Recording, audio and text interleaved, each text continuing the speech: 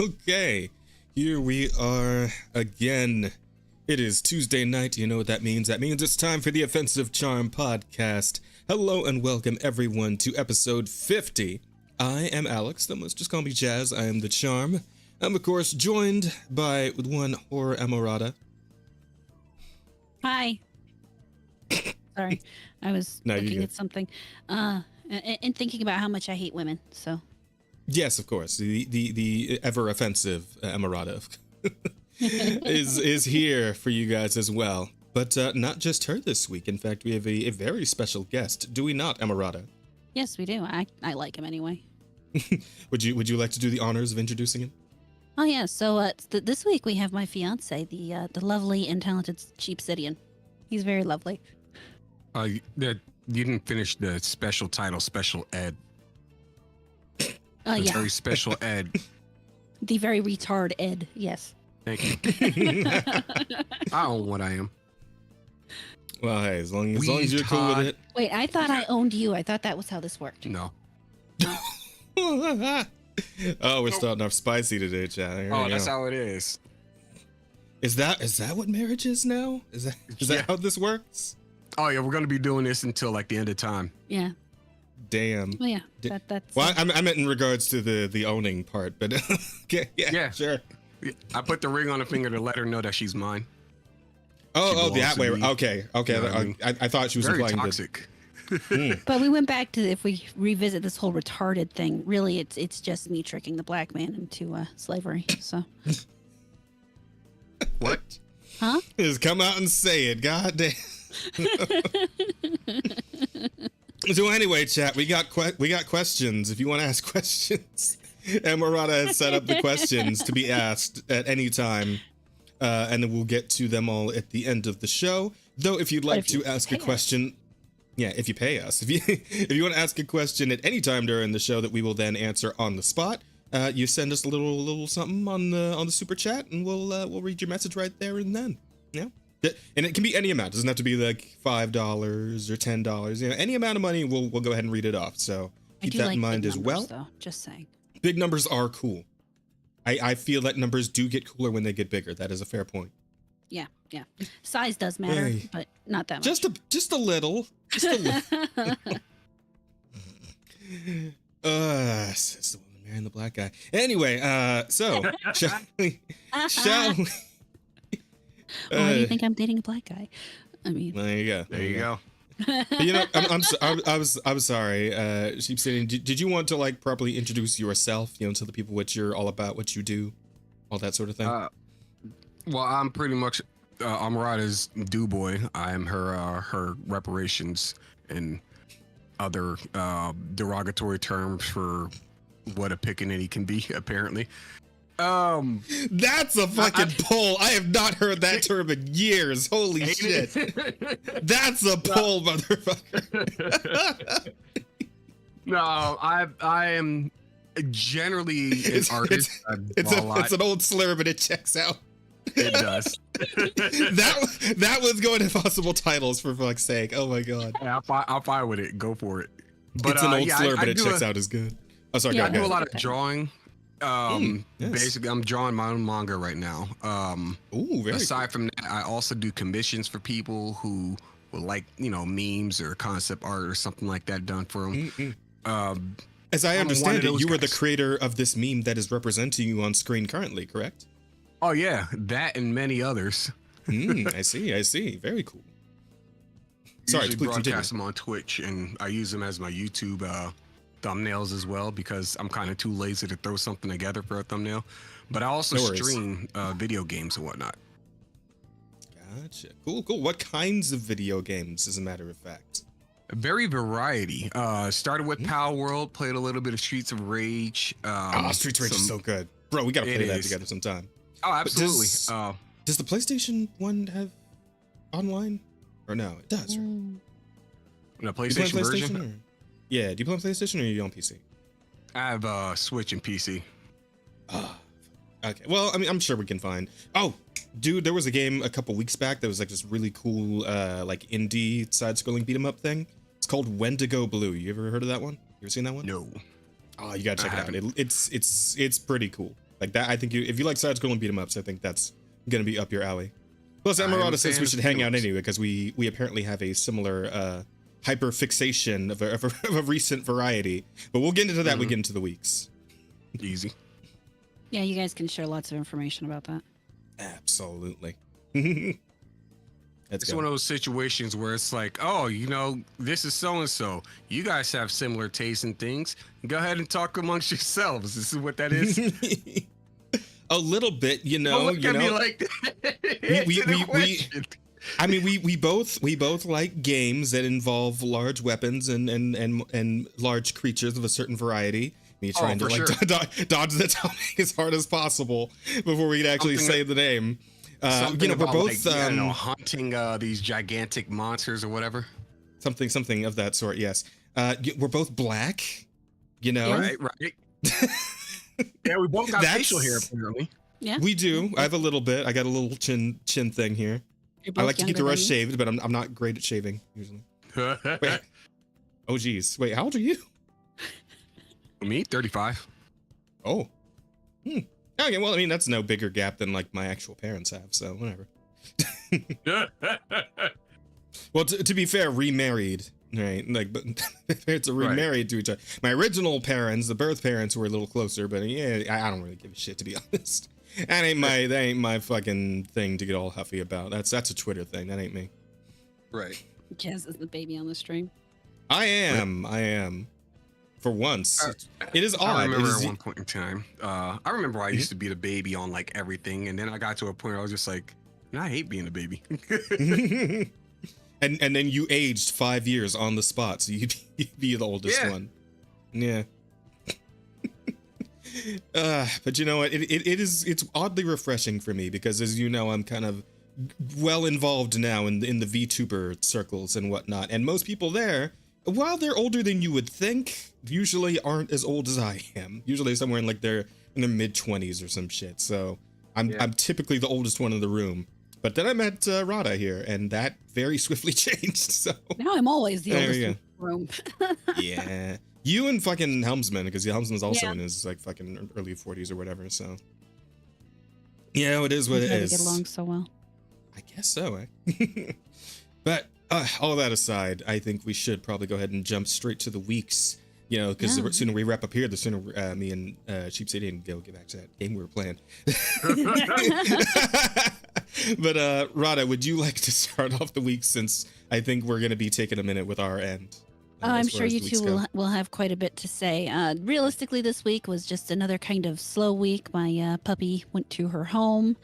And then we spent the weekend, both of us actually, cleaning out my grandfather's place, which is an absolute fucking mess. Oh, man. Unfortunately, I didn't get a lot of time to enjoy video games or Did you- anything. So Did you find any like cool ancient relics that set you on like an hour-and-a-half long adventure that could become a movie? no, we cleaned up a lot of cat shit. Oh, Yep. And spent the entire weekend trying to breathe. Yeah. It was very bad. Now, that's not to say there isn't a lot of really cool shit, because without getting into my whole messy family history, that place has been out there since like 1960 something. It was bought by my great grandmother or great grandmother. My great grandmother. So it's like 27 acres of land. These people came. I mean, my great grandparents came over in the 1890s. Moved here to the Montana area in the early 1900s, like the 19 teens. And Yeah. so, you know, there's a lot of interesting old stuff, like, you know, an old old sausage grinder, lots of really old irons, and, you know, just old stuff. No, the irons that had no cords, you just had to heat them up Yeah, you manually. put the iron on the stove, and then you use that on your clothes. Oh wow, that's didn't- old you know. tech. Holy shit. Yeah, Yeah, super old tech, like Made out of first fucking, gen. made of fucking Find iron. a fucking washboard up there somewhere in a bucket. No washboards yet. No. But that doesn't mean we won't find any. And then my grandfather's second wife was into porcelain dolls. So there's a whole lot of doll making shit out there. Piss me off. Found an Annabeth up there somewhere or what? There's probably a couple in there, yeah. Annabelle? Fuck, what was it? Annabelle, yeah. Annabelle, Yeah. Belle. Fuck, why did I say Annabeth? Yeah. Close enough. I mean, there's a ton of porcelain dolls because she used to make them, like I said, and so there's a ton out there, and just a bunch of other stuff. So it's a mess. It was kind of like, I didn't tell this to anybody, but I didn't want to be down there any longer than I needed to, primarily because I have what is known as it's an acute form of automatonophobia, which is like a fear of humanoid like objects, like mannequins and shit like that. Oh man, So if I I would robot walk fucked into you a up, huh? Oh man, if I walked into one of those rooms and they were just sitting on shelves, I would have burned everybody down in the house with it. You would not like the game of Nemoyopolis. It's a fun To be game. fair, there's a long history at this point of like the horror trope of the weird doll or the fucking clay figure, whatever the fuck. That like the moment you turn around, its eyes start moving, and then it fucking gets you from behind or whatever. So I kind of get it. I do kind of get it. I'm not a fan of that. It doesn't make me scared or fearful or anything like that. It just makes me kind of angry. Well, I think what that is, right? It's like like a fight or flight response, right? Yeah. And like some people have a response that is like, yeah, exactly. When your response is 0 flight and all fight, like that's where it goes, right? And I kind of get that. I get that way too when it comes to like life-threatening issues of any sort. Like, yeah, I haven't really been in like that. That's situations very often in my life. I've lived a very nice, safe life, to be fair. But on the odd occasion when like somebody like picks a fight and then like, it push it to a point where it's like I think, or like something in my brain's like, okay, you might be in actual danger now. Then it's just like, okay, we're blacking out. We're going full moon night. And then when I wake up, like, what the fuck? I got some anger issues. I do. No, that's the mentality. That's the focus. We were in Vegas last year, and we went through the Zach Baggins Haunted Museum.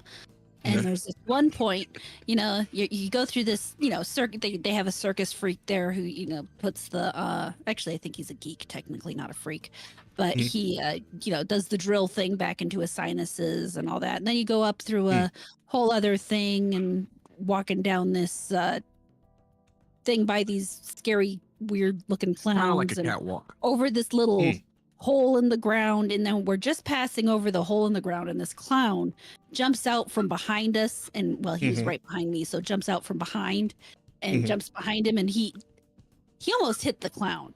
I mean, at least you didn't actually hit him, because I remember that I was thinking that one fucking clip with the black dude's like getting interviewed for some bullshit or whatever, and they're right by a trash can, and the guy pops out of the trash, and it just sucks him, just sinks right back down in there.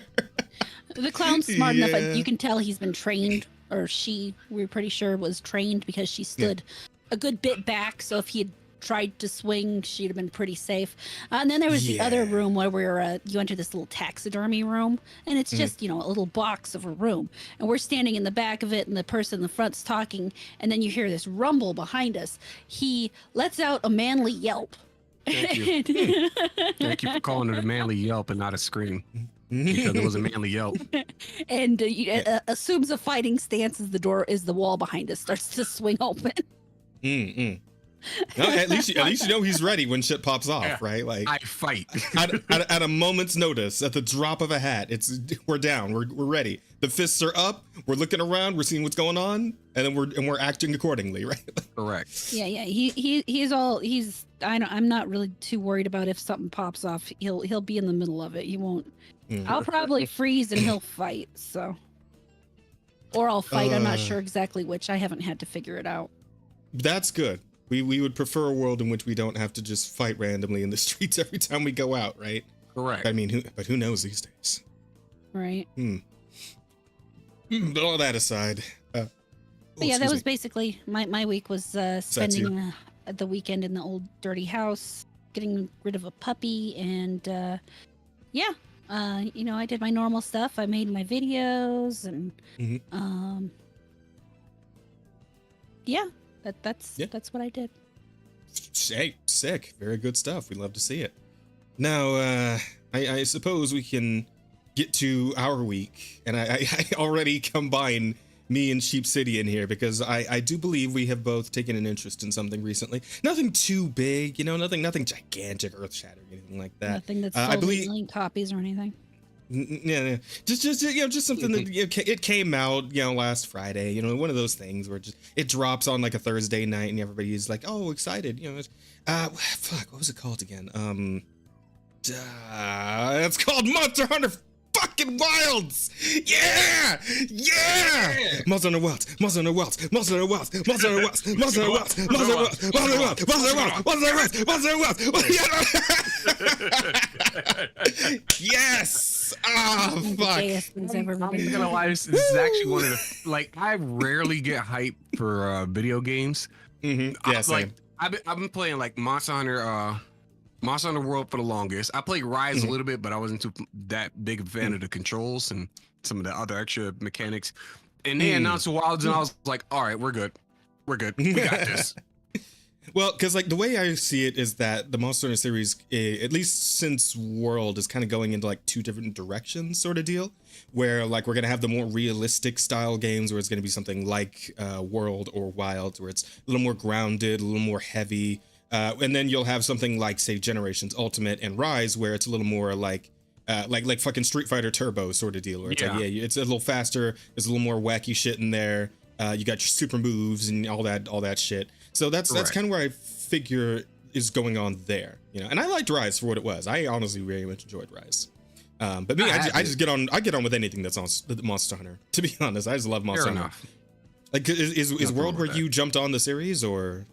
No, I jumped on at Freedom U.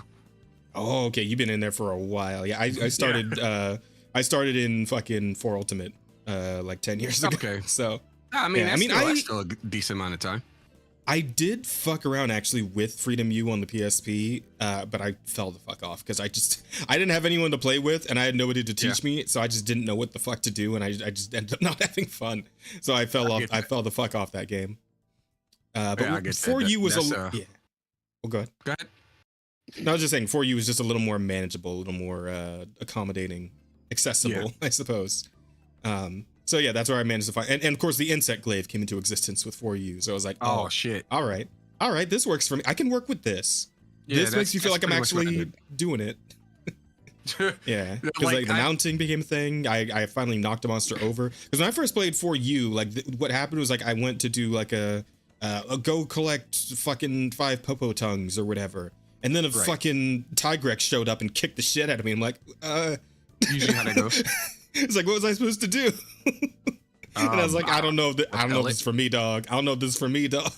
Yeah, it's like I was hitting it with the weapon, and then nothing was happening, obviously, because monsters don't really stagger off of normal hits, and that's just a Monster Hunter thing. But at the time, I was like fucking 11, 12 years old or something. It's like I didn't know what the fuck was happening. The games I'd played had been stuff like, I don't know, Ratchet and Clank or fucking Jak and Daxter. When you hit something in those games, you can tell that you hit it. In Monster Hunter, you can't fucking tell that you even hit. It looks like it's just shrugging off your attacks. I don't think what I'm doing is working. I don't know what to do. I give up. That was my mentality. Step 1, step 2, step 3. I'm out. The whole mentality. It's funny because a lot of people are like, they don't like my homeboy. Excuse my voice crack there. My homeboy in Atlanta. He did not want to play Monster Hunter primarily because there's no health bar for the enemy, and I was like, but that's the fun of it. Exactly. What do you mean? Exactly. Once you get that's kind of the point, right? Is to be more immersed in a more realistic hunting experience. It's because this is a game of boss fights, right? But yeah, basically. But it's not a traditional boss fight, right? You're not going into an arena, a health bar doesn't pop at the bottom of the screen. You're not doing whatever the fuck 3 times in a row to kill it in a fucking Mario game, right? This is a creature that is living in this world that you are coming into, and you're picking a fight, and this fight's going all across the area that it exists in, and then it goes to try to run away to its nest to hide and sleep, and then you go and kill it. This is a hunt. gotta right? You are track it hunting a down. living creature. You Exactly. are actually hunting. You're going through the woes of, God dang it, it ran. I gotta track it down again, or I gotta chase it. I gotta be fast enough to be on its ass, and all of this other extra stuff. Otherwise, like, you just run the timer down and you suck. That's it. Exactly. So getting into the mentality that is kind of required for a Monster Hunter game, that took me a little bit of time. Before Ultimate made it a lot easier to get in there. Even then, I was like, because at the time I was what? Fuck, that was 10 years ago. So I guess I was in my early 20s. Yeah. So even at the time, like, obviously I was a bit older. I was able to like understand kind of like more like when it comes to games that are like a little more out of the ordinary, like out of the usual. I had more of a mind to be able to handle that shit than when I was like an 11-year-old, obviously.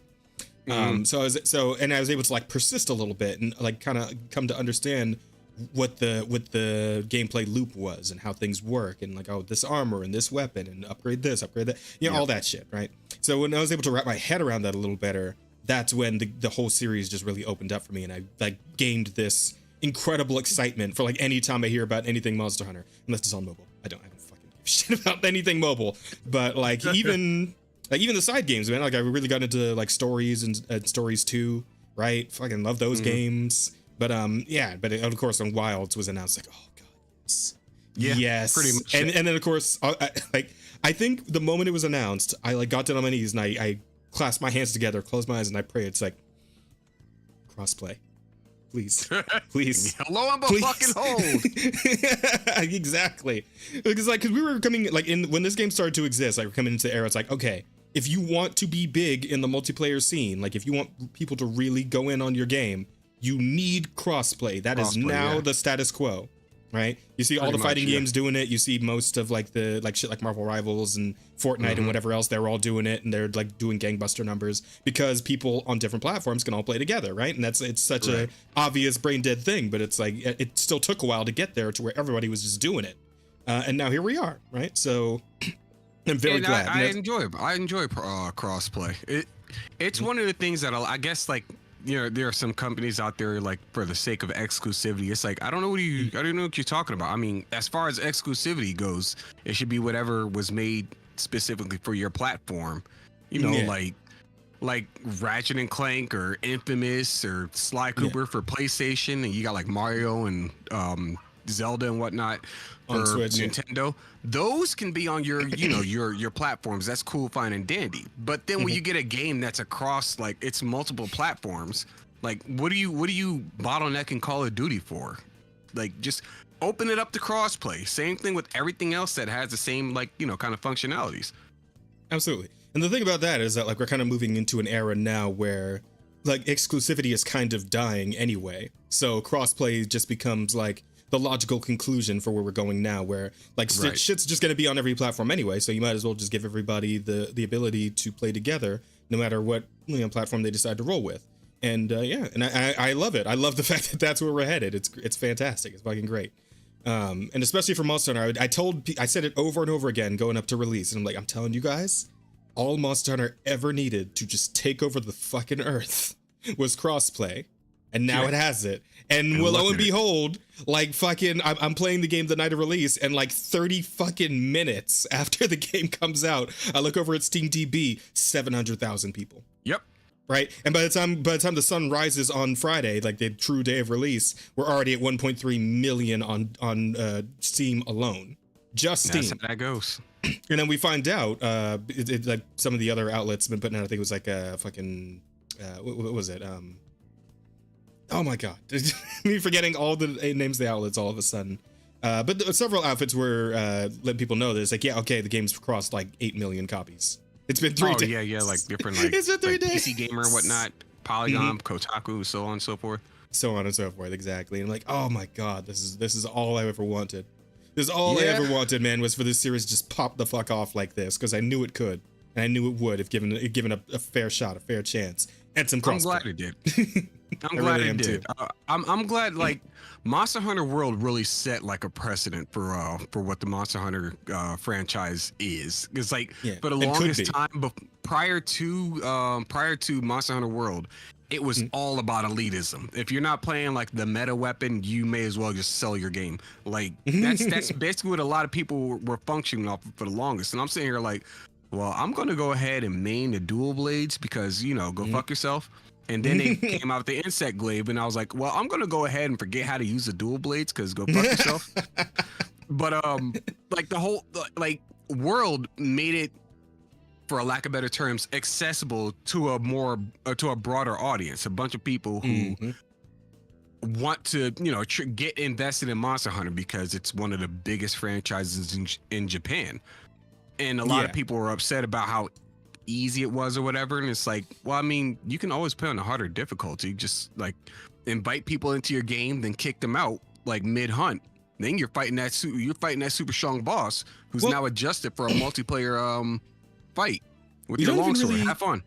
You don't even really need to do all that, right? Like if you really want the extra talent, it's like you do the same thing you do in the fucking like Dark Souls games.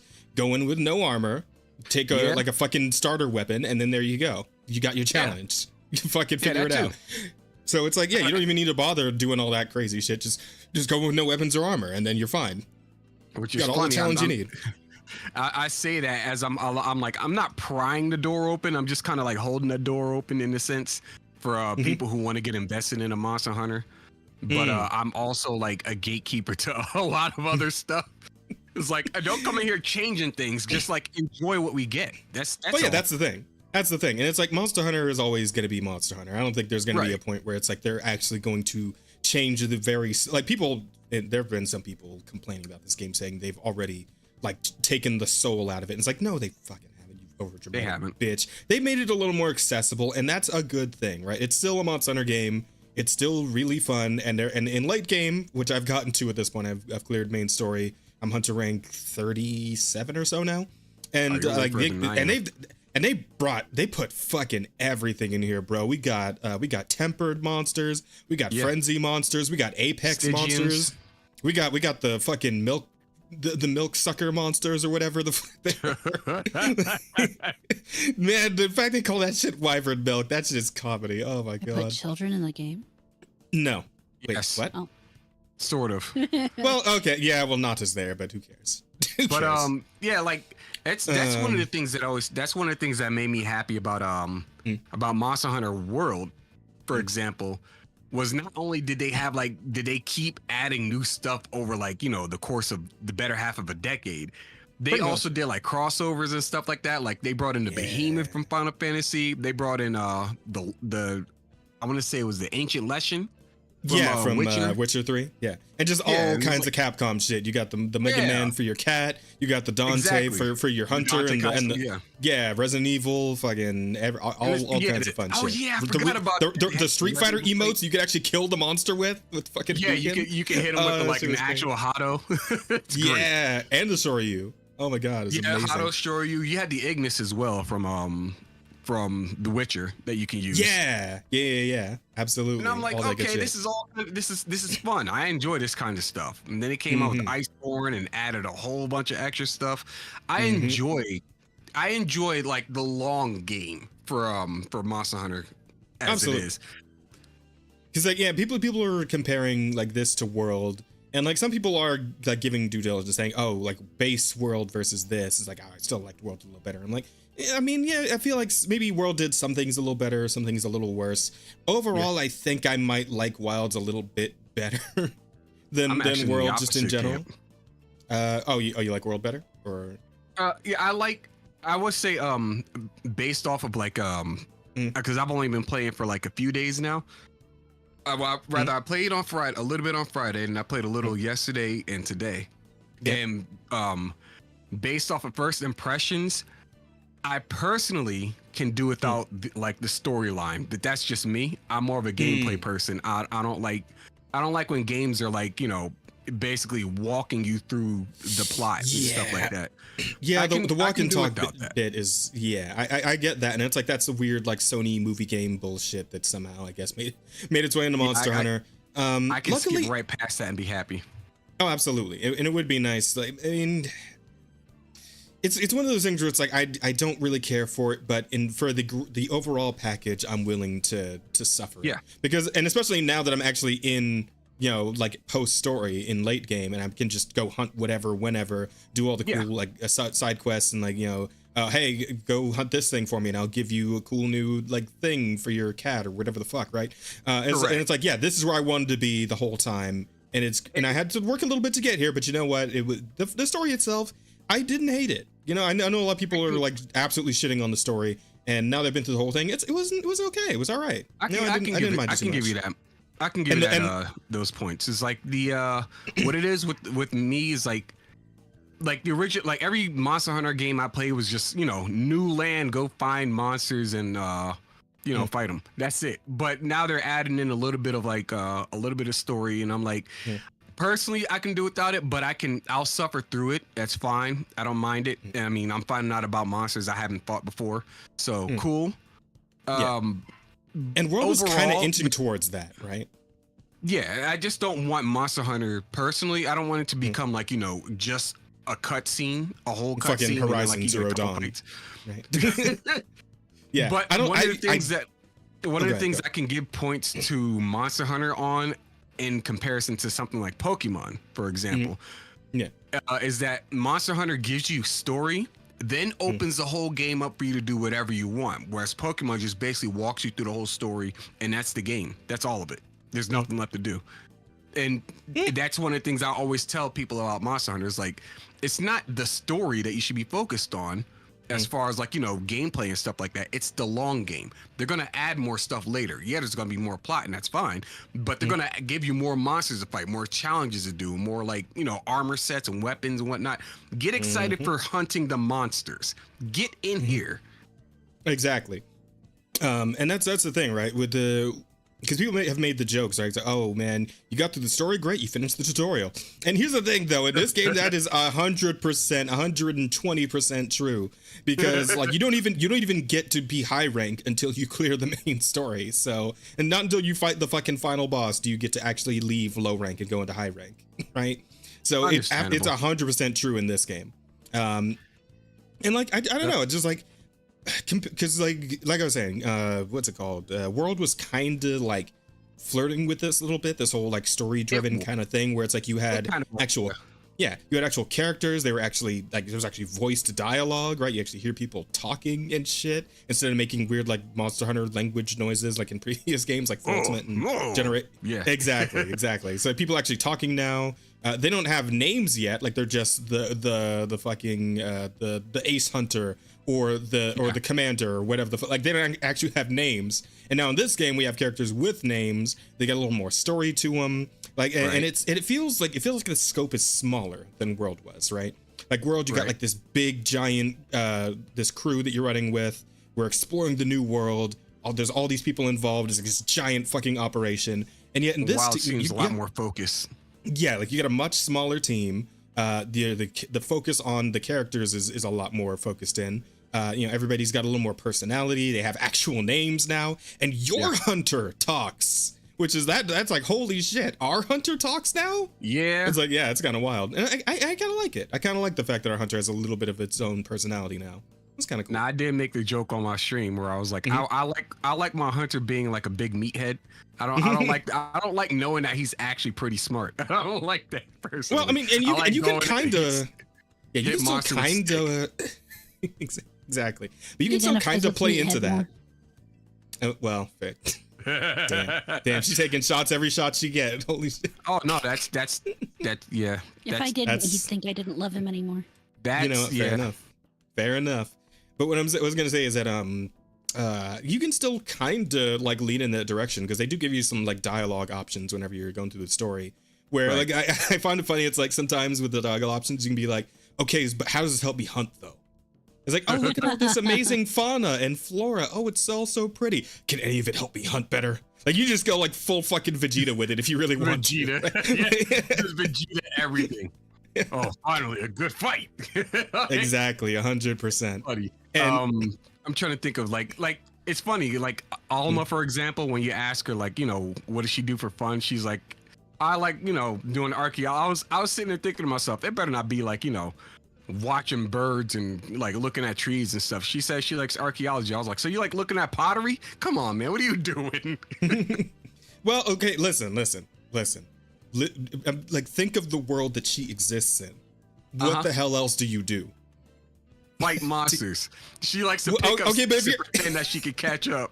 but if you're not not everybody's gonna be the person that fights monsters. All right, we gotta have our researchers. We gotta have our fucking our blacksmiths. We gotta have our gemmas, right?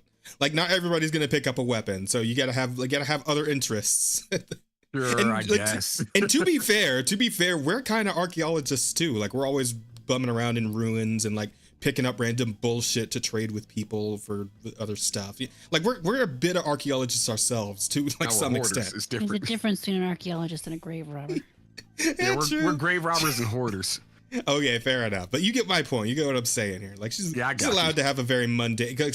Well, I mean, I guess the world she lives in isn't very mundane. But like, if you're not somebody who fucking fights giant beasts for a living, then yeah, it is kind of mundane. Because you're not out there getting fucking bopped by a goddamn pink gorilla or whatever the fuck, right? So it's like that's got Kongalala. If you live there, it's mundane by your standards because it's what you're used to. Yeah, and you got to think about like what would you do if you existed in that world? Would you really be the guy who's getting thrown into walls by fucking T-Rexes and shit? Would that really be you? Would you really be up for that? Yeah, I'd be fine with that.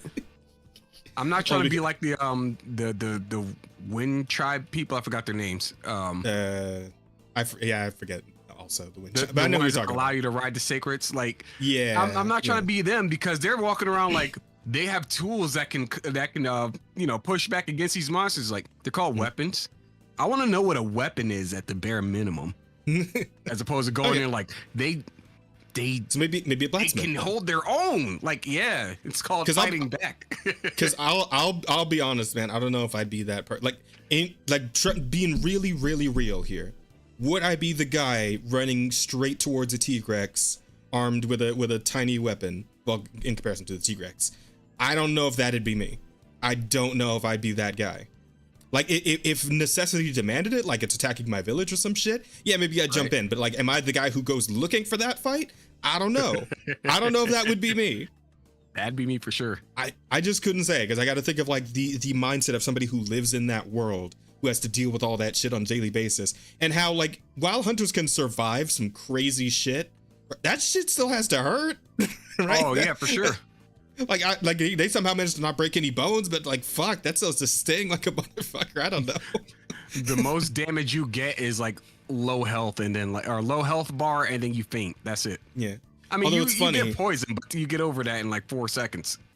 It's funny because like there's the thing in this game is that like a lot more monsters seem to have command grabs, like fucking Rajang does. Right? Oh man. Like it seems to be like a more common thing now. And somebody was telling me apparently there's one monster later on. I don't think you've met it yet. But when it command grabs you, if it fucking like drains all your health while you're in the grab, it just fucking eats you. Oh, nice. And then you somehow, it cuts to black and you somehow end up back in camp. It's like, how the fuck did the Calicos get me out of there? Don't worry about it. Some questions you don't want the answer to. I guess not. Oh, speaking of holy Calicos, shit. that's another first for the They Monster talk. Hunter. I don't like that. Yeah. I turned that the fuck off. You too? You too? Yeah, no. Cat noises. You only ever get to make cat noises. You only Shut get the to go. fuck up. Stop Listen, talking. I got enough of Naviru and Monster Hunter Stories, all right? I don't need this shit in my mainline game too. Right. No. Denied. Never speak again. Unless it's cat noises. I ain't having Unless it's it. cat noises. Fuck out of here. But yeah, that's a funny little thing too. I meant to be playing the fucking B-roll for this while we're talking about this game. Yeah,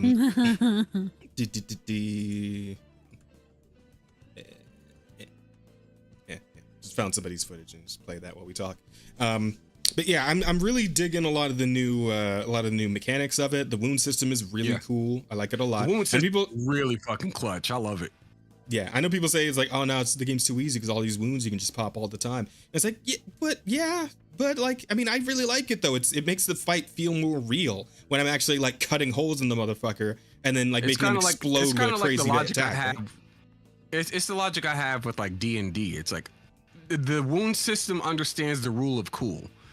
Yeah, like we get it. It is a little cheap, but at the same time, it's so fucking dope that I have no problem overlooking it. Yeah.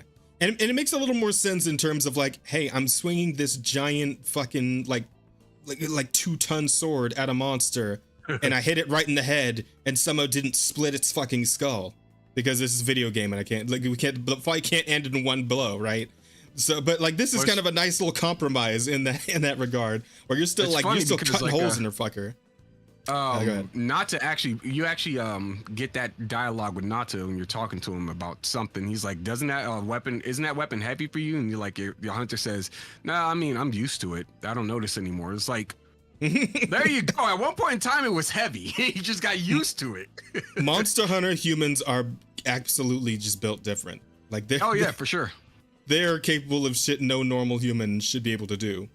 So like that's just that. You got to accept the logic of the video game on that one. But in that regard, yeah, just like the wound system's very cool. The fact that you can like aim your attacks now with the focus mode, that's really nice. Like that finally got Rosa to be cool with playing Monster Hunter, right? Because she was like, I played World, but I didn't like it because it was so clunky and weird. And it's like to a point, I get that, right? Because I was there when I first got involved with the Monster Hunter series. Like I bounced the fuck off this game the first time I really tried to play it. But now that you got the focus system and like people who are maybe more used to different, like more typical video games have something to an anchor that they can latch onto to actually get in on the Monster Hunter series. It's like, well, shit, maybe they'll be interested in like going back and playing some of the older shit now.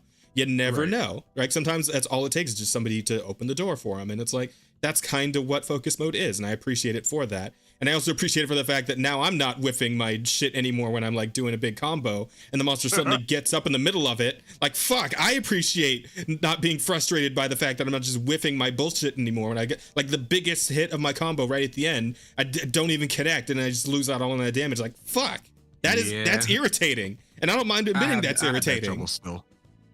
But it's better now. It's a lot better with the focus mode for sure. On hand. It's like, and I do like that. Like they're adding like smaller details and stuff like that to some of the weapons as far as like what you can do mechanically. Like with the glaive, now it's like you can pick up 3 nectars as opposed to just like 2. Yeah, which is that was kind of a thing in World, right? Because like when they put out Iceborne, they did a bunch of what do you call them? Updates buffs and whatnot. Like new abilities and whatnot. And the dual blade got the cool thing where you could like buff the Kinsect, and then the Kinsect could collect 2 extracts before coming back instead of just 1. In this game, I think like the 3 extract thing. No, actually, there's a constant, isn't? Wait, is it? No, because I think the 3 extract only happens when you actually crack a wound open, and then you get like 3 extracts that way. And if you just use it normally, I think it's still just 2. Correct. Yeah. But I mean that is a cool thing. I do feel like now power prolonger as a skill is completely worthless on the insect glaive, just because like you're going in and out of having your 3 buffs like so often now, because you can get them very easy by just breaking a wound, and then you immediately pop them by using that like spinning tornado uppercut shit that you have now in the game. Giving them the disco. Yeah, absolutely. So you just immediately like take all your extract off, you burn all your extract on that, and then you just pop a wound and get them all back. And it's like, feels like there's no real point to having power prolonger on that anymore. Probably still really good for like charge blade or fucking, what do you call it? Actually dual blades too, because I think dual blades power prolonger. Dual blades. I think it influences that. Yeah, I guess you could say that. It's one of the things that I like that they made the insect glaive a little more viable in like solo runs, because like prior to that you had to put in some work to like actually be good with an insect glaive and actually get kills and stuff like that, especially like later game if you don't have like stronger weapons and whatnot. You can like where it is right now is like you can hold your own against these creatures once you get like the 3 nectars. I call it Kaioken. You just basically you drop in and out of Kaioken like essentially at leisure. Yeah, no, I mean, I never had that much of a hard time like completing a hunt with the insect glaive. I mean, obviously it's not as fast as something that like hits heavier and harder, like the hammer or like charge blade or the great sword, whatever. But I mean, I've seen some people go crazy with the heavy bow gun. Like people set up some crazy stuff. Like I've been having fun with that actually. And then drop some crazy dragon damage on them. Yeah, I've been having fun with that because I've been like what I usually do when I play a new game, or like what I did with Rise when I started the PC version after doing like everything in the Switch version, because I had friends that only played on PC. I was like, oh well, yeah, try out some new weapons I never touched before. When I did Rise PC, I did Sword and Shield, and I did Dual Blades for the first time, and the Gun Lance for the first time, and all those were a lot of fun. It's like, oh, well, I'll try something new here, and I decided, it's like, okay, we can carry 2 weapons now, so I'll have my Inset Glaive for offense, and then maybe I'll work in something for support, because like when I played World, and I used the bow, because I use the bow a lot in World, I liked running like support bow. Like I'd use a bow that could use like every coating, and I'd like have an extract or oh no, wait, that's Rise. It has the healing like range shit. But but for bow, I'd like focus on support. I'd like have like Mushroom Answer and wide range and all that shit. It's like, okay, well, why don't I try the support weapon, right? And it's like, and so I grabbed myself the hunting horn. And I'm I like, was okay, about to say, if it's not the hunting horn, it's not a support weapon. yeah, no, it is the hunting horn. So, but like, here's the thing, right? Because like I go in there with the hunting horn. I was like, okay, I'm gonna do my best. I'll play my songs and buff the teammates, and I'll let them handle the monster, and I'll take some swings at him here and there. Right. And then like halfway through the first hunt, I'm like, oh, okay, that's the 3rd knockdown in a row. Oh, and now he's actually unconscious from the knockout damage. Oh, okay. Yeah. Oh my god, when you actually like figure out what the hunting horn is in this game with like the echo bubbles and all that shit, it is like the most bully weapon I've ever played. Like this shit is harassment. That's how I was with the heavy bow gun. It's like, once you actually learn how to like the different ammos work, you just like, okay, I know what I'm gonna do here. I'm gonna drop this one magazine. I'm gonna roll over here and recharge while those explode all over your like your shoulders and your back and whatnot, break a bone or something like that. And then I'm gonna just drop heavy clusters on you. It's fun stuff. Absolutely, it's so good. And but like the shit with like the echo bubbles specifically, right? Because that was like the new mechanic, and I didn't really think much about it because I actually tried the horn in the beta too, and it's like, okay, so I put a little echo bubble down. It gives like a little buff if you stay inside it, but like the range is pretty small, so it kind of sucks for that. And it's like, whatever. Right. But then it's like, oh wait, I like when I finally played the actual main game, it's like, oh, you can put down 3 of these at a time. Oh, and when you play a song and you're on top of them, they fucking explode with damage on the monster. Oh, okay, I understand what the process here is now. I get it now. Yeah, I had my fucking Danny DeVito, like, I get it moment, right? It's like, oh. So yeah, and now I'm like, yeah, hunting horn's my now my new secondary, like permanent secondary. I mean, I've been fucking around with the other stuff too. Like I said, I tried heavy bowgun for the first time, having a lot of fun with that. I run some sword and shield, like the other weapons that I played in the past. I've done some of those as well, just having fun with those. But like for the most part, I'm just rocking Inset Glaive and hunting horn, and it's been a lot of fun. I'm going Glaive. I'm still kind of up in the air as far as like secondary. I see what you did there. Yeah, Glaive, man. I didn't, but I caught it after you said it. But sorry, yeah, I'm still up in the air with like a secondary. Right now, I'm running the switch charge blade. Excuse me. I'm still running the charge blade because I'm pretty good with that. I like the idea of like just being the action-y version of the sword and shield. Yeah, absolutely. Like when I swing my sword, it just turns me into Haru Glory or something like that. Yeah. And like all my swings just explode. It's great. But it's funny though, because like I had that mentality at one point too, where it's like sword and shield, huh? But then I have charge blade, and it's like a bigger, cooler sword and shield. Yeah. But then I actually ran the sword and shield. I'm like, oh wait a minute, hang on. Oh, so I can do all this, and I have like massive knockout damage when I hit it with my shield, and I can like cling on to it and like stab down into. Oh my god! Oh, this is actually pretty sick though. And I got really into sword and shield, man. Yeah, I really like sword and shield actually. Because like, it's just like if you actually run Slugger and like just hit it with the shield, like one shield combo, and that's a whole knockout. Like at the start of the hunt, and I'm like, oh okay, all right, I see you, sword and shield. Maybe you're kind of crazy. You're kind of cool though. All right, you're pretty good. You're pretty good. You're okay. Get in.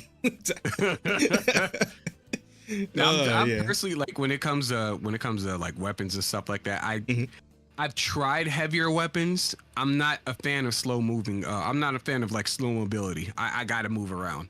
I don't care about like blocking, defense, and like, super armor, stuff like that. That's cool, fun and dandy. I like not getting hit, getting in, getting hits out, and getting in, getting hits and getting out. That's what I like doing. I do get that, absolutely. I feel like though that the blocking play style has definitely gotten a massive boost in this game because of the whole like perfect time blocks and the clashes that you can do with the monsters now when you do enough perfect blocks on them. Oh God, that shit feels good. That is that's a fucking awesome feeling moment, right? Where it's pushing against you and then you just, like, especially with the gun lance, you just stick the fucking gun in his face and just pull the trigger. It just blows him away. Oh my God, that feels amazing. Like, holy shit. I believe it. Oh man, that's a lot of fun. Like, have you fucked with the gun lance before? Because I thought I heard a oof earlier when I mentioned the gun lance. Yeah, what's I up? did. What's up with you? What's up with you and the gun lance? What's the story? It's too safe. It's too safe. Yeah. I mean, it's kind of Like same with the the gun lance, lance, right? Like the normal lance. Yeah, the lance is very safe, but the lance is also really slow. I think it's actually the slowest weapon in the game. But the gun lance, yeah, no, I think maybe the great. Oh, the lance. Don't you just poke with it? Isn't that what the lance? Yeah, is? essentially that's all you're really doing is just poking, but like you don't have that much mobility. Yeah, no. I'm kind of curious though, because like that's like at this point that's one of the one or two weapons I haven't really fucked with, like that and the longsword. Because I don't know, I don't know why I don't fuck with the longsword. Because like I don't know, maybe like the weep accusations got to me. It's like whatever. Or maybe or it could be like past trauma from like, because when I first played Monster Hunter Freedom Unite on the PSP, the weapon that I thought looked cool was the longsword, because of course it was. I was fucking 11. It was a giant katana. Like, what are we talking about here? But yeah, and it's like, I got my shit kicked in because I wasn't working for me. So maybe that's why. Maybe I got like something deep seated in me. It's like the longsword will fail you. If you trust the longsword, you will die. Like, some shit like that. I don't know. Maybe. I tried the longsword back when they had the Resident Evil event in World. I tried the longsword out for a while, and I was like, I mean, I don't hate it. It's not bad. It's just, I don't care. Fair enough. I don't know. I feel like as I play this game and as I go through the months, I'll probably give it a shot. I'm giving everything else a shot. I might as well. Plus, like some of the shit we just saw in the gameplay footage just now, where apparently the shit like actually shoots out blade beams now. That's pretty sick. I can't deny that that's sick. I can't deny that's fucking cool. Maybe give it a shot. That's kind of fair. I mean, like, now you have a ranged attack. Sorta. I mean, I think you had to like build up to it with like the combo and whatnot, but still, that's kind of cool. And maybe I'd give it a shot, see how I feel about it.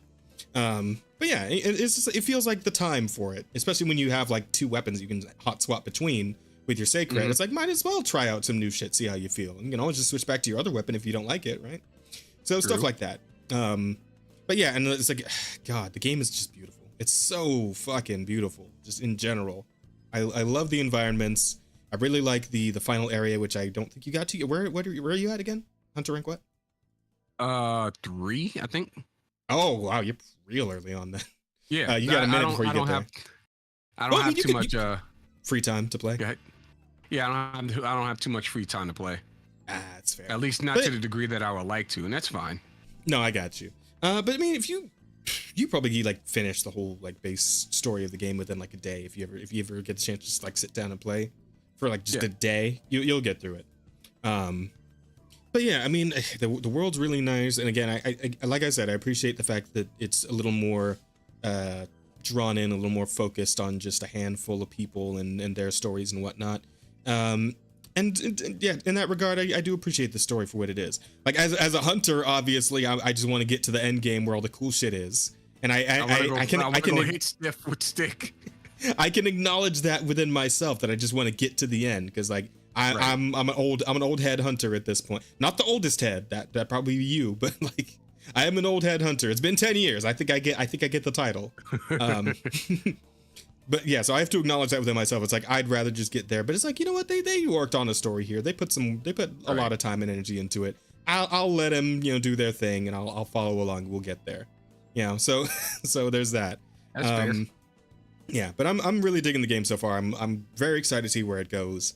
I really want to know what the fucking subtitle is going to be for the DLC. I've been guessing. Maybe I've been making guesses, and like I wonder. I think probably something like subtitles. Wanderer or Voyager or some shit. I don't know. Wanderer. Speaking of subtitles, I can't play the game in anything but Japanese. That's just me. I don't like the English voices. That's fair. That's fine. They sound like they sound a little bit too theater. I makes kind of, sense?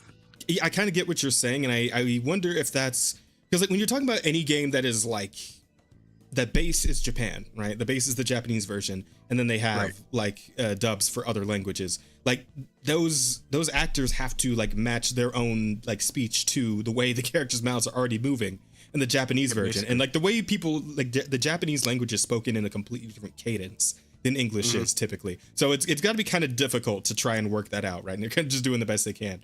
But like I don't mind it in English. I think the voices are fine. And you know, obviously it's helpful for stream if people aren't like actually like actively watching and they're just listening. It's helpful to have it in English because I'm an English streamer.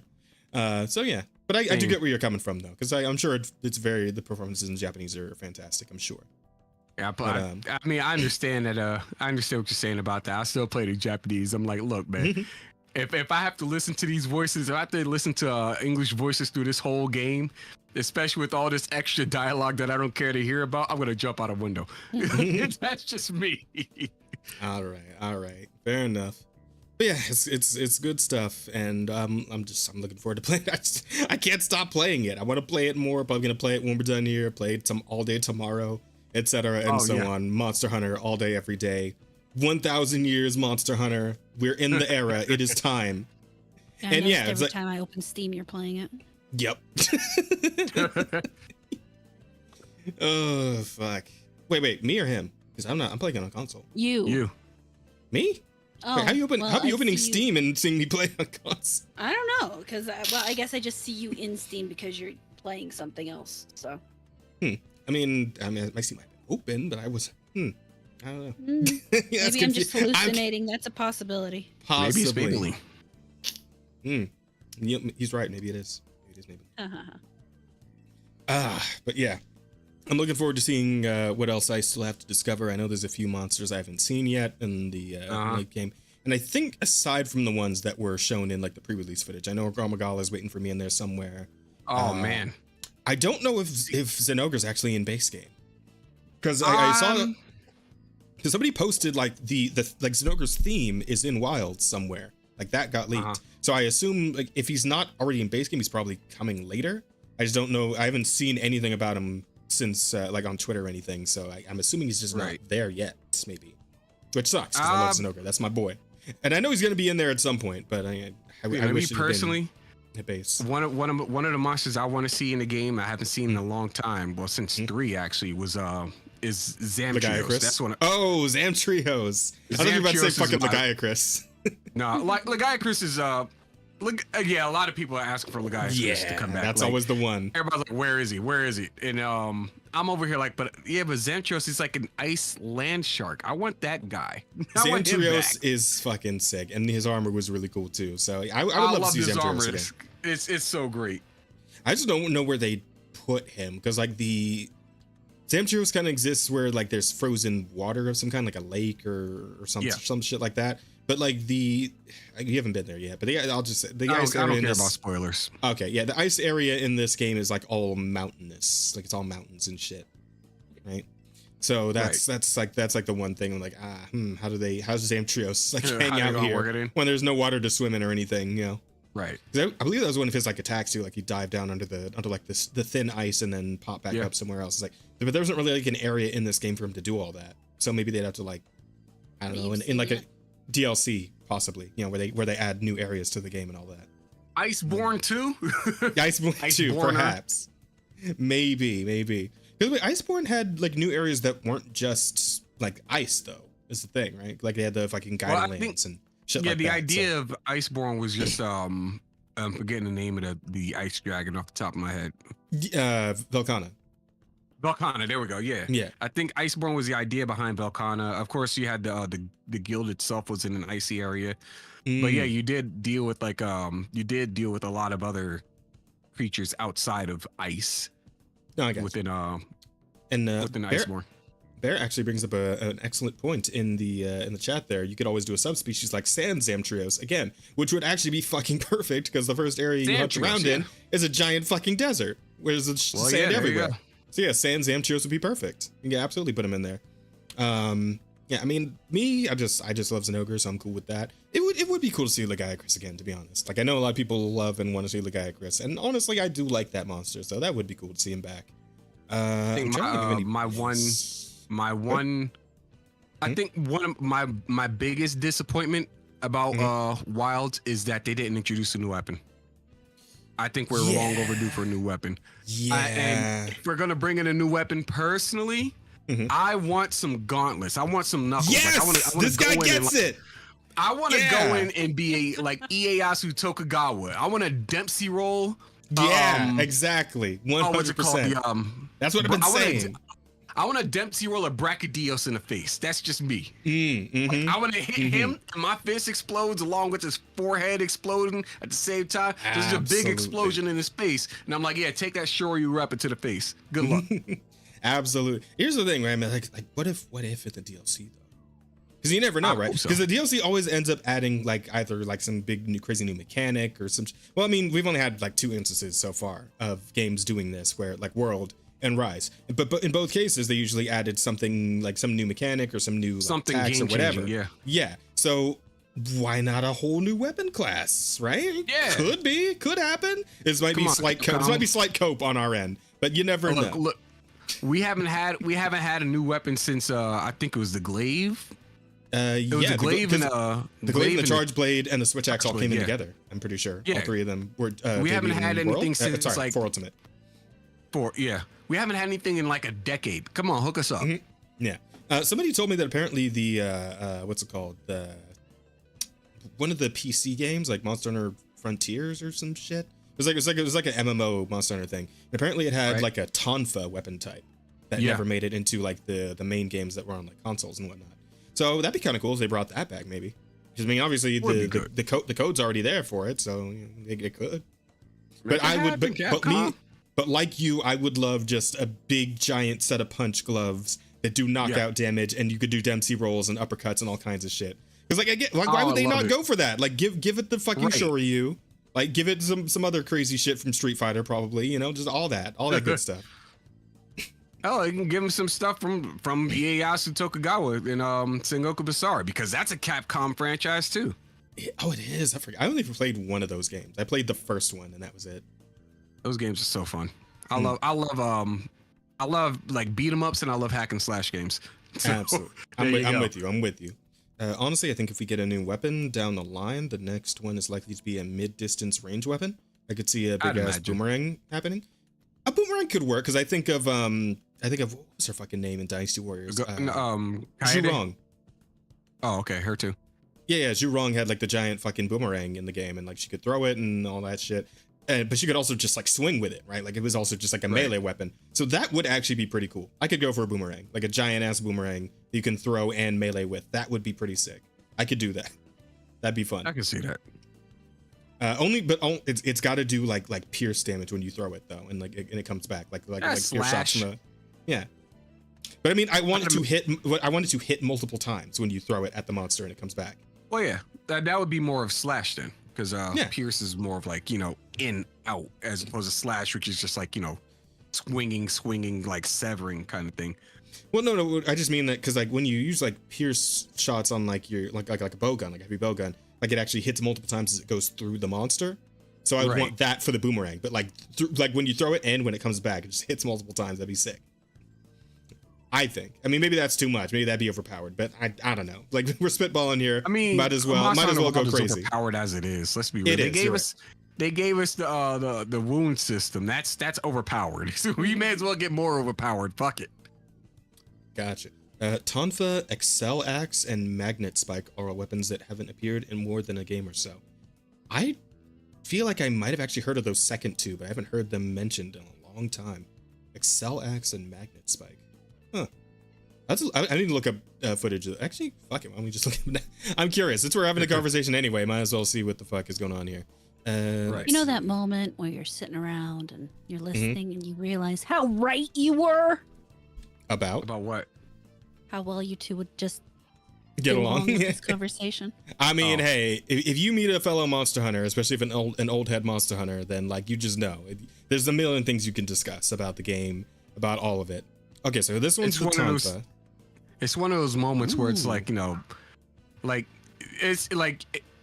it's like two black dudes in the KFC, but the KFC like the whole like customer base is a bunch of white people. But one black dude walks in and there's already another black dude in there. They see each other and they nod at each other.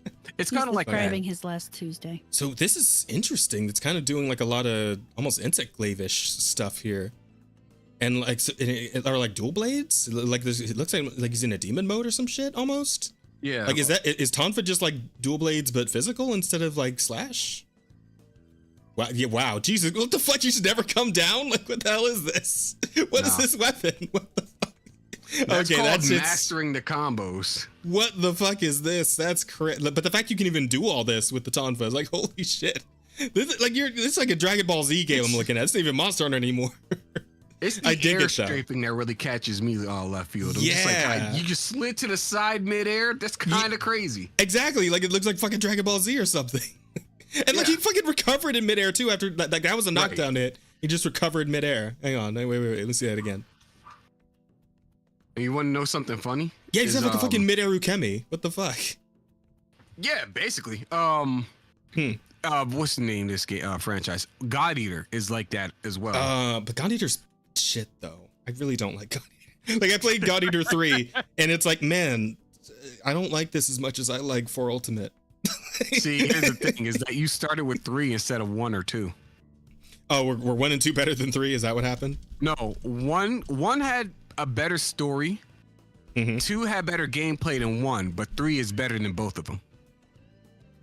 Okay, so that still doesn't really like. I know, no, that's what I'm saying is that like you started from the top already. If you would have started from the bottom, you would have given 3 a little more leeway. Because I enjoyed 3. Okay, I see what 3 is actually one of my favorite ones. We're doing. Okay, so I'm guilty of this shit too because I see what you're doing right now. We're doing the fucking thing where it's like new people, like people new to Monster Hunter are complaining about like World or Rise or whatever, and it's like, well, if you played back in my day, I came from back when pickaxes weren't infinite, right? You had to they would break when you tried to fucking mine shit. You don't know. Oh, I hear that all the time about D&D. 3.5 is better than 5. I'm like, okay. Okay, that's a conversation you could have that conversation with Rosa because she's like the old head D&D player. I'm still fairly. Okay. So it's funny to me to say this, right? Because like I'm pretty new to D&D. I'm still in my first campaign. The campaign's been going on for like 2.5 years now. Nice. So you understand the mechanics for the most part. Wait, what was the question? So you understand the mechanics for the most part. Yeah, pretty much. I mean, I've been more of like the RP side of things. Like, how to put this? I used to do like a lot of like text-based RP.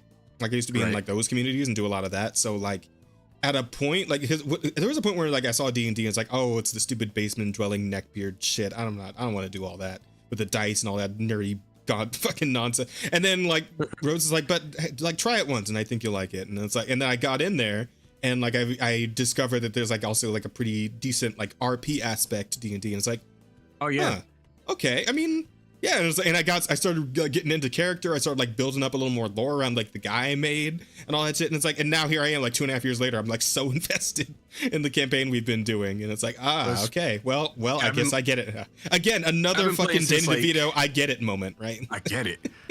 I've been playing since like 2016, and I've already created like well over 250 different characters with different backstories. God damn, bro! Like I'm invested. I enjoy creating characters so much, and like giving them like stories and stuff like that, and things that that make them kind of deal. Mm-hmm. So because you're involved in like Rada's campaign that she's been doing, right? Yep. Correct. Cool. And like, okay, so you've been 2016, so about 10 years of this. Okay, so and actually, wait, Rada, how long have you been doing D&D? Out of curiosity. Since I was about 8 years old. Oh, okay, so a fair bit longer than him then. So at least 8 years. So you know what I've recently gotten into? There's this one YouTuber, I forget his fucking name, but he uses like this little goblin PNG as like his avatar, and his whole thing is that he just goes over like D&D horror stories and shit with like crazy ass players, and it's like I fucking love listening to stories like that. And I have to imagine that both of you have like at least one, like a fucking crazy ass like monster players. Really? No problems in any D&D you've been in. I like 20 years. Father for a lot. I mean, Okay. my father and we did a group, and then I played in high school with a bunch of those guys, and they were always pretty cool. Okay. If anything, I was probably maybe the problem player, but not really, because it's not like I wasn't a problem player because I was like a problem. I was a problem player because my rolls always sucked. It got to the point where they just handed me a D100 and like, just fucking roll this because we're tired of everything just falling apart. I was rolling ones constantly. And then, you know, off and on various, well, I guess I do have kind of one story, but I'm not curious. sure if I'm the problem player in that story or not. We can, if you're willing to tell it, we can discern whether or not you were. That's one of those things I've revisited a few times in my life, but mentally. So it was an online game. We were doing it through Discord. Was that Discord or was that? Yeah, that was Discord. And I'm so old, I have to remember what chat service I was using. So we were doing that, and we get to this point where, you know, we had come upon this city that was empty, and I was playing kind of a chaotic tabaxi rogue, and decided, you know, there's nobody here. You know what? This is ours now. We own this. And so we're exploring it. I make sure we close the gates. We get to the point where a bunch of people are coming up to the gates, and I negotiate with these people to basically make them pay us to come into the town. And well, no, not pay us, they pay me. And at this point, you know, my character's kind of a chaotic good character, but you know, what happens is we end up in this person who's playing a paladin in the group is like, so were you going to split that? I'm like, no, because, you know, it was me. My character earned the money. And, you know, if we'd come into a situation where somebody else needed the money, she'd of course given it to them in that moment. But, you know, nobody else was there with her. They weren't helping. They weren't cooperating. They were off ransacking something, and I was doing the negotiation. So it's like, why would I share?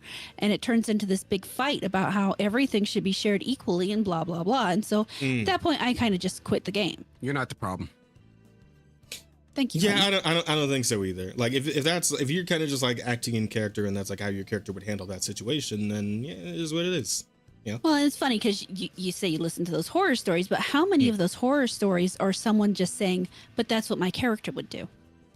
Yeah, I mean, my thing is like a lot of people tend to like a lot of people blur the line between like, you know, being in character and that's what my character would do kind of deal. So that's what my character would do is kind of like a write-off for, you know, I'm thinking about myself is how I see it. But like, you know, being in character is like I'm trying to role play here. Like, let's role play. Maybe you can convince me to like, you know, think otherwise. Yeah, I feel like this is like a sort of line to straddle, right? It's a weird line to straddle when it gets, especially if you're playing like a character that's not like any kind of good or even like relatively neutral. Like you're playing a character that's like kind of evil or chaotic or whatever, right? It's a little hard to like play that character in a campaign where people are like trying to accomplish something or get something done, and your character is the one fucking it up because like that's just their personality. They're evil or they're chaotic or whatever the fuck, right? And that can make things fun up to a certain point. But you kind of just got to be careful with how much you like do it. And you got to make sure you're like, if you're like affecting specific characters, that you're not like overdoing it against any like specific character. Cause that was like one of the horror stories where like, oh, this one player is like specifically targeting another player's character with their bullshit over and over and over and over again because he's got beef with them IRL or whatever the shit, right? So shit like that you got to try to avoid. But if you're just like playing the character and you're just doing what that character would do in that moment, and like, and you're not like going like way over the top with it where it's starting to actually be legitimately annoying for the other players, I feel like there's no issue with that. And, well, and if it's something as mundane as like not sharing your money, that's like, yeah, whatever. Well, and I think part of the thing that bothered me about the situation is that the argument wasn't necessarily just in character; it was also out of character. You know, the other person's player genuinely felt that me, as the other character's player, should just be giving the money to everybody, and it's like, but that doesn't make any sense. No, I got you, and it's funny. You know, I love how Senti's comment in chat. Yeah, if you guys had been standing on top of the gates with me and helping me negotiate or anything, I'd get it, but you weren't there. It was my interaction. This is my reward. So I don't understand why all of a sudden I'm supposed to share.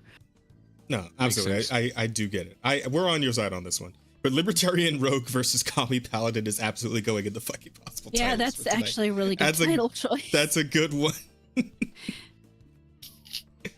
But, man. I mean, but it's one of those ones that, because I too listen to a lot of those horror stories, I actually listen to Den of the Drake is my favorite. He's fantastic. He makes me laugh every time. But,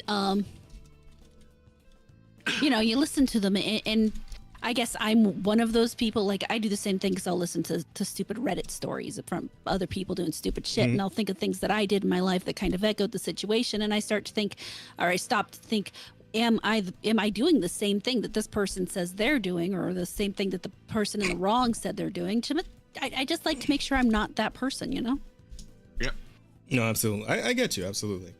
And I don't think you were necessarily in the wrong on that one. I think they kind of just blew. That sounds like somebody blowing something small out of proportion a bit, right? Well, and that at the time, that's how I felt about it. Because I mean, they got so upset about it, and I literally just I quit the game at that point. Yeah, that's the other thing, right? It's like you really just like even if like something really frustrating happens in D&D, and I learned this kind of early on, right? Because me and Rose actually got into it, like a fight that happened a bit early in the campaign. And it was mostly on me because I got a little frustrated with the way the combat was going because I was still pretty new to D&D. This was like within the first few months, I think, and shit was going bad in the fight we were in because like the other thing that happens, and you were talking about like how your rolls are always garbage.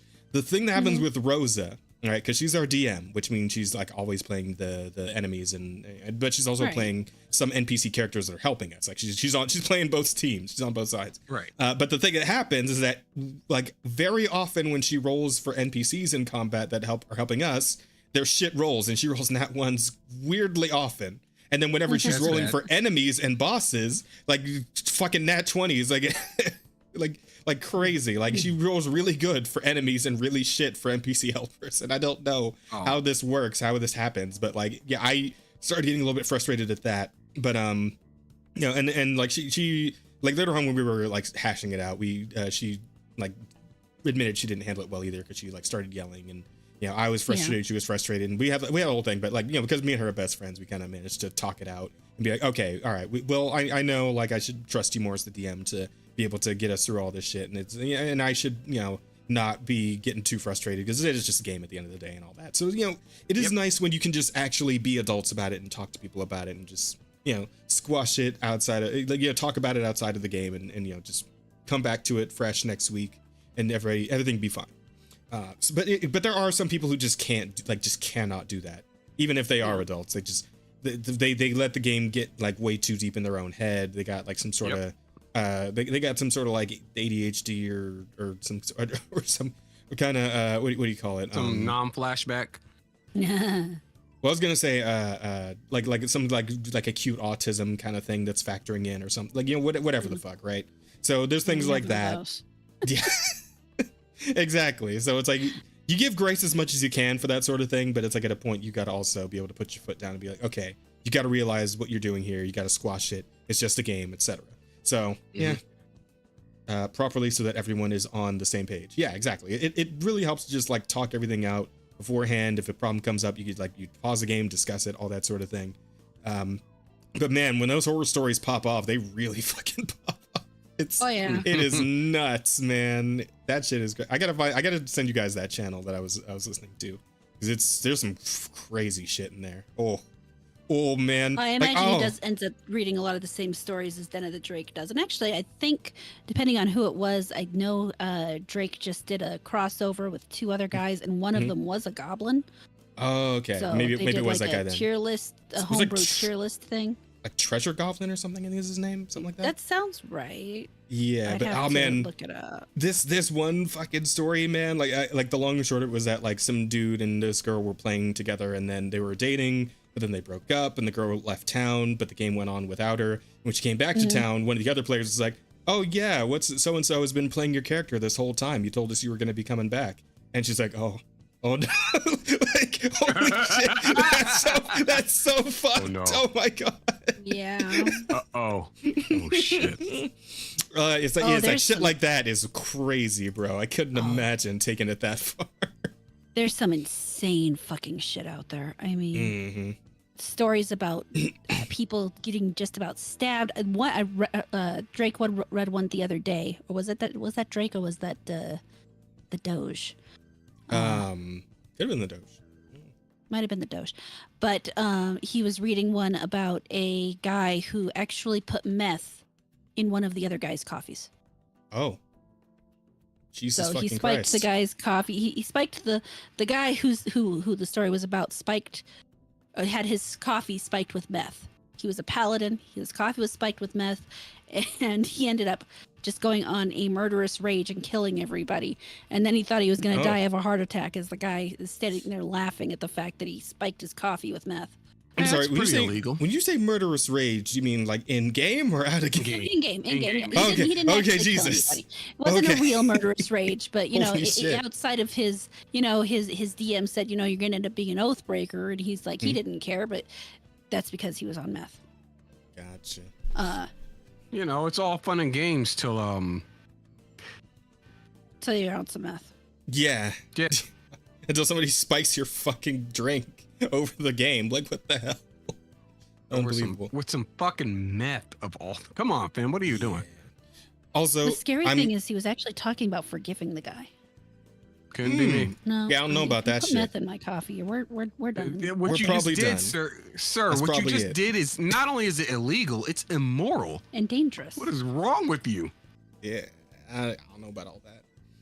What but circling- made you think that putting some crazy ass drug in my drink unknowingly, bro? Are you? Do you do this? Do you do this often? Why? Who could say? Who could say? Shit. There's some crazy ass people out there. I just know that much. Yeah. But circling back to the Monster Hunter shit real quick, I'm starting to see why this weapon didn't make it into like any other games, because this goes The Super beyond Buster. like this goes beyond turbo like type shit. This goes beyond like shit like Rise. This is unbelievable. Like, what the fuck is this weapon? What is that? What the fuck? What is This that, thing's- brother? this thing- Ugh. Oh yeah, this shit's great. They'd have to like massively rework this weapon for it to be in like in a game with normal weapons, right? Like, Mhm. look at this anime shit, man. Like this guy. Is that why these weapons didn't make it into the main game? Because they're just too fucking anime? Is that what happened? But there's a 'Cause what is gigantic this? sword, another one that's Jesus. skinny. I mean, I get it, but like even you gotta admit, even fucking longsword is not on this level. Look at this. What is that? Jesus. Holy Oh, shit. The dual blades are probably closest to that. I guess, but like, my God, just like the size of the particle effects, man. Shooting off final flashes with this fucking thing. I don't know. Mhm. Okay, what was the last I'll one cover it. again? What did he say? Fuck, what was it called? Magnet spike. What the hell is that? What? Because like I could an axe and tonfas. I understand what those are in terms of like weaponry. What the hell is a magnet spike? A spike with It's a like- magnet in it. Is it like a flail or? I'd imagine Yeah. it's something like a flail. What? Hang on. What is that? It looks like it kind of looks like a giant. What do you call that shit that the Klingons use and Star Trek? The batleth? Is that what they call that thing? That like just Uh, long blade with the two handles on it. I think it's called a batleth. Sounds right. I'm not much of a Star Trek fan.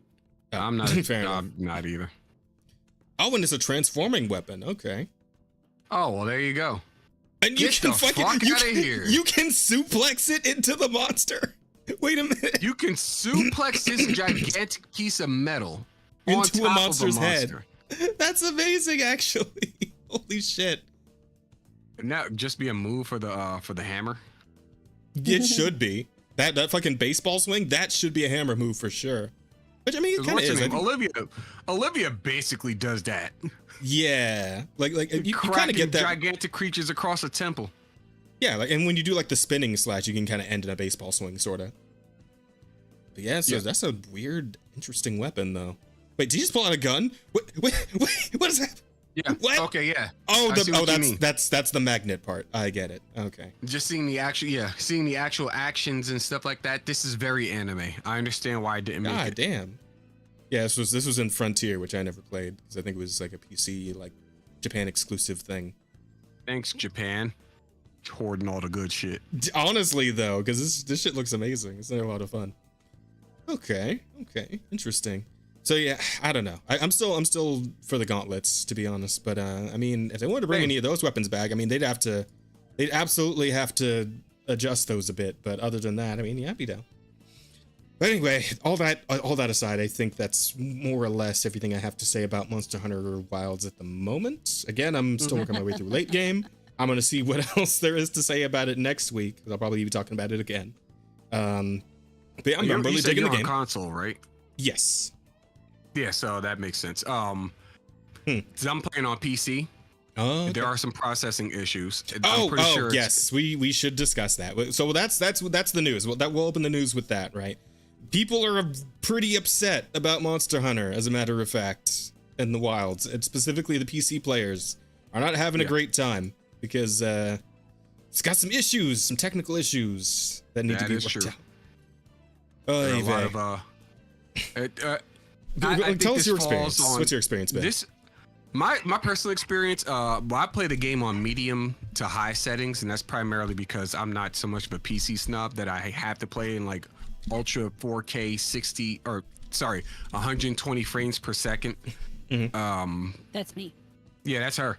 Because I'm here for the experience. I'm not here for like, the best visuals or anything like that. I grew up on consoles like from the 90s and 80s, so I'm used to not having the best looking shit. It's fine. I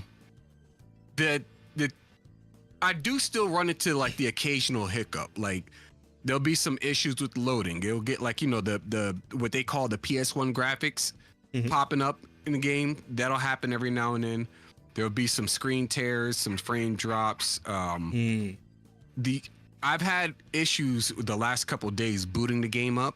Like it crashes before it launches, and crash reports get sent to Capcom and Steam and whatnot. And it's like that's stuff that like you don't see on stream for some reason. It doesn't show on the screen, but nonetheless, I've had a couple of issues, but it's not something that's so game breaking that I just don't want to play the game anymore.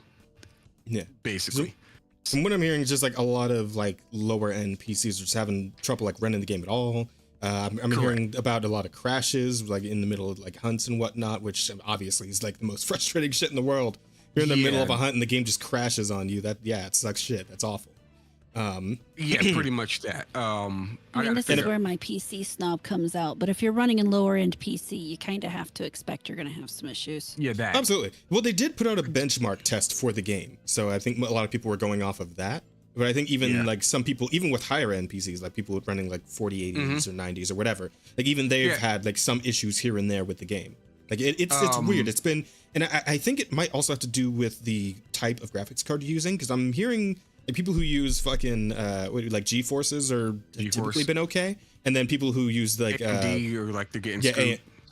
Like AMD and like those other cards are having issues for the most part, is what I'm hearing.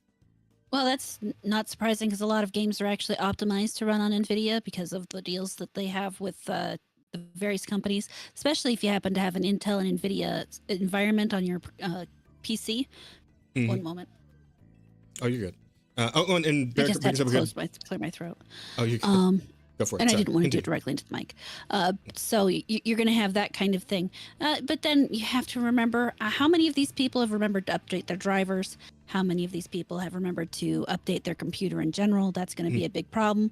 Mr. Bear puts out the thing about the double DRM because it does have de novo, and then Capcom has their own special DRM on top of it. DRM always slows down a game. Realistically, in general, I think if a game has DRM, people should probably avoid buying it. But at the same time, people love this game too much to really make that a factor in their decision. But yeah, there's a lot of things that go into that. But having a low-end PC, especially if you have one of those lower-end cards, if your processor's older, you are going to have issues. It's kind of, unfortunately, just the way it is. Absolutely. And there was actually one other Good. minor thing that came up a couple of days ago. Somebody was going through the program files, and apparently they found that on the resolution, like the resolution files, the word resolution itself was misspelled in there for some. Yeah. I don't know how the fuck that happened, but and I've heard like middling stories about whether or not like fixing that actually helps or hurts. I think the guy who found it said it helped a little bit, so there is that as well.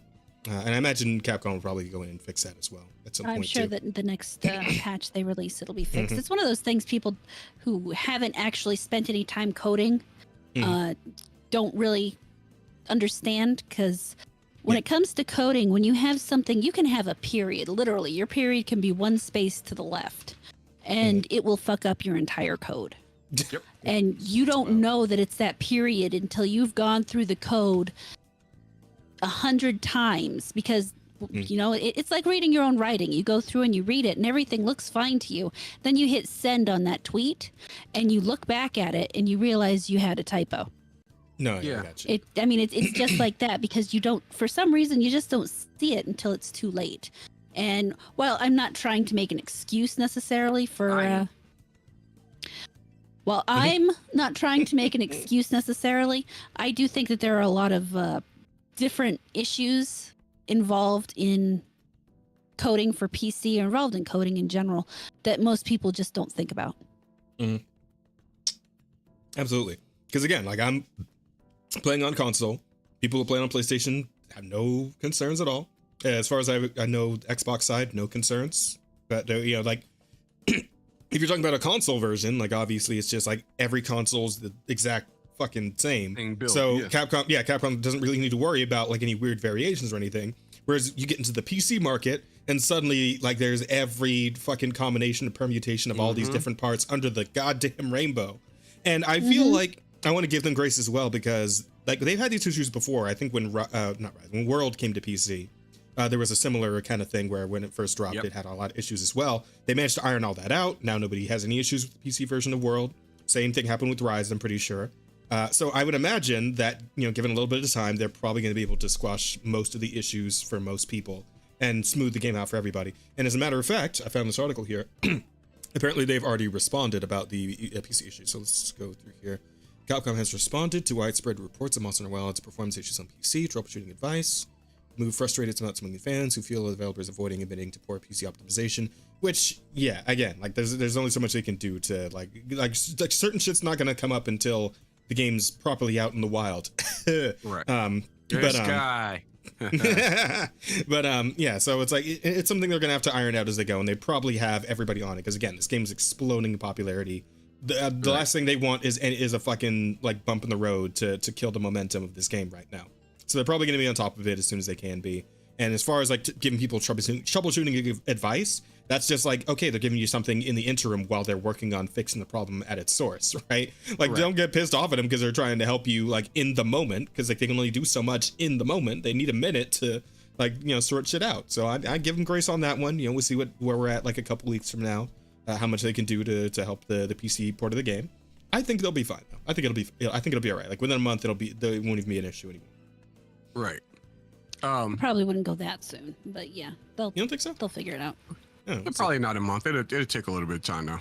But one of the things that that's one of the things that a lot of and just to push back against PC gamers, it's one of the things that a lot of PC gamers overlook, is that you can have the same exact build as somebody sitting next to you, right? Like the highest end graphics card, GPU, RAM, all of your shit, like the same hardware, but then have like you can have completely different settings, or even like one thing that's different from the other as far as like, you know, the software goes or something like that.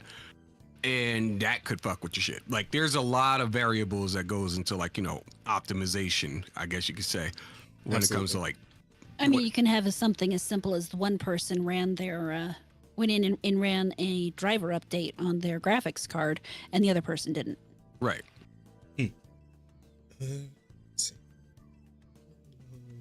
And that does change things a lot, and a lot of people don't think about that. A lot of people don't understand what a graphics driver is. So That too. I sure don't. Well, and that's another thing is that we're moving into a time where a lot of people who would have previously owned consoles are buying these pre-built PCs, and Okay. they don't really understand the full ins and outs, which I don't blame them for. It's a lot of stuff to learn about if you were interested in learning about it in the first place. A lot of people don't care enough about their PCs to really understand what goes on the inside. They just kind of want it to be like a console where they turn it on and make it work. That's why Apple's so popular, because they have everything so locked down, you can't do shit to it. Unfortunately, one of the things that makes me the most angry in life is the fact that Windows is moving more and more towards that, in an environment where I can't do the things that I would normally do to optimize my computer, because they don't want people playing with settings that might break shit. Yeah. Because people break shit all the time. Yeah. And they want it to be as easily and as accessible for people as possible. We're moving into a Fisher Price world, so I'm going to have to move to Linux at this rate. It's funny because I've heard this point brought up several times now, like by other content creators on, like whenever I'm going like a YouTube rabbit hole or some shit, where it's like, yeah, man, you guys remember when everybody was able to just like open up their own phones and PCs and consoles and whatever the fuck else and like fix their own shit? Well, man, kind of crazy. We're going into a world where kids barely even know how to fucking use a phone anymore, or not use, well, Yeah. not use it, like know how to like deal with any Customize their issues shit. customize or deal with any issues that pop up at all, right? Yeah. Where people Right. used to be able to just work out, like people used to be like go in fucking source code and like, you know, all and like, you know, open up their what do you call it? Their fucking goddamn, what do you call it? The little black screen.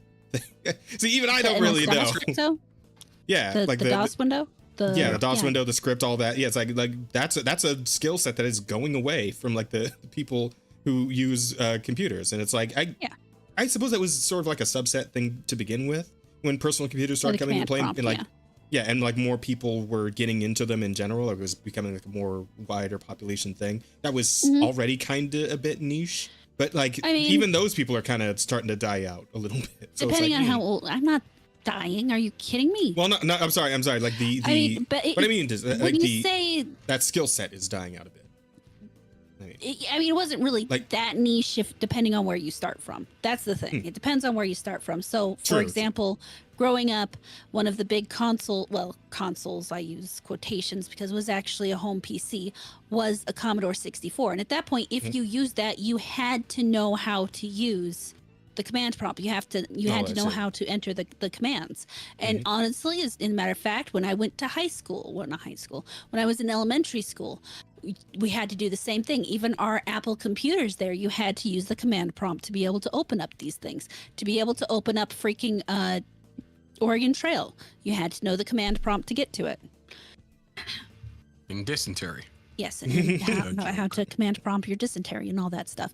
So that wasn't as niche a skill back then, but as people got older, as they made things easier to use, you went into what you see is what you get. WYSIWYG graphical interfaces, which is what people use now with the, you click on the apps and stuff, and that made it a lot more accessible for normal people who didn't want to think that hard. I'm not trying to be insulting, but it's true. No, I do get it, because I was kind of one of those people up until like somewhat recently, because like there is definitely like so much value in just learning how to do some of this shit yourself. The few weeks back, and I talked about this on a podcast when I was talking about my week, but a few weeks back, or like a couple months ago, whatever, I was having an issue with one of my PS5 controllers where the you know how it has like the fucking haptic trigger or whatever feedback. the fuck. Well, haptic feedback, but like specifically the trigger thing, where it's like, they put like a special mechanism in the trigger to make it so like when you're firing a machine gun, you're actually feeling it like on your finger and shit. Yeah, all that, right? So the little like the thing in there broke, and the button was like just broken. And I was like, fuck, now I gotta send it off to Sony, and they're gonna charge me like as much as I paid for the control in the fucking first place to go in there and fix it, right? But then I'm like, wait a minute though, is it possible for me to just like do it? Could I? And so we stroll ourselves over to Reddit, where we go to ask questions like this, and like, oh yeah, dude, go over to Amazon. They sell replacement of those for like $10. You can get like 20 of them. And it's like, oh, and there's also this video on YouTube showing me how to open up the controller and get to that exact part and put that in there and then close it back up again. And wow, that took me like 15 minutes tops, and I saved like $70. Like, there you go. fuck. But yeah, the, exactly. The caveat to that is if you fuck it up, it's out of warranty, which means they won't replace it, and you got to buy a new one. Well, I'm pretty sure it was out of warranty anyway, because like that controller was like a couple of years old at that point, so it was like, whatever. I was gonna pay out of pocket for the repair, which is probably gonna be as much as a controller, or just pay for a new controller. But why not just take the chance, right? Right. And now I actually know how to like completely like take apart a PS5 controller to fix anything that's in there. Like I had another issue where it's like I accidentally got like some fucking like sauce in there, and now the button's all jammed up. I can get it there with a Q-tip and some fucking some peroxide and just wipe that away, you know, and then I put it back together again and I'm good to go. Right? It's nice to have that knowledge to actually seek that out yourself and know how to do that, because then you're saving yourself a bunch of money. That's the thing. This day and age, saving that money, man, that's the thing. It's a strat. That's true. So yeah, to that point of like all that stuff, yeah.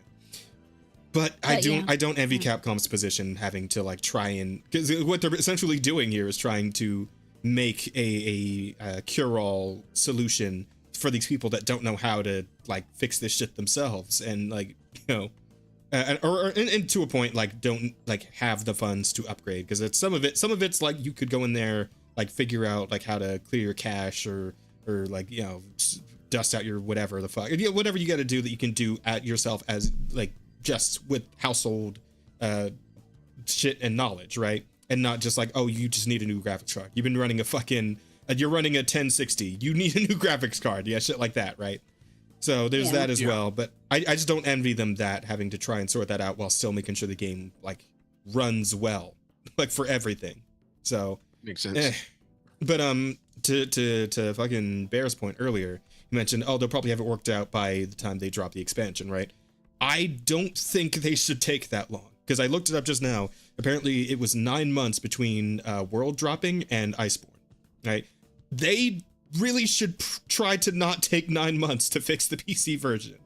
Well, at most, I would say like 2 or 3 months would be ideal. I would say it'll probably come with that. I think it'll probably come with that big patch. I think they were talking about that they're going to drop in April. Yeah, I did hear about that, and that's like I think because no, when is Mizutsume coming out? Is that also during the April thing? I think so. Because they did announce the first update with Mizutsume, and I think that's just next month, isn't it? Let me see. Or it might be later this month. You know, the land Legiana. I don't think they'll figure out the whole thing right off the bat. Not Legiana, but the next patch will definitely take care of, I would say probably, really, Sydney? 50 to 60% of the issue, and then the next the rest of it will get worked out over the next few patches, depending on exactly how specific and minute the issue is within the code,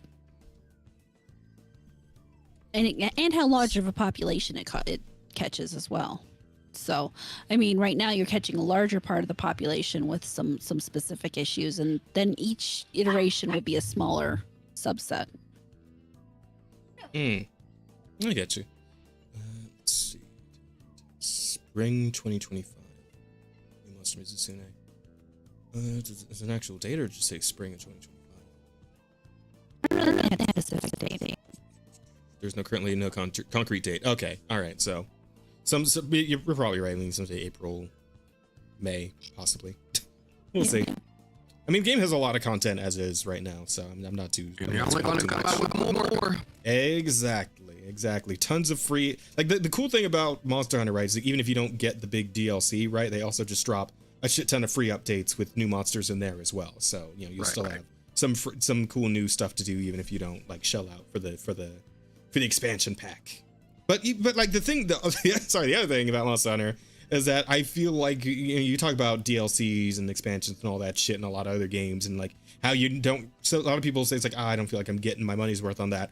When it comes to a Monster Hunter game and a Monster Hunter expansion, that absolutely feels worth the money. Like I feel like they're doubling the game's content in its entirety. I'm surprised they don't just charge another 70 for it. It's usually like 30 or 40, right? It's like, but that absolutely feels super worth it, like every time. At least it did in World and Rise, so yeah, we'll see. I think they'll keep it going. I think they'll keep it pushing. Suddenly met, I don't know where you were in the country, but had basic Apple computers in schools when I was in first, second grade. You know, Rada, if you wanna. Oh, sorry, go ahead. I was about to say, Capcom's pretty good at fucking up when it comes to PC, but then they correct themselves, like, not too long after. They did it with Street Fighter, Street Fighter 6, they did it with Devil May Cry, Monster Hunter Wild, not Wild, but World, and Rise, a couple other games that released, like even the Resident games, like, I think they'll get around. Yeah, absolutely. Because I feel like super static audio from the guests, by the way. Hang on. Does it sound static to you? Not to me, but they're hearing through a different source thing. And then, Okay. Let me try and reset it. And see There's something I have to do. Okay, try again. Right now? Hello. Do we sound better now? On the plus side, we're on the same things, so. Yeah, hopefully. And the puppies. Okay, good. Sheesh, I can't believe I'm getting Rose's fucking cancer. This is a thing that happened a lot with her. That's why I started being the one to host the podcast, because like every time we tried to host from her end, we would become like static messes every like 5 minutes or so. Nice. Well, maybe you should start STD. stop rubbing yourselves together or something. I don't know. What? That's not a thing that happens. She's married. What the fuck? All good now? Okay, cool. We're all set. So yeah, I don't know. At the moment, I feel like obviously, it would be nice if like when a PC game comes out, it's just perfectly optimized and there's no issues. But because you're dealing with so many variables, I can imagine how that would be difficult for the game companies to do, right? And they can only test it so much with like different rigs and whatnot before it actually releases to the public, where all the test cases would really be. So once you release it in the wild, there's always going to be that one person that does that or has that one thing that totally breaks everything, and there's actually probably more like 100 of them. Several thousand probably, because right now.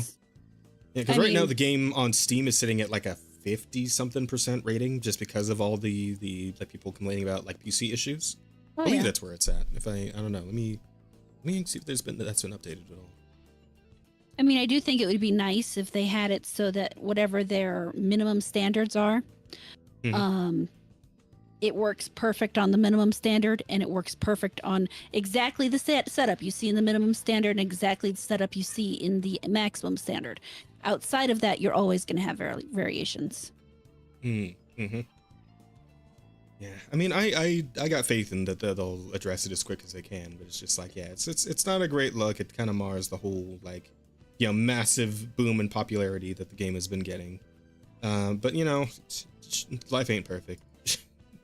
Life ain't perfect. It's gonna have its ups and downs. True. Monster Hunter Wilds. Though I do imagine for those that are just like dealing with lower NPCs, this is a problem that's only going to get worse as time goes on and games become more and more demanding on PC specs. So right.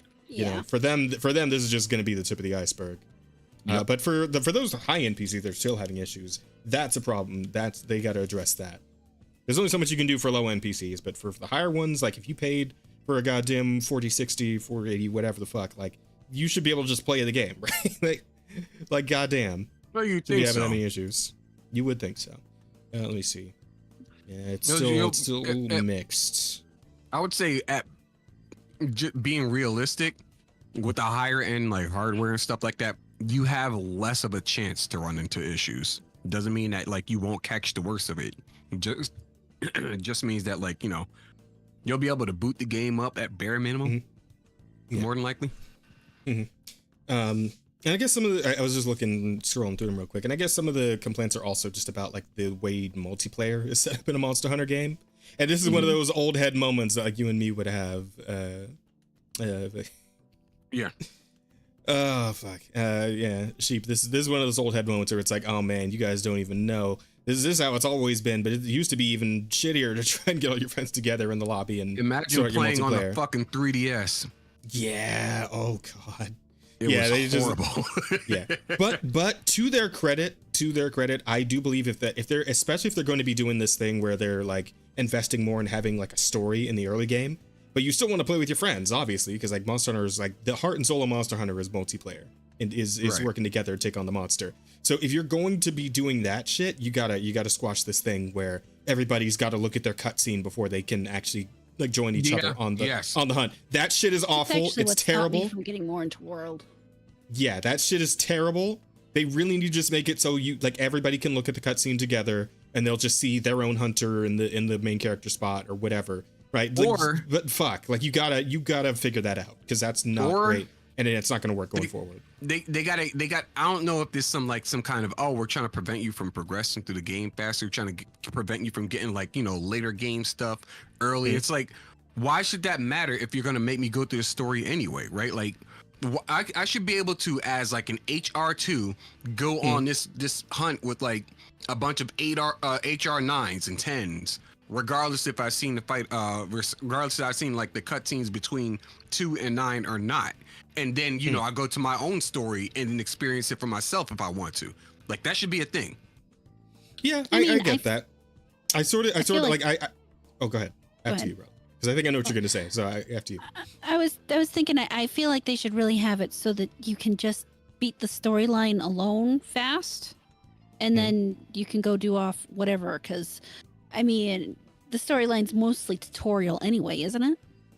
Well, in this game, there's like there's like an actual narrative in Wild specifically, and in World somewhat. There's like an actual narrative you're following, and like it's like, oh, this, that, and the other. There's like a weird thing going on in this habitat, in this ecosystem. There's a strange monster doing strange shit. Then there's like weird shit happening underground or whatever. Yeah, all this nonsense that, you know, culminates in the story itself, and you're following these characters. I didn't even finish the story in World because the entire reason I was even playing the game was to play with sheep and other people, and every time I got stuck going through the storyline stuff to play with people, it was just too frustrating for me. I couldn't take it. It wasn't worth it to me at that point.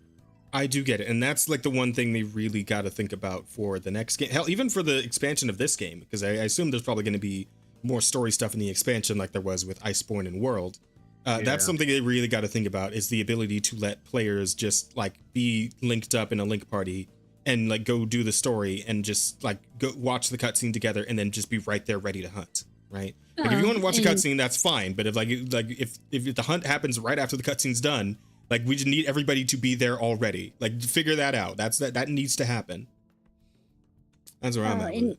You know, with the way gaming is today, except for those who bought physical copies, it's not impossible to go in and just change the entire system in the game so that it does something that's better for,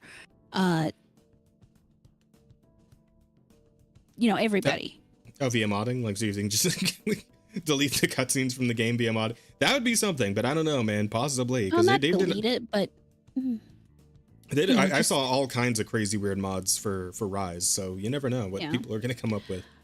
I know that people are already putting health giant bars titties. in. Oh no, well, I mean, oh, that's you. Yeah, the health bar thing. Yeah, man, that got me. It's like, what the fuck? You're kind of killing the whole point of the game with that. Right. Like, precisely that. You kill the mood. You're hunting. You're not like, fighting. You're not just fighting. You're hunting. Like that's the point. You're supposed to like. It's kind of the challenge of the game is how low can you get this monster's health if you're trying to capture it, or how close are you to like kicking its ass before it kicks your ass 3 times in a row, etc. and so on. Yeah, and it is that weird thing because I was looking at some of the Twitter conversations about it. And it seems like it's kind of going 2 ways where like the old heads like you and me are like, yeah, no, you're that's actually sapping a bit of soul out of the game when you're putting in a fucking health bar like every other game's got. Journal mode. But like, yeah, but there are some players who are either like completely new to Monster Hunter in general. Well, actually, no, it's usually just those players that are completely new to Monster Hunter. They're just like, oh, but I need the health bars so I know that I'm actually winning. And when it's like, no, that's not the fucking point. Stop. No, I need you to take what you normally know about video games and put them aside for a minute and experience this new thing that you're not familiar with. And I'm going to tell you, if you give it some time, you give it some room, it'll show you that there's something cool here. Right? There's something unique and interesting here. Don't fuck that up by by like trying to change the way the game was supposed to be by adding a fucking health bar. Like, no, you're missing the point. You're just completely missing the point on that one.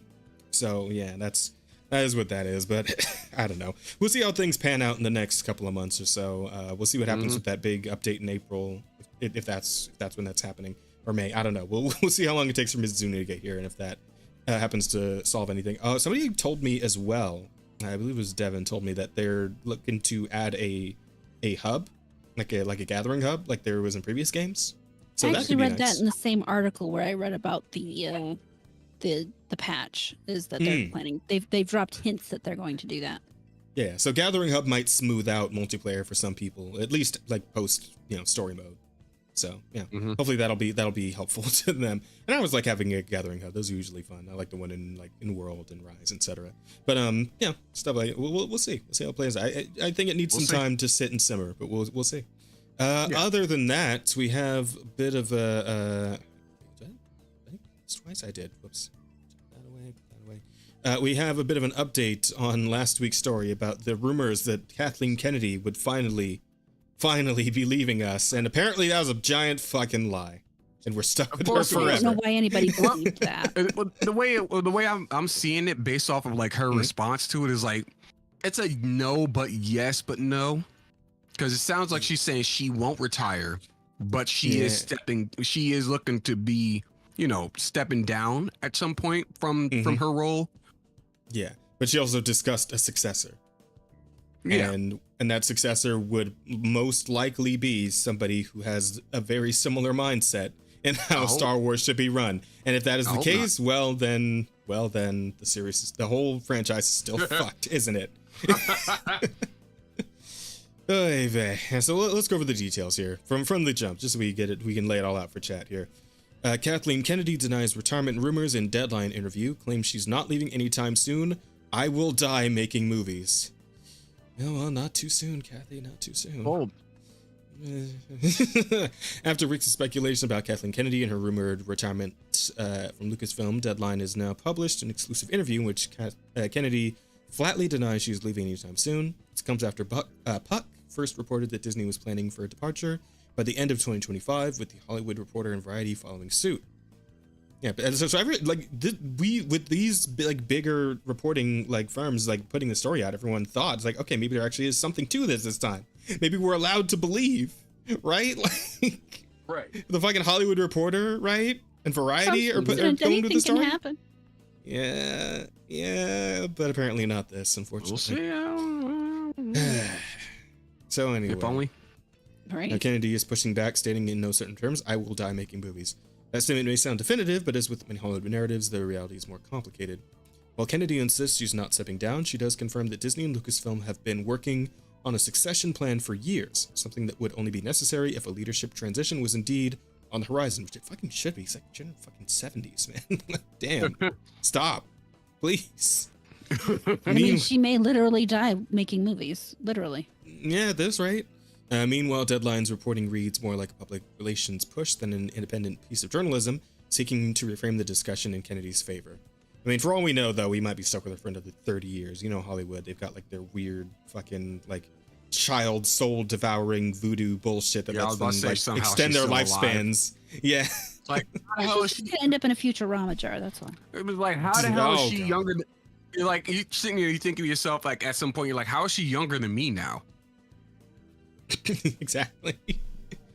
Oh no. So what's really happening? It will be. I mean, it's already terrible, but I guess it could always get worse. Ain't that how it usually goes? I think she might be afraid of the Wojcicki effect, as I'm labeling it. Susan Wojcicki stepped down from her role in YouTube because she said she was retiring, wants to spend time with her family. Shortly after, cancer kicks her ass, and it's I think Kathleen Kennedy's afraid of that. She's just I don't want to be the next one in line. I know how this goes. Oh my God. That's fucking hell. That's great. But Bear's comment in chat, this is her saying is the IRL equivalent of, and somehow Palpatine came back. Yeah. Somehow Palpatine returned. I still find that fucking hilarious that that's an actual line a character speaks in the movie. Somehow Palpatine returned. We don't there's no real explanation for it, but he's back, I guess. Whatever. I don't think J.J. Abrams had. I don't think he had any idea of how to spin the unfucking how to unfuck the bullshit that Ryan Johnson did with his story. Yeah, that whole trilogy, man. That's got to be in like a textbook at some point of like how bad it can get. It's a masterclass of how not to run a trilogy. Mm-hmm. Why a trilogy should have the same director all the way through. Part Correct. one. Yes, all of the these same things. production teams to be like safe. Mm-hmm. All of this and more. Oh fuck. Okay. Kennedy's defiant response in retiring was quick to dismiss the growing speculation about her retirement, telling Deadline the truth is, and I want to say loud and clear, I am not retiring. I will never retire from movies. I'll die. Making movies. Sorry. Then let me finish that sentence. I'll die. Sorry. Making movies. Die making movies. Actually, hey, before I forget, let me make that one of the possible titles. Somehow Kathleen returns. KK returned. Fuck. The cat came back the very next day. Mm-hmm. Oh, look, her name is Kathleen Kennedy. Cat. Yes, I know. The cat with a K came back. Yeah. Oh, fuck. That's amazing. All right. Anyway, when asked about rumored chaos in Lucasfilm, she also took issue with the idea that the studio is in a state of turmoil, saying chaos. There has never been any chaos because we know exactly what the plan is. Haven't there been like several projects canceled from Lucasfilm up to this point? Like several? Yeah, exactly. I don't think a lot of people can. I mean, we're in 2025, so people have like memory that only goes back to like the beginning of last week. So that's being general. At one point in time, they put out a statement where they said they would be releasing a Star Wars movie every year, where it's like an on-off main story and then side story. That plan got quickly quashed. Yeah, I'm just like fucking Harvey Dent laying in the hospital bed right now. Okay, so what's your plan? And then fucking the acolyte comes along with all the fucking Joker makeup, and it's like, do I really look like a guy with a plan? Like when I saw the acolyte, that is not the type of fucking thing that happens when there is a plan. I'm just saying that right now. The acolyte doesn't exist when there is a real plan. All right. Correct. Or at least not a good one. My thing is like the acolyte can exist if there's even though there is a plan, but it has to be a well executed plan, because who the fuck is OSHA, and why is she like, how are you a failure at both ends of this force? Like, personally, I just keep wondering what the fuck a safety regulation system is doing naming children. Like, and that's the shit that really the shit that really threw me for a loop. Is like, you hired Harvey Weinstein's assistant. Excuse me. Yeah, wrong guy. You hired Harvey Weinstein's assistant, who only knows how to write one story with one perspective, and that is the exact story we got. Yep. It was not a good one. I mean, hey, we all know about the DEI shit at this point, and that is absolutely 110% like a DEI hire situation. Like we've gotten to a point where some people like overshoot on the whole DEI hire thing, and like it's become a bit of a meme now. But that one in particular, and a few others that I'm sure we could name, but that one is absolutely just like, no, this person was no way in any shape or form qualified to write a story in this universe with these characters and this world and this lore, right? Fucked up every single thing. Fucked up every single thing that you could have done with that series, man. Like the thing with the saber, the kyber crystal bleeding, fucking what's his name, just hanging out when he like 50 years before he should have been born. Shit.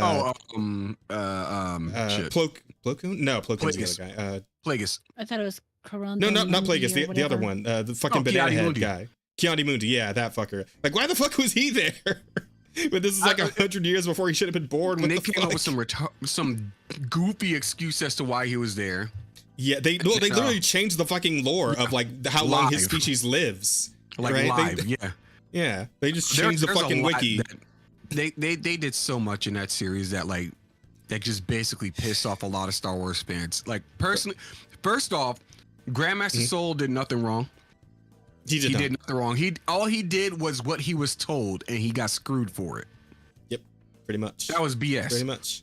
And I went on this whole tirade on Twitter where I said basically every girl in this show blamed him for something that was not his fault. And it's he like died for it. And like, oh my god, the episode 2 where they go to the planet where fucking Darth Teeth or whatever the fuck his name was, like took over that apothecary and took that guy's clothes and was wearing, like, actively wearing them and shit. Darth Teeth, like, you're talking about the dude from Puppet Master. Yeah. Oh no. I'm talking about the fucking what were they calling him? Smilo Ren. That's what they were calling him. Smilo Ren. Yeah, that's what it was. Smilo Ren. Darth Teeth was good though too. It was. I like both. It's like it's the dichotomy between Danky Kang and Conky Dong, right? Like I can't really choose. They're both really good. I love it because like I feel like most people lean towards Conky Dong. I think I like Danky Kang better. I like Danky Kang. It just rolls. Definitely Danky Kang, yeah. Danky Kang. Much in the same way as like Spider-Man and seasoning.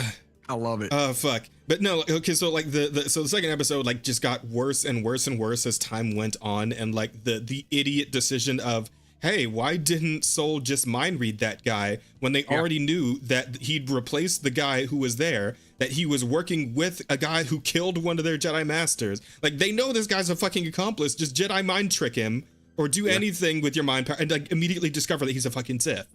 Or do like come on, like this story can only happen because everyone in it is an idiot who does the stupid thing 100% of the time. Like apply common sense. What kind of story is that? Applying common sense. What's wrong with you? Oh god, yeah, but we could get on like this. Like they took the sitcom method of writing a TV show. Where everybody has to do the dumbest thing possible in order for the TV show to continue. Yeah, it's one of the things. Should have remained someone's shitty fanfic rather than them trying to canonize it. Yeah, absolutely, Bear. Yeah, because like the whole thing, and it's like I can't remember who it was, but I watched a whole video where somebody was going over the interviews with what's her name? What was the writer's name again? Leslie Headland. I forgot myself. Leslie Headland. Yeah. Leslie Headland. Yeah. They went over like a whole thing with went over the interviews with her and like how fucked up and backwards her morals just in general are. The show starts making a hell of a lot more sense, right? Like there was a bit in there where they were talking about Soul dying at the end with the whole like force choke, the first force choke apparently in the fucking canon or whatever the fuck they were trying to say with force choke ever. It was the lamest. But they were talking about like I don't know if you like read or saw or read any of those interviews. It's like how Soul took her agency away by saying it was okay for her to kill him, and it's like, the fuck are you talking about? What? He should have just been. He should have played the villain so she could feel better about killing him. Like, what the fuck?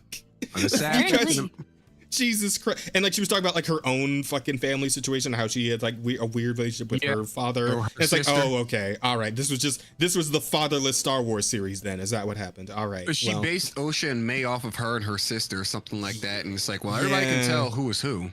Yeah, and it's like you just realize that this whole fucking like multi-million-dollar show was just a fucking therapy session for an idiot. Yeah. that's what a lot of people categorize it as. I think it's like not 400, but like a multi-million. 200 million. That's what it was. $200 million therapy session. Yeah, it's like jeez. That everybody else has to suffer through. Oh god. I don't know, but I'm done, man. I've watched enough. I've watched enough. I guess you could say like Mauler and Little Platoon and whatnot to basically. I can resonate with what they say more times than often. If you correct one thing in the entire series, nothing wrong happens. Right? Like if Soul instead of skulking around, like I guess scouting out like Osha and May when they were doing the thing with the butterfly. When they were kids. When they were kids. If you instead of skulking around, he just went back, reported it, and then they said, "Hey, there's life here. We need to do something about it." That would have cleared up a lot of headaches as well. If they had followed a procedure of any kind, right? Or just anybody had not done the idiot thing in any given moment like that. that whole thing, the confrontation between the Jedi and the witches, like, why the fuck did that bitch become a smoke monster when everybody's all tensed up and ready to fight, right? Like, for what reason? Yeah. For Not what only reason? does she become a smoke monster, she smokes her daughter as well. Yeah, and like he sees her turning into smoke, and he's like, oh, that's not gonna happen. I don't know about this. And then like right after he stabs her, she's like, I was gonna give her to you. You should have fucking opened with that then, bitch. Like, what the fuck are you talking?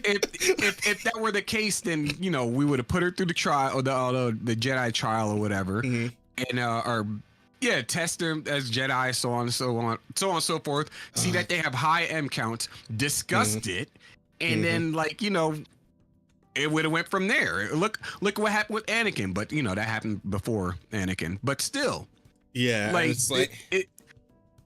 I think the biggest crime that this bitch Hedlund did was giving us the first Jedi Wookiee and immediately killing him. Off screen at that. Off screen. Killed him off screen, and the only time you see him swing his saber is on his own people. Yep, because he's because he's a Wookiee, he can be mind controlled. The others are fine. Yeah, that's right. Because he's a fucking Wookiee, he couldn't deal with it, even though he was a master. It's like he was a fucking Jedi master, and yet somehow he's not immune like the other masters are. Like, what the fuck? Pretty much that. How? There was so like everything you think of about that series that was correct was not. Yeah, no, it's every wrong turn possible. Everything. God damn. Like it's like the same thing like what happened when the witches, like they all died at once, and then everything started blowing up and stuff like that. And then you go to Grandmaster Trinity, and you're like, we'll tell them the truth. Tell them the truth. Tell them what happened. We got attacked by a bunch of witch bitches, and then we, defended ourselves. That's it. Why are you hiding the truth? Yeah. And then like the shit gets set on fire. It's like, we didn't do that. They did that. Right.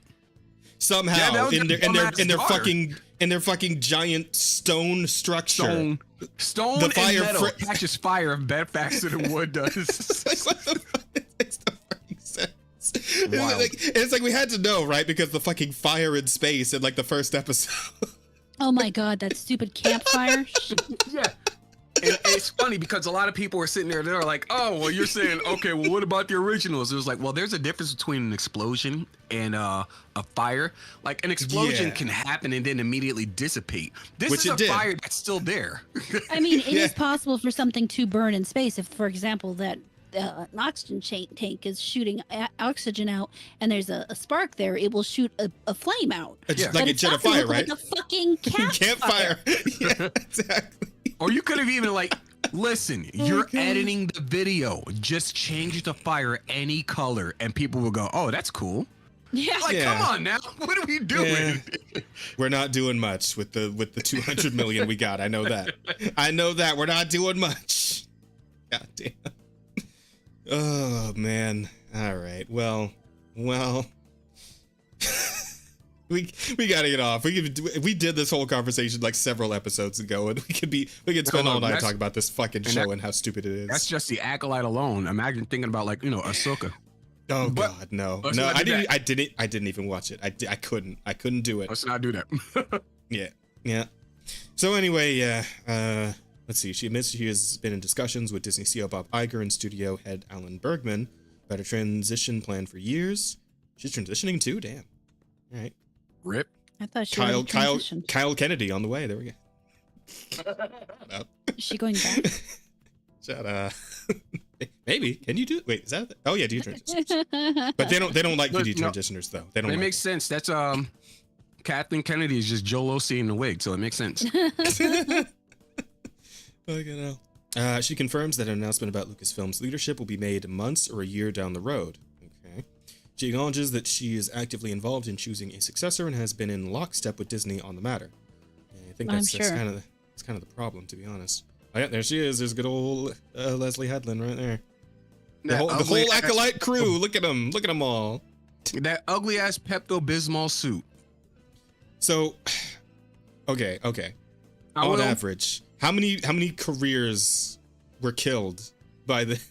How many of these people are just gone from Hollywood at this point after that shit? I wonder. All but I'm forgetting his name. Lee Jung Jae. All but Lee Jung Jae Yeah, because he went to do Squid Game season He 2. does Trinity. I imagine he'll still get work. Oh, And actually, you know, the dude yeah. who played fucking Darth Teeth or whatever what's his name? Scroll down. I remember his name. 'Cause they got This their guy right names here. This one right here. Manny Jacinto. Manny Jacinto, yeah. I think Manny Jacinto, like, while he was playing a stupid character in a stupid show, he wasn't a bad actor. So Right. That's what I was about to say. Is that Manny Jacinto, Lee Jung Jae, and I'm forgetting her name. The one that Carrie played Ann Trinity. Moss? Yeah, Carrie Ann Moss. There we go. Oh yeah, Those obviously. three, I She think had the they'll be Matrix all right. to fall back on. So yeah. Amanda Stenberg fucked herself. I don't know what's going on with that. The bitch that played what's her name, the witch mother. Daphne Keene might be all right because she's X-23. Yeah, true. And then like you know, everybody else, good fucking luck. Exactly. Oh man, if her accident isn't happening, why is there already a plan in place? That's a good question. That's a that's a good question. I mean, does she think she will soon? Damn. I mean, like, here's the thing. She everybody looks dies pretty. eventually. I will give her this. She looks fairly healthy for a 72-year-old. You know, she doesn't look too bad. Looks can be deceiving. She also did. No, you know what? I'm not going to say that. Like, you know. Kennedy also doubles down on her control of the succession process, stating, "It's my decision. This is 100% my decision." Man, that sounds like somebody who's maybe not 100% in control, to be honest. It's my decision. Like saying it, like the way she said it, I don't know. It's And then what's that line from Game of Thrones? Any man who says that they are king, they deserve to be king, is no true king, or something like that. something along those lines, yeah. And I mean, we any king who makes fucking garbage for like half a decade doesn't deserve to be king. How about that? How about that too? I go with that too. Actually, it's about to be it's a full decade now. Really? Oh god. Aging too quickly. It's partly the fault of Star Wars being terrible. It's aging me faster. Sounds confident, but a corporate structure as large as Disney, no executive fully controls their own exit. Yeah, I would say so. Like, obviously, she's not gonna just come out and say that she's on the ropes, right? Like, she's not gonna fucking admit it. Right? Really? Come on, Bob Iger. But right. I mean, Rada. Like, Rada's with me on this one. A woman admitting her mistakes. Yeah, right. That's not happening. It's gonna be the man's fault. God, Rada's misogyny is rubbing off on me, Chad. I can't. It's gonna be the fault of somebody who had nothing to do with anything that's involved. Yeah, most likely. Oh, fuck. It's a future plan for a 12-hour special. Everything wrong with Kathleen Kennedy Star Wars. Man, is that the name of I would the love special? that. I would love that. That would be a good special. I would be seated. I would be seated for it. I would be I there. missed it. I was looking at the chat. Hi, Senti. 12-hour special. Everything wrong with Kathleen Kennedy Star Wars. Oh yeah, for sure. I would be seated. See, I'd be there. That's a strong panel. That's Mauler, Rags, Fringy, Little Platoon, Critical Drinker. I'm in. Bare Oh, minimum. so You got this thing that is happening? No. No, Oh. he's saying he's asking if that's one of he's basically asking you if that's a future plan you have. So it would be you, God, Sheep, and whoever else you guys have. Oh Lord. I don't know who else we could get off the top of my head. I mean, I guess we could go through like the previous guests maybe, if they'd want to. But it's like I feel like I would have to subject myself to more Kathleen Kennedy Star Wars to do that, because like the only things I've watched are like 2 seasons of The Mandalorian and The Acolyte, and that's kind of it. I just didn't give a shit to watch anything else. I've seen in theaters. I've seen TFA and the 3 Star Wars movies. LTJ. Yeah. Or TLJ. the newest Excuse me. trilogy. I did not watch Rise of Skywalker, but I've Good. seen enough reviews to have basically watched it at this point. Mm-hmm. And then So I did watch all 3 of those, so I could add those to the roster. Yeah. fair enough. Mando seasons 1 and 2 I've seen.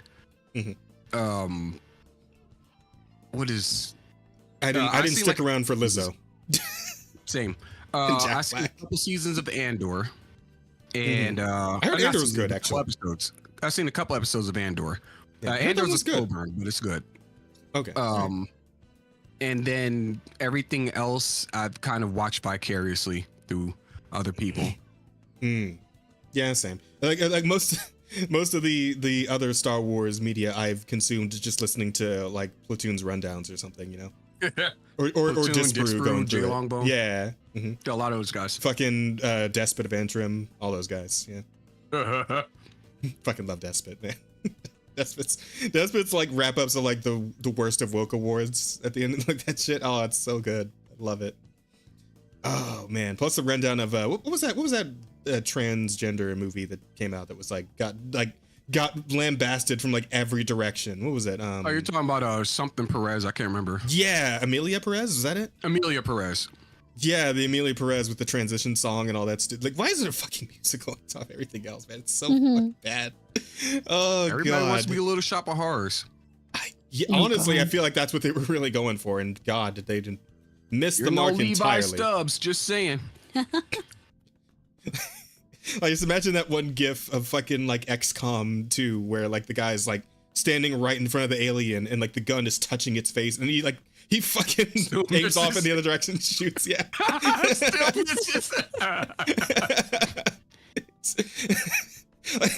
That game was really funny with that sort of thing, man. I love the memes of like the point blank and you got 55% chance to hit. It's like fucking hell.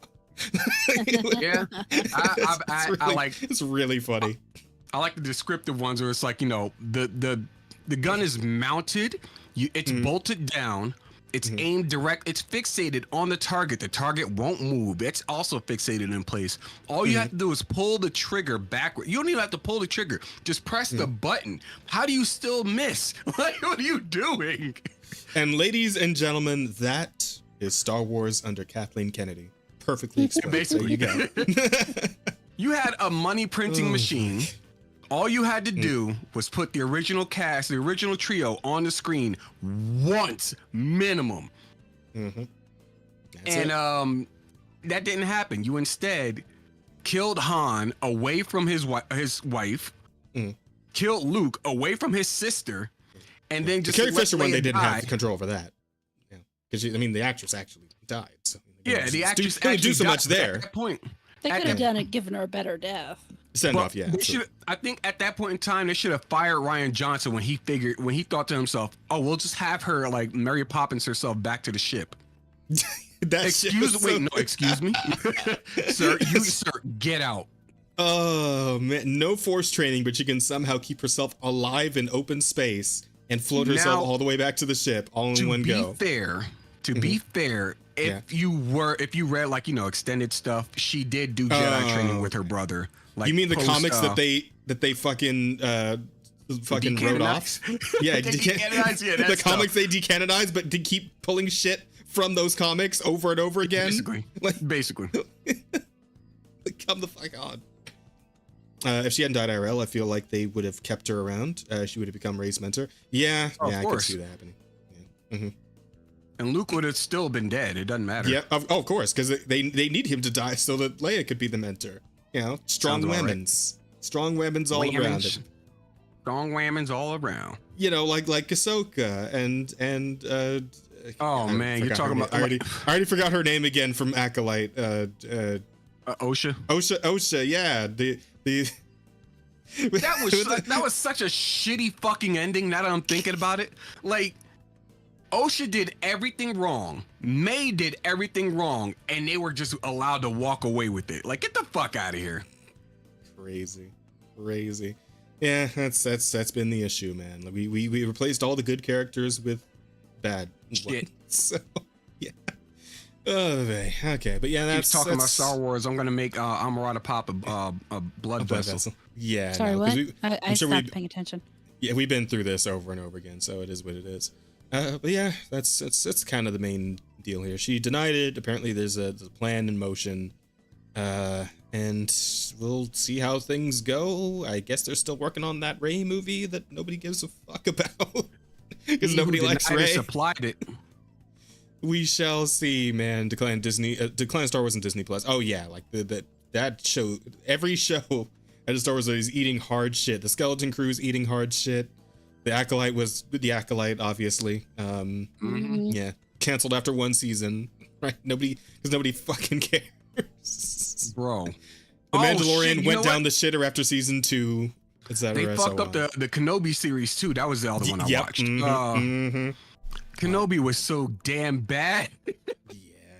Yeah, but we're okay. We gotta move on. We're gonna be here all night. All right. Star Wars. All right. But yeah, so the long and short of it is, unfortunately, we're stuck with Miss Kennedy for a good while longer, and then we're probably gonna be stuck with somebody who has been like training directly underneath her to be the next Kennedy, right? Yep, Fucking rule of two type clap. shit, like.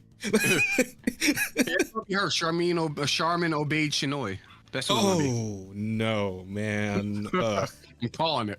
And I didn't look into it, but I also saw a tweet the other day about like how apparently they were gonna like remake the second movie of the new trilogy with what's her face? What's the little Asian girl's name? The one that keeps thin from her Rose Tico. Yeah, apparently they're gonna fucking like redo Rose Tico. I was like, what the what?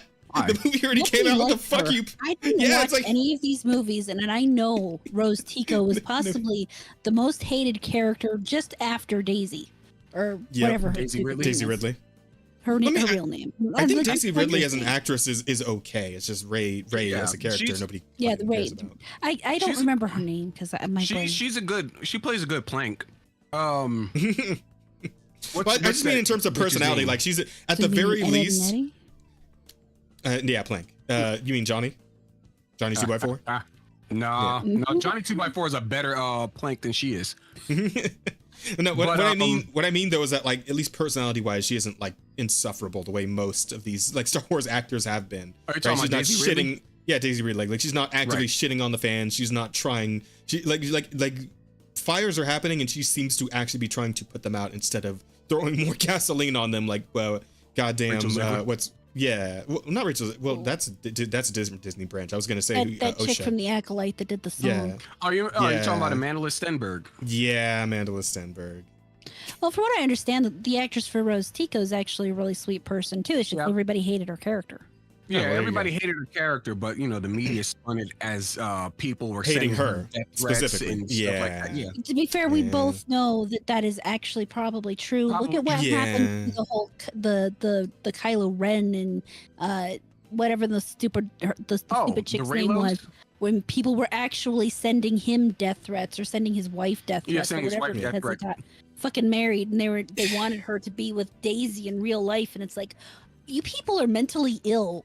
Literally, they don't care. Yeah, there is that absolutely. I just don't feel like if you're a Hollywood actor of like any amount of renown, I feel like it's not really worth complaining about, because it's like a universal thing. You could be like the squeaky cleanest best actor ever, and I'm sure you probably still got some death threats here and there. Michael Jackson probably got fucking death threats, right, when he was still alive.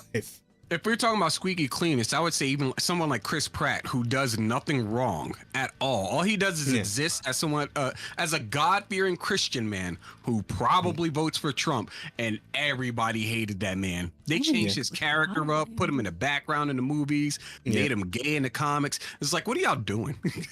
Well, I mean, okay, that's the character though. That's not Chris Pratt. That's the character in the comics. They ruined his character. So now, like, Star-Lord's a piece of shit in the MCU. Yeah, that's true. That's a whole other thing. But yeah, I don't know, man. It's nobody deserves all that, but at a point you gotta just get used to it. You gotta just get used to it, because like you could do amazing shit for and like that everybody would love, and you'll still get fucking death threats. I think of that one lady that put out that like extremely customizable VTuber model. Which I still might buy. I don't know. Yeah, I mean it's the Suika nice. Or whatever. Suika, right? Put out this amazing fucking model they were working on by themselves, just them, one person team, for like more than a year, and put this shit up like a million different toggles, a million different hairstyles, eyes, ears, really fucking good rigging. Outfits. And I went and I looked at her prices for her commissions. Everything starts at $5,000. Yeah, but she put this model out for like $150, right? 115 euros, so like 130 maybe American. Yeah, and so not even people want a full 150. It's ridiculous. Exactly. People want to sit up on Twitter and bitch about it because it doesn't have every single toggle and hairstyle in existence. This is one person working for an entire year. And it's racist, and it's I mean, hey, not man, trans and. The fat phobic shit is crazy in my opinion, because like I agree. I know several VTubers on the female side. I'm not gonna point out who or say any names, but I know several who are a good bit bigger in real life than their models are. That's a common fucking thing. I don't even see why you'd bring it up at this point. What? Okay. Well, yeah. I'm a fat girl. I mean, I wasn't gonna say shit, but like, yes, you would be an example of this as well.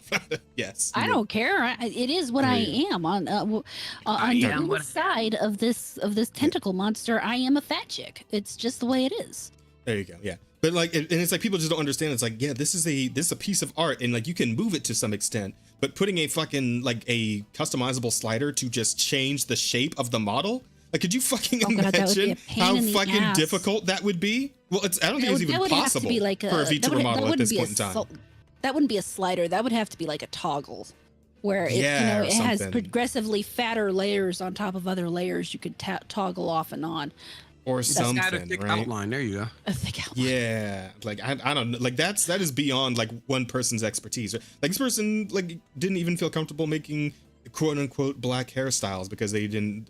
And I kind of get that too, right? Because that whole thing with like, hey, if you like fuck up in any way when like drawing or depicting a black character and Twitter finds out, they will fucking come for the skin. If the skin is 2 shades lighter than it should be, then you're fucking they're on you, right? So it's like I can understand why people would just and fucking Animal Crossing and they're up your ass. Yeah, that's it's like that's actually an incorrect statement. I'll go for it. If you are anything aside from black, as an individual, if you're not black and you draw anything black, Twitter's going after you.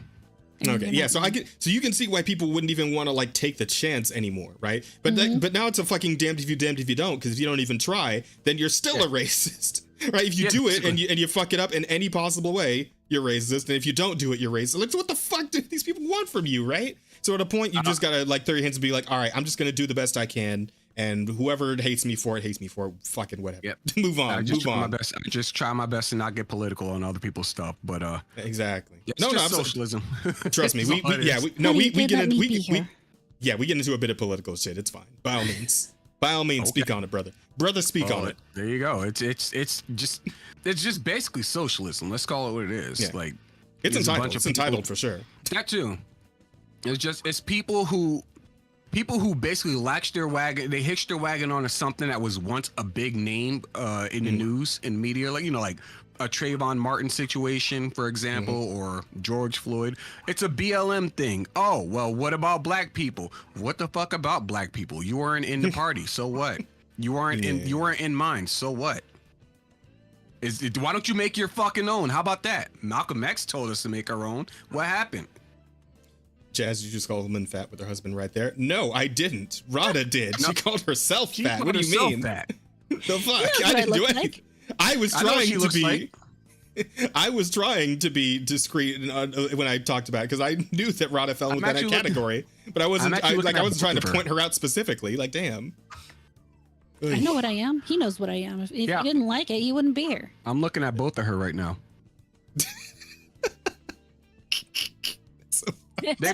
All 4 of them jiggle. That's crazy.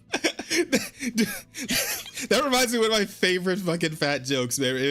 Comparing like when like friends that are girls talk about being fat, and like when between like that and like when friends who are dudes talk about being fat, and like how it's like, oh, when it's girls, it's like, hey, am I getting fat? It's like, no, you look beautiful, you look amazing, girl. Oh my god. And then when dudes talk about it, it's like, yo, bro, am I getting fat? And it's like, bro, I got like 5 fat friends and you were 3 of them. Greatness. My fucking favorite. It's so good. Oh shit. Oh man. Oh god. Man, watching how people are trying to claim that ogre woman from the new Shrek coming out. Black isn't even a requirement to set fucking people. Zendaya. Yeah, that is, it's like that shit pissed me off. Like, because people would get mad, right? If it was like, man, that new ogre in the Shrek movie looking kind of black, but like if it's an actual black girl just like putting a selfie of herself next to the fucking ogre, and it's like, well, what do you want us to do now? It's like, shit, like you can say it, but we can't. Like it's the N-word all over. I think it's the N-word all over. It's the N-word all over again. I think what's funny about the whole situation, the whole Shrek situation, is how many people are losing their minds. Like, oh well, this is a black character, and it's like, but Shrek and Fiona are both white as hell. Yeah. Like, have you seen their uniforms? Do we want to just segue this into the trailer? Because I do have the trailer if we want to take a quick look about it and discuss. Because I have thoughts. It, so I might as well. You haven't seen the trailer? Oh, okay. Here we go. No, I've just seen the stills. Okay, so first of all, in this first freeze frame, this is our new Donkey and Shrek, by the way. I don't like redesign. Donkey. I don't really have much problem with the way Shrek looks now, but Donkey's like, I don't know. There's some real. I'm sure you do, but like it's Donkey for me. That's the one that really gets me. Like the way he looks now is. He looks really. Like he looks homogenized, like the current mascots for General Mills cereals. Yeah, like the Chicks Rabbit and whatnot. They look like really fucking generic. Well, they're both so much less detailed. That too. Yeah, And there's Shrek's eyes are just wrong. The nose has gotten wider. There's less texture in his skin. The eyebrows are not as heavy, and it's just all. Where Shrek facing is going to be an issue, man. We can make that a title too. Shrek facing should definitely be. Shrek's got one eye on Fiona and one eye on the swamp. Oh my god! And there was someone made a tweet about how it's racist for how orcs in D&D are black, but how comes Shrek's not, racist for being black? And then one person points out, well, he's an ogre. Yeah, so orcs and ogres are different somehow. Yeah. I don't know. You want to rethink that thought process you got, man? I mean, it ain't my thought process, Obi. I don't know. I don't know where that's about the person who said something about him being an ogre. It's like, you want to try that line again, man? It is. I mean, I get the feeling that we're kind of coming from the same place as far as being members of the black race, and needing at some point to acknowledge that there's some of us that are just too far gone. I just don't know. Some of us. Dude, have you ever retorted against any black person on Twitter, or almost any black person? I usually don't bother, to be honest. I usually just don't even fucking bother to try. But if you got some horror stories, by all means.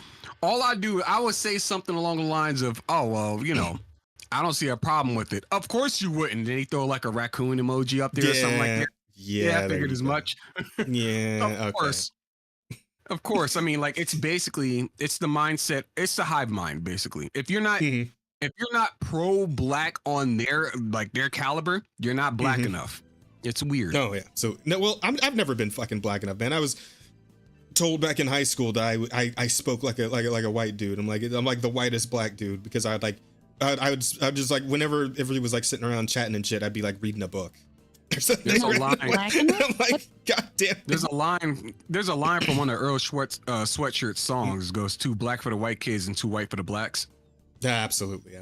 And Rada, I do end up sounding like a little more black when I get like worked up like this. But like when I speak normally, I kind of looking at you. I mean, visually. Looking at how if we're talking about like color in this case, how is that even? I mean, I get because no. I'm not gonna lie. Living in Montana, I knew a black guy who literally, I mean, he took it to Urkel levels of acting white, and then like 10 years later, me and my friend meet him, or we're actually walking in J.C. Penney's, and he happens to walk by, and he recognizes her, and I don't recognize him because he's finally decided to be black as opposed to whatever in the world he was trying to be before. No, here's the thing, Rada. You can't be black just by being black, okay? You gotta think black. You gotta act black. You gotta talk black. You gotta support all the black things and be on with the black movement and all that. Yeah, exactly. Like if you're seen as like, if there's any aspect of you that isn't seen as like just straight up part of black, then people are like the blacker blacks are gonna look at you sideways, right? Like it's hard trying to explain this. Somebody who isn't black is so hard. Like how do I explain this? We have in this house, he will say something. I will look at him and I will say, "Honey, can you put that white for me?" I more times than often, I am the Ebonics translator. So. Well, no, it's African American vernacular English now. You got. Yeah. I said what I said. Well, no, here's the thing. Before PC happened. Yeah, I like the word Ebonics. It sounds cooler. It sounds cool. Ebonics. AAV sounds like some stupid nerd shit. I'll be honest. It does. It sounds super soft. Like Ebonics. Ebonics makes it sound like an actual culture. AAVE is like It kind of sounds some like weird an textbook SUV. bullshit. Like that shit sounds white. if I were to pull a card from their fucking playbook, that sounds white. Like the fuck. African American. No, Call I'm it a black Ebonics. American. I've never been to Africa. Oh my You god. know? Sheep, bro. You the same spirit, man. Like you and me, bro. Like holy shit. The number of times I have said that, it's like, yeah, I'm not fucking African American. I've never been there. I don't speak the language. I knew somebody in high school who was like, I've been to his house. Like his parents actually spoke like an African language. They had like tribal masks up on the walls and shit. Like that's actual African American. I'm just, I was born in California and I speak English and that's it. Like, Damn. That's all I'm a black American. Even I took it one step further, actually. I think it's stupid that we call ourselves black. We're not literally black. We're brown. We're brown, yeah. Well, I mean, some of the darker niggas are like, I mean, yeah, it get pretty, but like, yeah, we're brown. Some Like blue black guys, yeah.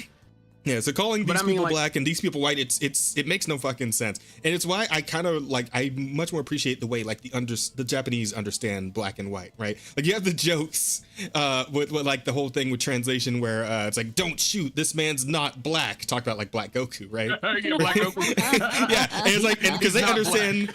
Yeah, they understand black as like the actual black, and like that means like actual evil. color. Like white means like good and light and angels and all that shit, right? And it's like and like some black people find that offensive. They find that like racist. And it's like, no, you just don't get that they have a completely different understanding of what this means, and that their understanding makes more fucking sense than ours does. We're brown. Basically. We're not fucking black. Like this. Like our shit is what's stupid. Come on. I don't know. Anyway. I these people. Yeah, no, I get it. Anyway, George Scott. Yeah, these people. We're off So topic. what? Let's talk about the Shrek. Let's observe the future of Shrek and see how we feel about it, shall we? Chat, shall we? All right. Hold on, actually make sure the okay, it's not muted. Here we go. Hey, Magic Mirror, who's the fairest of them all? Why, Shrek, of course. Ah! Ew, Dad. Ooh, mommy light. Who's making this stuff? Whoa! Shrek 5, starring Mike Myers, Eddie Murphy, Cameron Diaz, and Zendaya? Oh, damn. Only in theaters. Christmas 2026. That's a terrible trailer. First off. It is. Second, Cameron Diaz didn't sound anything like Cameron Diaz. She did to me. She Yeah, I sounded mean, like she that's- should be black. Mike Myers didn't sound like Mike Myers, though. Yeah, he did sound kind of. Hang on, run that back one more time. Who's making this stuff? I mean, Who's making this stuff? it kind of does, but it sounds like he's going lighter on like the accent than he The did. accent? Yeah, he's than not he used hitting to. the accent as hard as he used to. Yeah, I don't know, bro. And it's like there's two major things that stick out to me with this trailer, right? One's the fucking TikTok meme reel that they put in the fucking magic mirror. And it's like, Yeah. oh no, don't go down this route. God, please don't. Oh no. And then the other thing is Zendaya. And like, God, I'm so just sick of seeing her everywhere. Yeah, it's the fucking Pedro Pascal issue at this point. Like, God, stop putting her in everything. We don't need Zendaya everywhere. And I don't know. And I'm wondering, like, where are the other two kids? The fuck? We only see one of the three kids, and of course it's the one Right. female kid. We're still doing this shit. Like, where are the two sons? Where are they? What the fuck? The shit that bothers me when it comes to Zendaya, it's not to disparage her as, a person. Yeah. She's not a great actress. She's not all that good. She's like Pedro Pascal level, if not a little bit less, because Pedro does a pretty good Joel. Yeah. I'm with you on that. She just basically plays the same stoic face bitch in everything. When she was MJ, when she was Shawnee, Yeah. and any other character, she just stoic face. It's like Because it's like emo thing going on. That's like her whole right? deal. Can I you don't know. do something, please? Yeah, I just get the real sour feeling that the modern writer problem is just going to be all over this movie, and it's just not going to work. I'm really hoping like we'll be fine if whoever the fuck wrote Puss in Boots' Last Wish is on this. We'll be all right. Yeah. We'll be okay. Like maybe this was just we have a decent banger. We'll put it that way. Yeah, that'll be solid. If like maybe they just got somebody else to like do the writing for this trailer and like set this whole thing up, and maybe hopefully that person has nothing to do with the writing of the movie itself, right? I'll wait and see till we get like an actual like a proper trailer, like the proper like 3-minute thing, right, where we see a little more about what the story's going to be and like maybe some of the jokes that are going to be in there, and we'll see where the writing is at. And I'm just really hoping that we can go the Puss in Boots route, because that was solid, that was good, that was really good. Mm-hmm.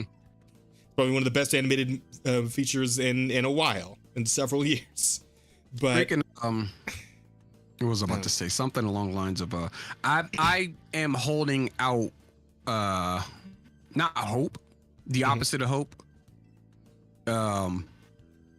For this. Mm-hmm.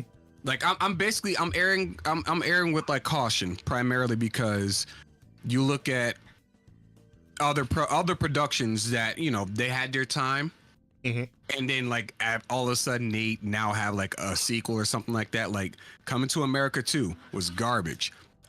History of the World was not good, Part and two. that's History of the World was good. Huh?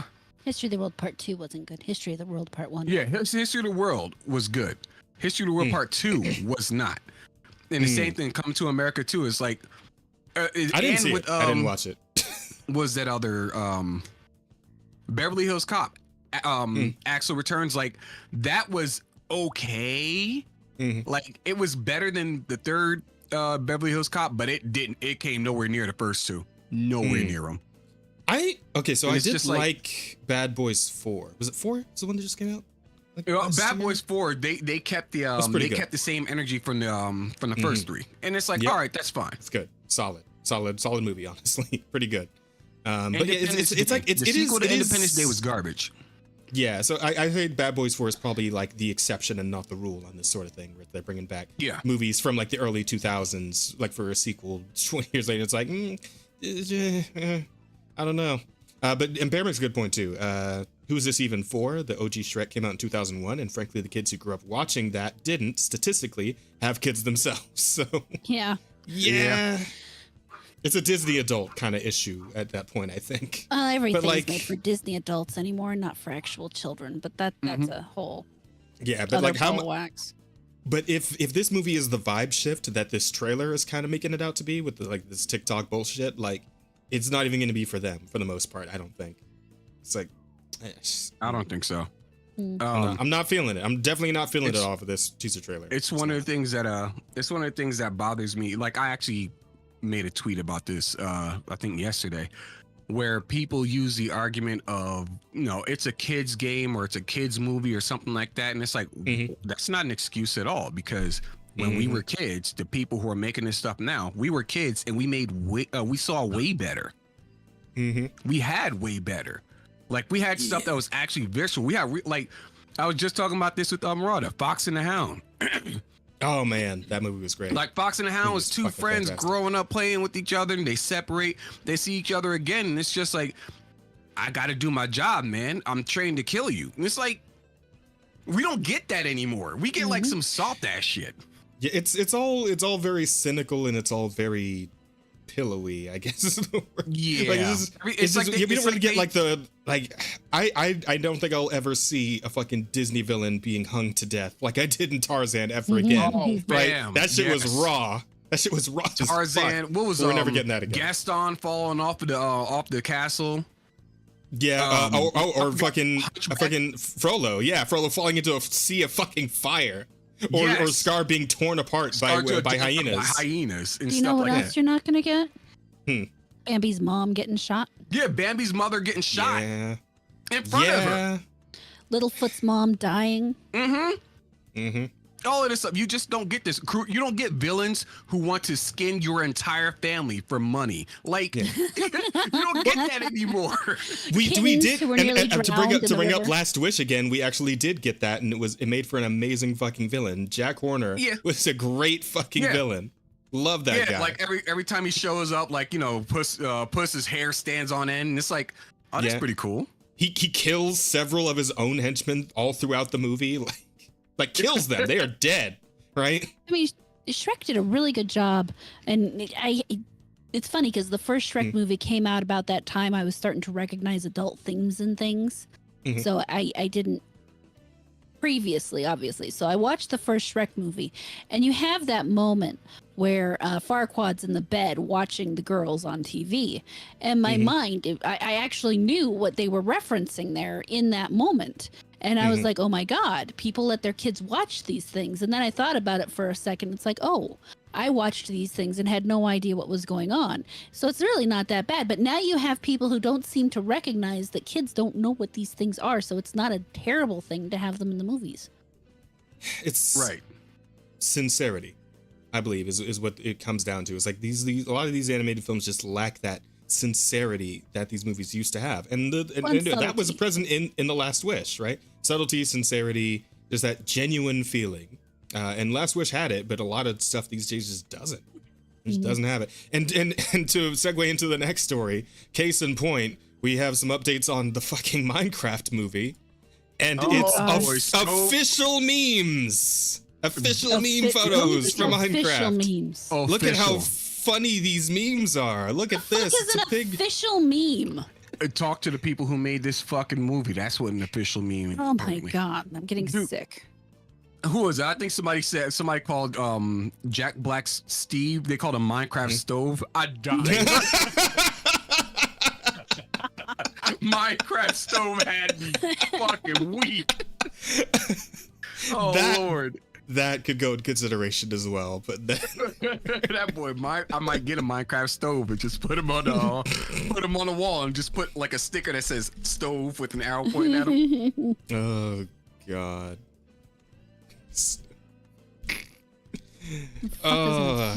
Yeah. So the official memes have been released for the Minecraft movie. I don't know if there's an article with like more of these or if it's just these two.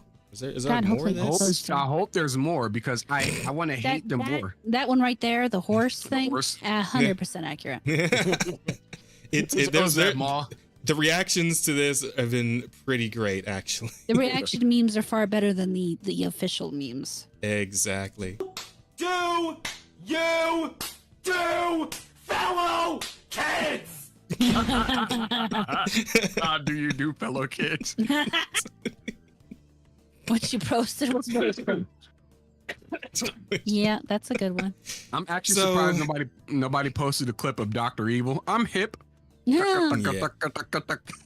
So it's just this weird thing where these kids movies nowadays are like leaning away from the genuine, the sincere into this like stupid, like short attention span bullshit that like a lot of kids are into these days, like the TikTok culture. They're like trying to lean towards that shit, and it's like, guys, no. Please, God, no. Yeah. These are kids movies, yes, but they're also family movies, right? These are things that a family should be able to enjoy all together. Like the adults, the parents should be able to get some enjoyment out of this too, right? Like when I was a kid, my mom, even now, my mom loved the older Disney films. She loved Aladdin, Hunchback, Little Mermaid, all that shit. Like she would sit down and just watch it with me every time and genuinely enjoy it, not just because I was sitting there watching it, but because she also liked it, because it was just they were great films overall, and they had that family appeal to everybody in the family. They could all enjoy it. Yeah, they were able to put in the subtle jokes, and then they were able to put in the more obvious jokes, and they were able to do things that appealed to kids and all the way through. But that's because the people who wrote them actually had talent and actually thought about what they were doing. They weren't just aiming at a formula they've been given because it's been working up to this point. Why should it stop working, other than the fact that people are getting absolutely bored with it and nobody cares anymore? And we can tell that you don't care because you're not actually trying to put any effort into what you're making. So yeah, I mean, that's part of it is the amount of effort and care that they put into it. The sincerity that they make it with, the thought process that they're doing it with, the fact that and that's actually a big problem today in general, is just the fact that nobody seems to really care about what they're making. They're just making something to make something. They're not making something to inspire, or they're not making something to teach kids anything. I mean, that was part of what stories were always about once upon a time, was giving kids a lesson to understand and learn. And I mean, realistically, I have my own issues with a lot of Disney stuff today. Well, Disney stuff all the way back to Snow White. Mhm. because they take out the lesson so often. They blunt. I mean, they blunt the tip. That's part of what we were talking about earlier. To be fair, some of those fairy tales that they drew from initially had That they told the kids. were a lot darker than they were like Little Mermaid. Oh God, For a reason, yeah. There was a reason for yes, it, but though. I mean, yeah, I get it, but it's like it's still a kids, like a family movie, so like you gotta balance it a little bit. No, But it's you it's don't. nowhere near as bad as it is to, like these days, like current year. but that's my right? point, is that you don't have to, because even the original fairy tale was told to kids in its form as it was. True. And the reason for that was that it taught kids how to handle fear. It taught kids how to experience that emotion in a safe situation, so that they could then, when they felt the same emotion in some other situation, recognize it and deal with it, as opposed to having some kind of pissy panic attack because nobody ever let them be afraid before. I get you. I feel like I they kind of understand that so many people today have this desire to protect kids from every kind of negative feeling. But to do that, you actually stunt the kids' growth. You literally keep them from being able to develop, because that is actually what childhood is about. People have gotten this weird idea into their head that childhood is about being innocent and having fun. And while I wish it was that way, it's not. The reality is childhood is about growing up and learning how to be an adult. It's learning these skills from an early age, so you have the time to practice them, so that when you are on your own, you have these skills when you need them. Because just because your brain develops one day doesn't mean you suddenly have those skills. There are things that you have to practice, things that you have to develop. And we are literally not letting our kids develop these skills at all today. No, I definitely get you, and I feel like there's got to be like a bit of a middle ground compromise here, because while you're right, like the kids need to have their space and their time to learn hard lessons and have shit not always completely sugarcoated for them, there's also the aspect that like the world is kind of just getting weirder and more dangerous. Like I think of the fact that like when I was a kid, like in say middle school age, I would just like go out around the neighborhood, like sometimes pretty far away from my actual house, and just like ride my bike and just be out and about all on my own. And you know, my mom wouldn't really have to worry about it. Like still show up at the end of the day. I don't know if I had a kid in today's day and age, if I would be willing to just let them go out on their own when they're like 11, 12, 13 years old. Because I don't know what the fuck is going to happen if like some weird creep just shows up out of nowhere, grabs them, or like shows them some TikToks or what. Okay, well, you know.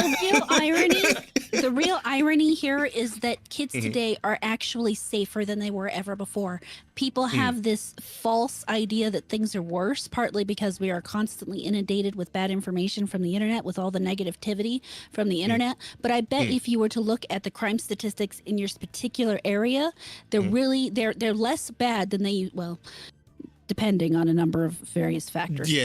They're less bad than they used to be once upon a time. I mean, kids, the world today overall is a less violent, safer place than it ever was. And we have been actually getting less and less violent over time, but people don't recognize that because we're on the internet.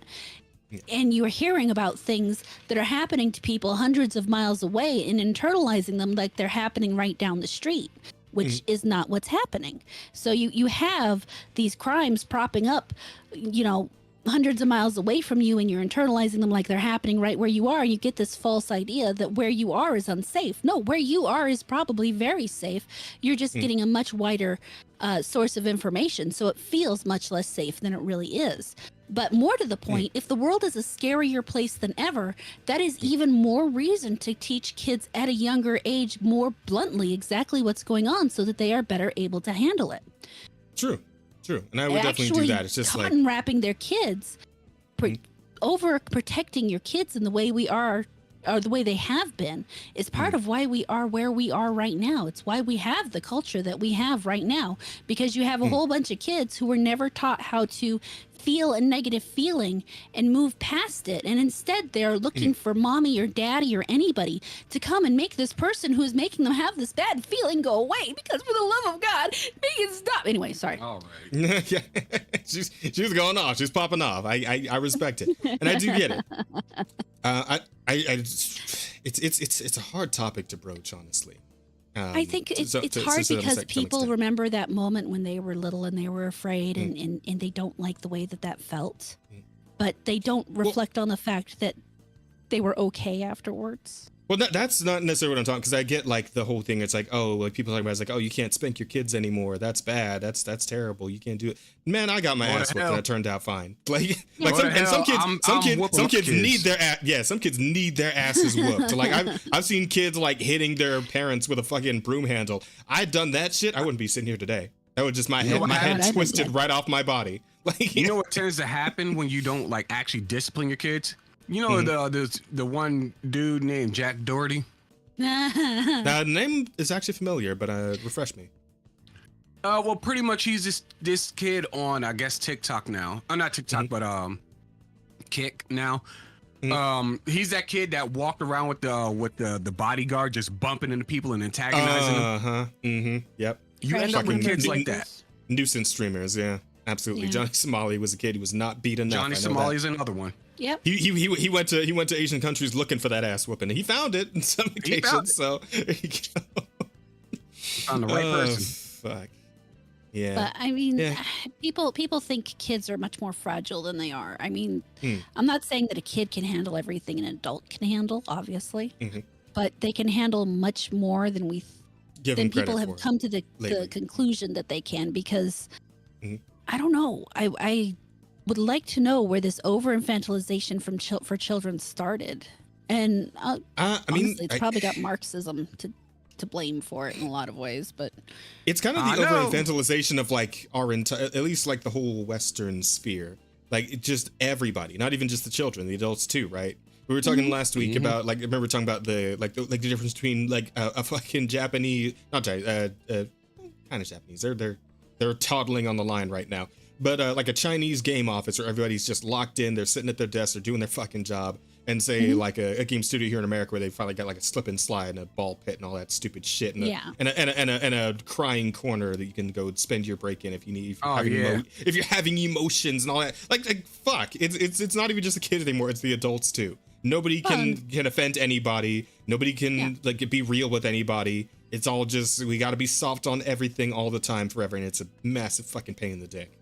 God. Well, and that's part of my point, is that's how we're raising our kids to be, is we're raising them into these people who don't understand and can't handle emotion, because nobody ever actually teaches them to handle emotion. Because that's a skill you actually have to learn. You're supposed to be taught that. Public school doesn't teach that. That is something that you learn from your parents and are supposed to learn from a very early age.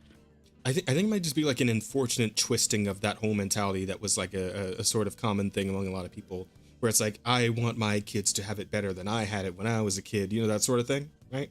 And I think maybe just like taking that maybe a little bit too far in too many aspects. Far too far. Yeah. So that sort of thing. Possibly. But in terms of circling back to the Minecraft shit in the Minecraft movie, we're not actually even done here. But there's been more. I don't know why they seem to be so like invested in this movie, but we also have action figures. You want your fucking it's Minecraft stove. You want your Jack Black action figure. Action figure looks so awful. You gotta think of the optics about this. This little ass kid playing with this old dude. Yeah, would you like your fat middle-aged Jack Black action figure? Jesus Christ. Little Timmy, listen, you can have this Optimus Prime toy, or you could have the Jack Black with the Minecraft sword. Minecraft stove. I'm sorry, but whatever in the world that green thing is, because I don't play Minecraft, whatever it is, it looks like a dick. Yeah, the creepers. Oh, man. Is it supposed to look like a dick? Yes. Okay. Holy shit. Actually, it's supposed to look like a block-shaped dick. Okay. Just checking. Wait. Oh, The creeper. The Yeah. creepers, yeah. Yeah. I guess so, huh? I don't really know what was going through the mind of the Minecraft creator when he designed that I one. think but it was something along the lines of like that was like a bug or something like that. maybe. Something Yeah, because it as does have far like the as weird programming like. goes. Yeah, there's the weird bug texture on it, like when you see the actual. Because like the Minecraft movie one's like hairy, it's like fuzzy for It's some just, reason. yeah, But it's just the one in game grass. is like, yeah, the weird one in game has like weird like pixel texture though, like a fucked up texture essentially. It's just all green. So yeah, I don't know what's giving them the confidence in this, but they're going for They it. saw the success of Five Nights at Freddy's and was just like, we got to do the same thing. Was that movie Please don't. particularly successful? Friday Nights at Freddy's, yeah. Five Nights at Freddy's did pretty good. I guess. I mean, a lot of people liked it. I mean, there were some cameos that weren't necessary, but some of them just felt natural because they weren't acting like YouTubers. Funny how everyone memory holds that. Remind Jack Black never recognized his co-host called for a Trump assassination. Oh yeah, that whole thing. Well, I'll give Jack Black grace on that. I feel like Kyle is his name, the other guy. I feel like Kyle probably fucking sideswiped him with that shit like in the moment. So Oh, he did. I don't think he knew that shit was coming. Face. Yeah, I don't think he. I don't think he knew that was coming. Oh, So- Jack Black is definitely like he's a staunch like leftist, but But at the very Yeah, least, I he think was- he's got enough of a brain to not fucking call for assassinations of presidential candidates on a grand stage in front of a massive audience. Like, you know, at the very least. Because you say he's like a staunch leftist, but from what I've seen and heard of him, he doesn't really like lend himself to all the like political stuff typically. Like he's not going full on He does. fucking. Does he? Oh yeah. Well, like He to was- the he was- he was extent of all like in on the fucking Go ahead. what's his fucking name? Luke Skywalker. Mark Hamill. Yeah, Mark- I mean, yeah, I mean, he- he's not like full on Mark Hamill about it. Yeah. he's not as Right. unhinged in the same way, but he's very much let his own opinions be known. Which I mean, I In a don't nutshell. see anything necessarily wrong with that, so long as you're not being like Same. weirdly I don't like really care combative. as long as there's a way I Yeah. don't have to listen to it. Yeah, and as long as you're not being like horrifically combative, like say Yeah. like Mark Hamill or See, a lot of game I'm people in the game industry, Western game industry. For whatever reason. I'm actually in a camp of don't let your politics overtake your job, your career, Mhm. and that's pretty much what's happening with what happened with Mark Hamill. It's like if he's not playing Luke Skywalker, he's playing like Biden's bottom bitch or something like that, or Yeah. Kamala's bottom bitch at this point. What's the basketball guy's name again? Basketball? Which basketball guy? The one from Space Jam. Michael Jordan. Okay, so Michael Jordan once had a quote about why he didn't talk politics, and it was that Republicans buy tennis shoes too. It's just shoes. He didn't have tennis shoes. He Yeah. has Makes sneakers. sense. I But, still can't. I still Yeah. can't like. Why is this movie not animated? Huh? I don't know. Why is this not an animated film? For fuck's Sorry, sake. That's the same- Retardation. You know what's funny? That's the Yeah. same way I feel about the Zelda movie, and it's primarily because Have you seen anything of that yet? Not yet. 'Cause I did hear but, it was going to be live action, but Yeah, there's news of it being live action, and Mhm. if it's live action, that's gonna kind of like it's gonna sully it a little bit for me, primarily because while you can mimic the same kind of like visuals you get from like the Sonic movies, yeah, I don't know how I feel about like a human fighting a. I don't know how I feel about a human Link fighting like CG Mario in a Smash Brothers movie. That'll eventually happen. Let's be real. Well, okay, we I don't know about the whole Smash Bros movie concept. I'm not sure about it. I feel like maybe that's something they could go for. And if they do, I feel like they'd probably take the full animated route, even if they're like including, characters that are in like live action movies, right? Needs to be in a Studio Like- Ghibli style. Like what they would do, right, is just like if they do live action Zelda and they have a live action human Link, but then they decide to put him in the Smash movie, it'll still be animated. They'll just make it look like the actor, and then they'll have the actor voice him. It'll still be like an animated character, and that'd be fine. I'm cool with that. But as far as a live action Zelda movie, because like a game like Twilight Princess, right, where it was a lot more realistic and it was darker and grittier. I feel like that could work potentially. Big question mark on that. could work. They Maybe. can adapt if they adapted the manga, yeah, it could work.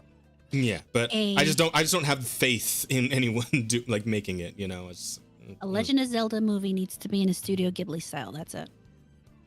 that'd be cool. Okay. I dig that. I'd go for that. I don't know. But as far as live action goes, we'll have to wait and see. I'll give it until the first trailer drops, and we'll see what they're working with. We'll see what they're cooking up. I also just don't trust. Ghibli. I just don't trust most. Oh, go for it. You first. I was about to say, you just Studio Ghibli and Studio Trigger do a crossover for a Zelda movie. I will buy 4 tickets for myself on the first viewing. So he'll be paying 5 tickets on the first viewing because I'll have to buy my ticket too. I'll buy 6 tickets on the first viewing. Apparently, I get 2.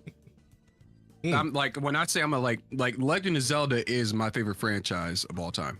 Yeah. Fair enough. Yeah. Like, If you could only see the books. I can imagine. I think I still have like one of my fucking like Zelda Choose Your Own Adventure books on my shelf here somewhere. Can I have it? Dude, if I can find it, sure, I'll send it over to you. Thank you. Hang on, I'll look in a second here. I'll put this in the next story and then I'll look for it. Okay. Let me see. What else did we have for today?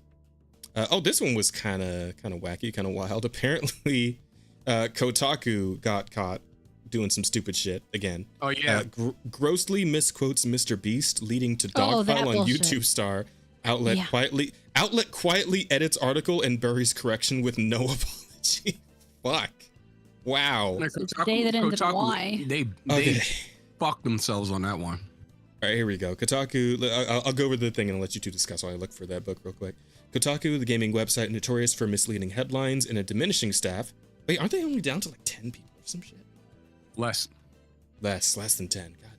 Goddamn. Has been caught spreading misinformation, this time about YouTube's biggest creator, Mr. Beast. This most recent controversy stems from an article written by Kotaku writer Zach Zweisen. Originally headlined, Mr. Beast, life is so much easier when you're broke. The problem, Mr. Beast never actually said that. Mm-hmm. Well, Correct.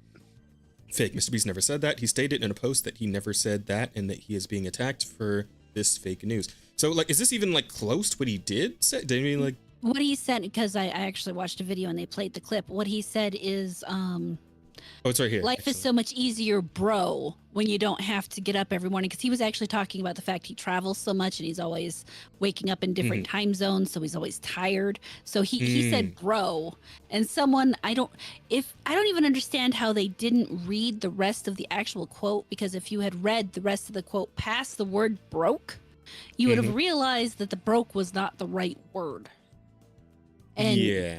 so that they didn't first they went off of a transcript from a PR firm, and then they didn't watch the video and they didn't read the entire quote. So they failed on so many levels for comprehension on this one. Yep, that's their fault. And there are a couple people out there that they got kind of caught up in the nonsense too. Oh yeah. And they ran with it almost instantaneously.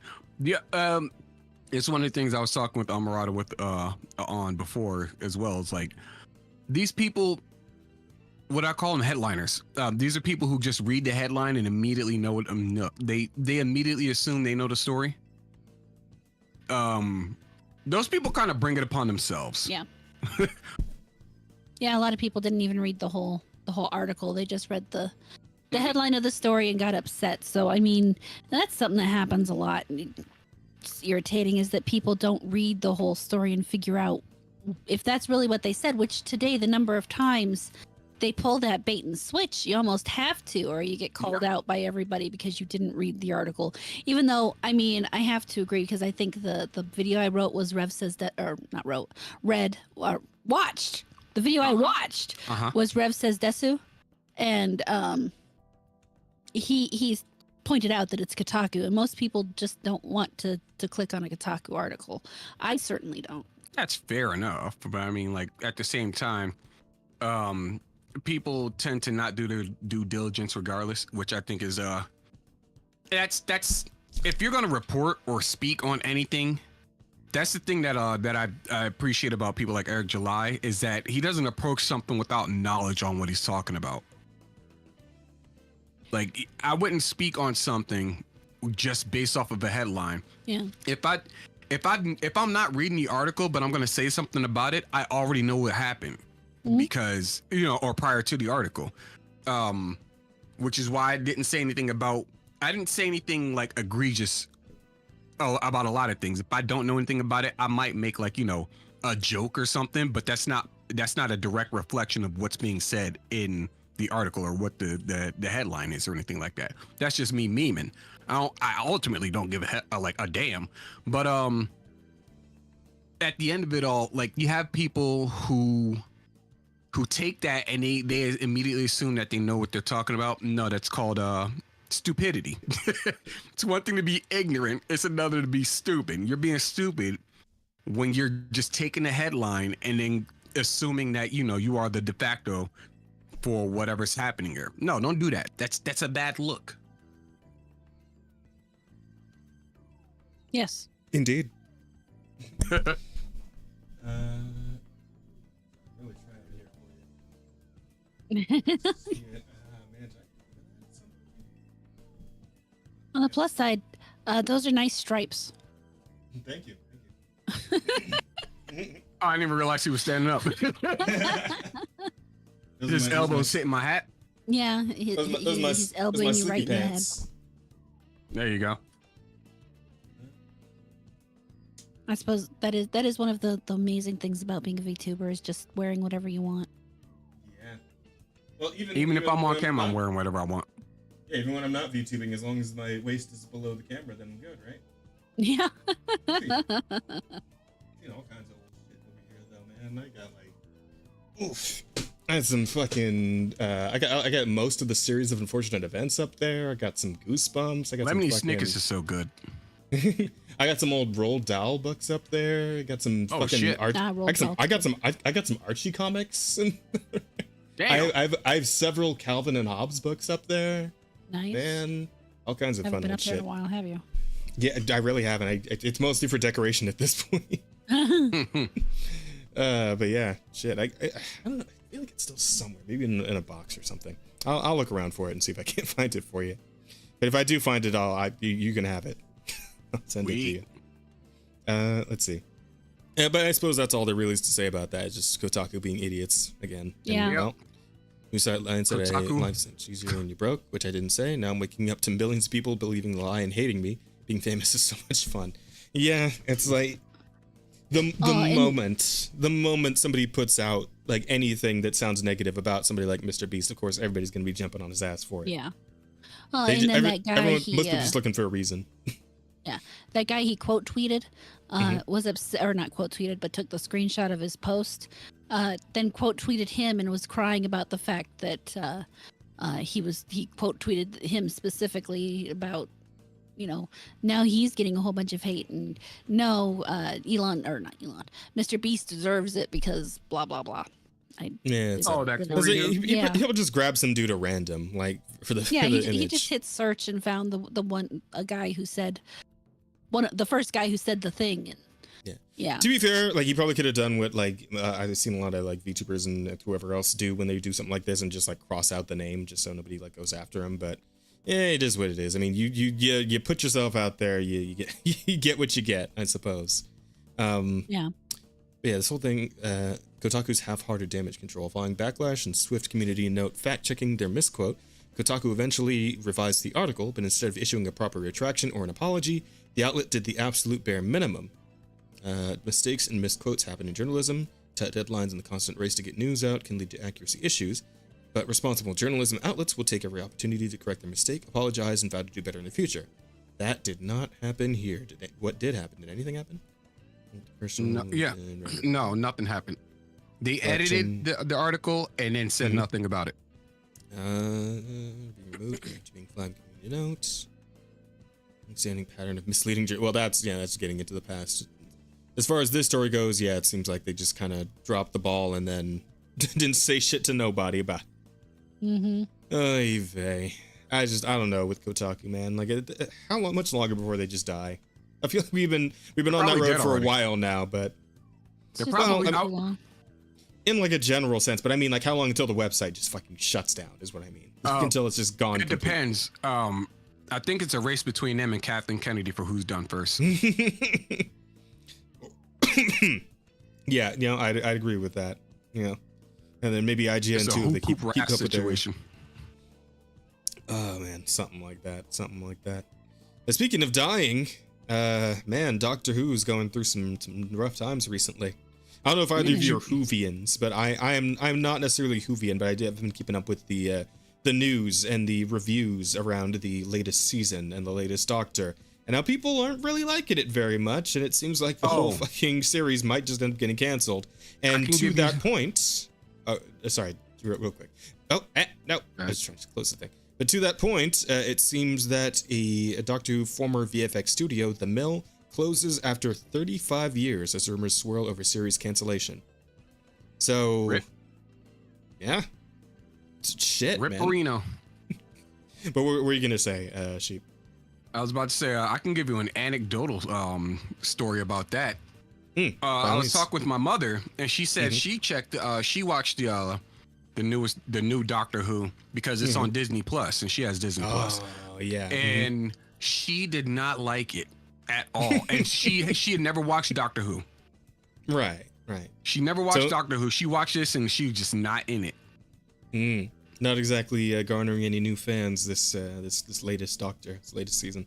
And from what I hear, I think the guy who's actually playing the new Doctor, Judy Gatwa, something like that. Yeah.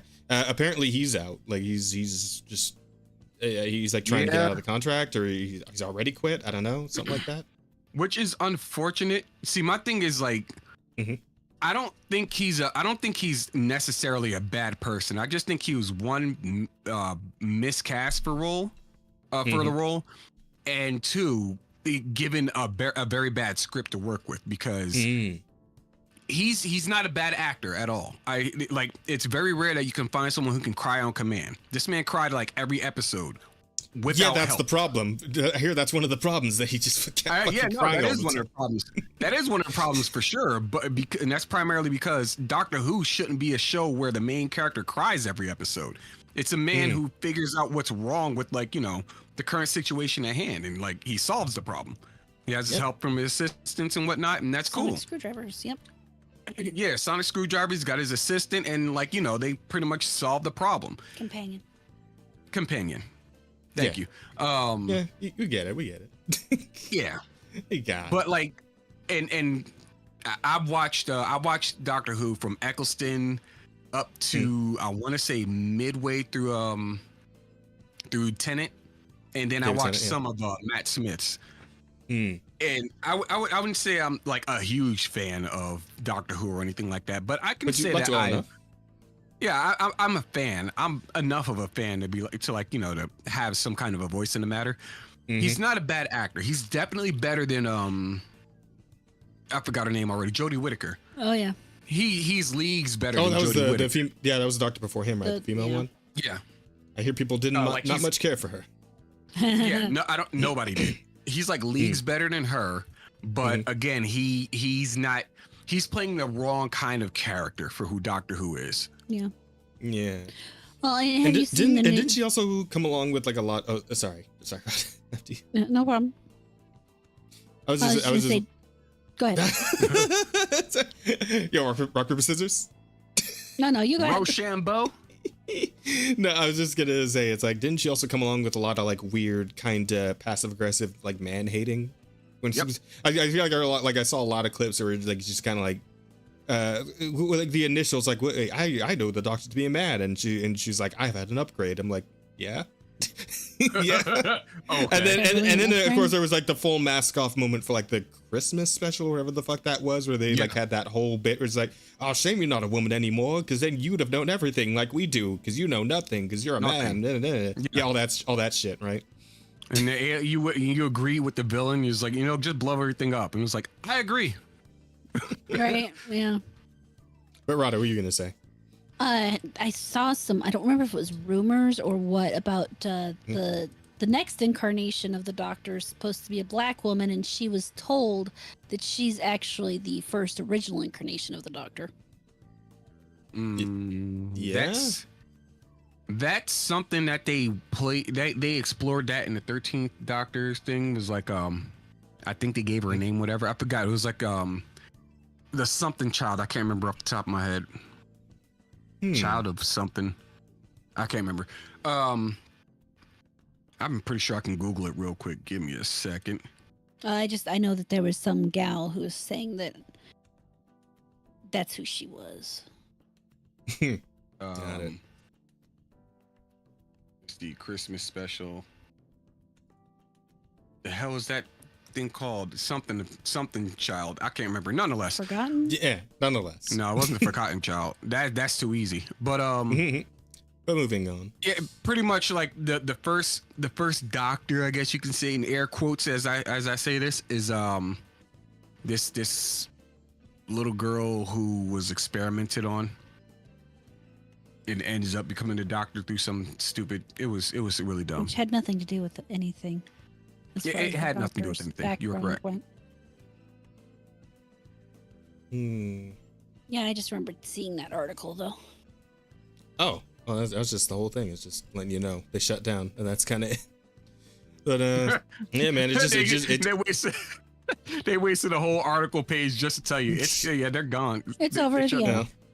Yeah. What else needs to be said at the moment? I mean, usually at this point, because like that part plus kind of has a way of like going over like the history leading up to this point, like everything else is like connected to it, and that we kind of already know. We've kind of just gone over. It's just the fact that like the reception's been awful. The show's been bleeding viewers. People don't like the new Doctor. He's such a bitch compared to the old ones. You know, and it's all kind of, it seems like it's falling apart, which is kind of crazy because like how long has this show been running? It's been going since like the 70s or some shit, right? Like, Well, it started Later in the than that. 70s and then it had a break for a while and then it came back in the early 2000s. Yes, like 2004ish, 2005, something like that. yeah, it's just the whole the point is that like it was Timeless Child is what there says. Timeless Yeah, Child. okay. Thank you. That one, the Timeless Child. There you go. Holy shit, that was the first Doctor, as they want to say. But yeah, the funny thing about this is that Russell T Davies, the guy who's currently running Doctor Who, is the same guy that brought it back and made it Right. good with Eccleston. So it's like, what did So you yeah, do? what the hell happened? Yeah, exactly. What happened, fam?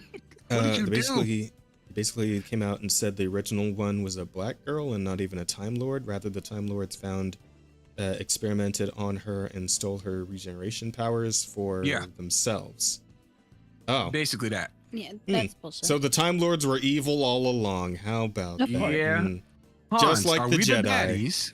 baddies? Every time. Hats, they have little Gosh. skulls on them. Are we the baddies?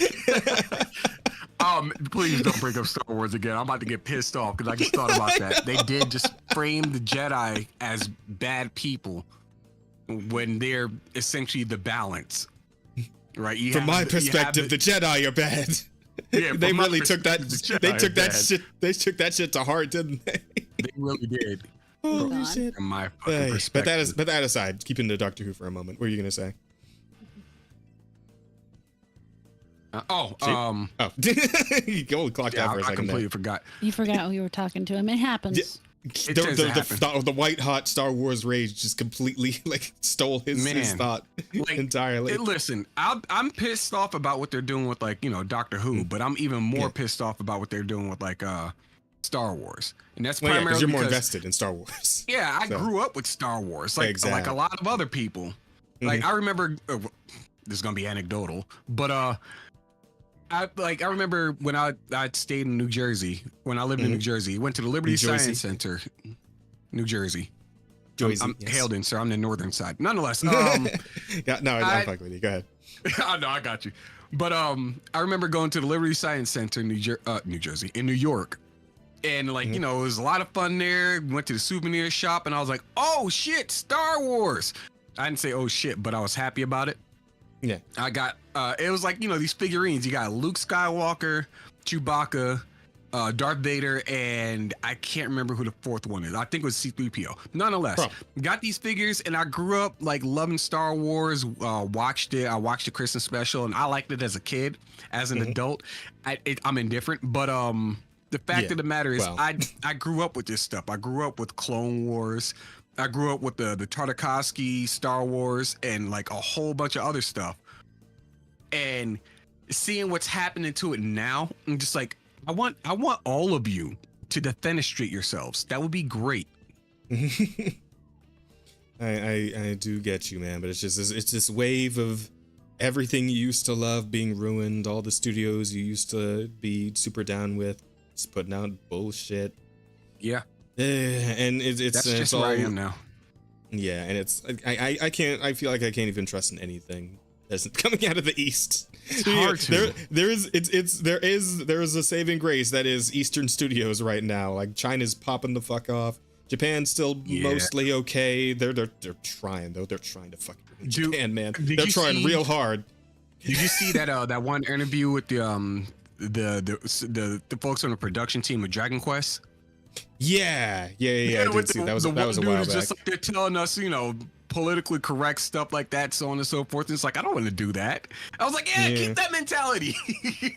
Yeah, man, that's gonna save your fucking studios. I'm telling you. But I don't know, man. Ken Nakamatsu is a good guy. Ken Nakamatsu is the guy that he did Love Hina and Negima and a bunch of other like manga series out there. Manga and it's like, and I would like to think that hopefully Japan's just keeping like paying attention to what's going on with like the shit that's coming out of Korea and China right now, and how it's like actually dominating everything coming out of the West. Most things coming out of the West. There's still some good stuff.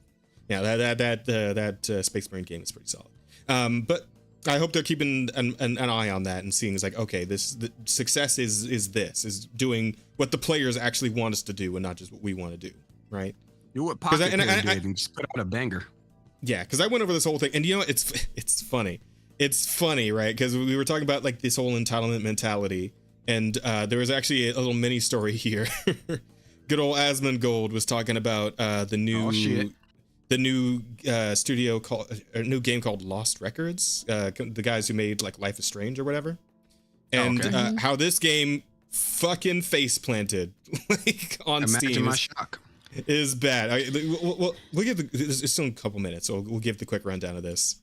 On LinkedIn, blame non-existent modern audience for lost records. People on LinkedIn blame non-existent modern audience for Lost Records failure. What is Lost Records? Is this a game? Yeah, this is a game. Okay, and nobody played it. Oh, damn. It didn't do as bad as Dustborn.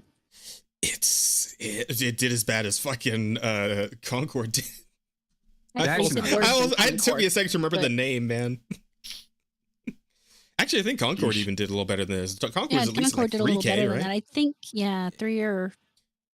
But this is. I think it's high as 9, actually. This is definitely death for a video game, though. Yeah. These numbers are death.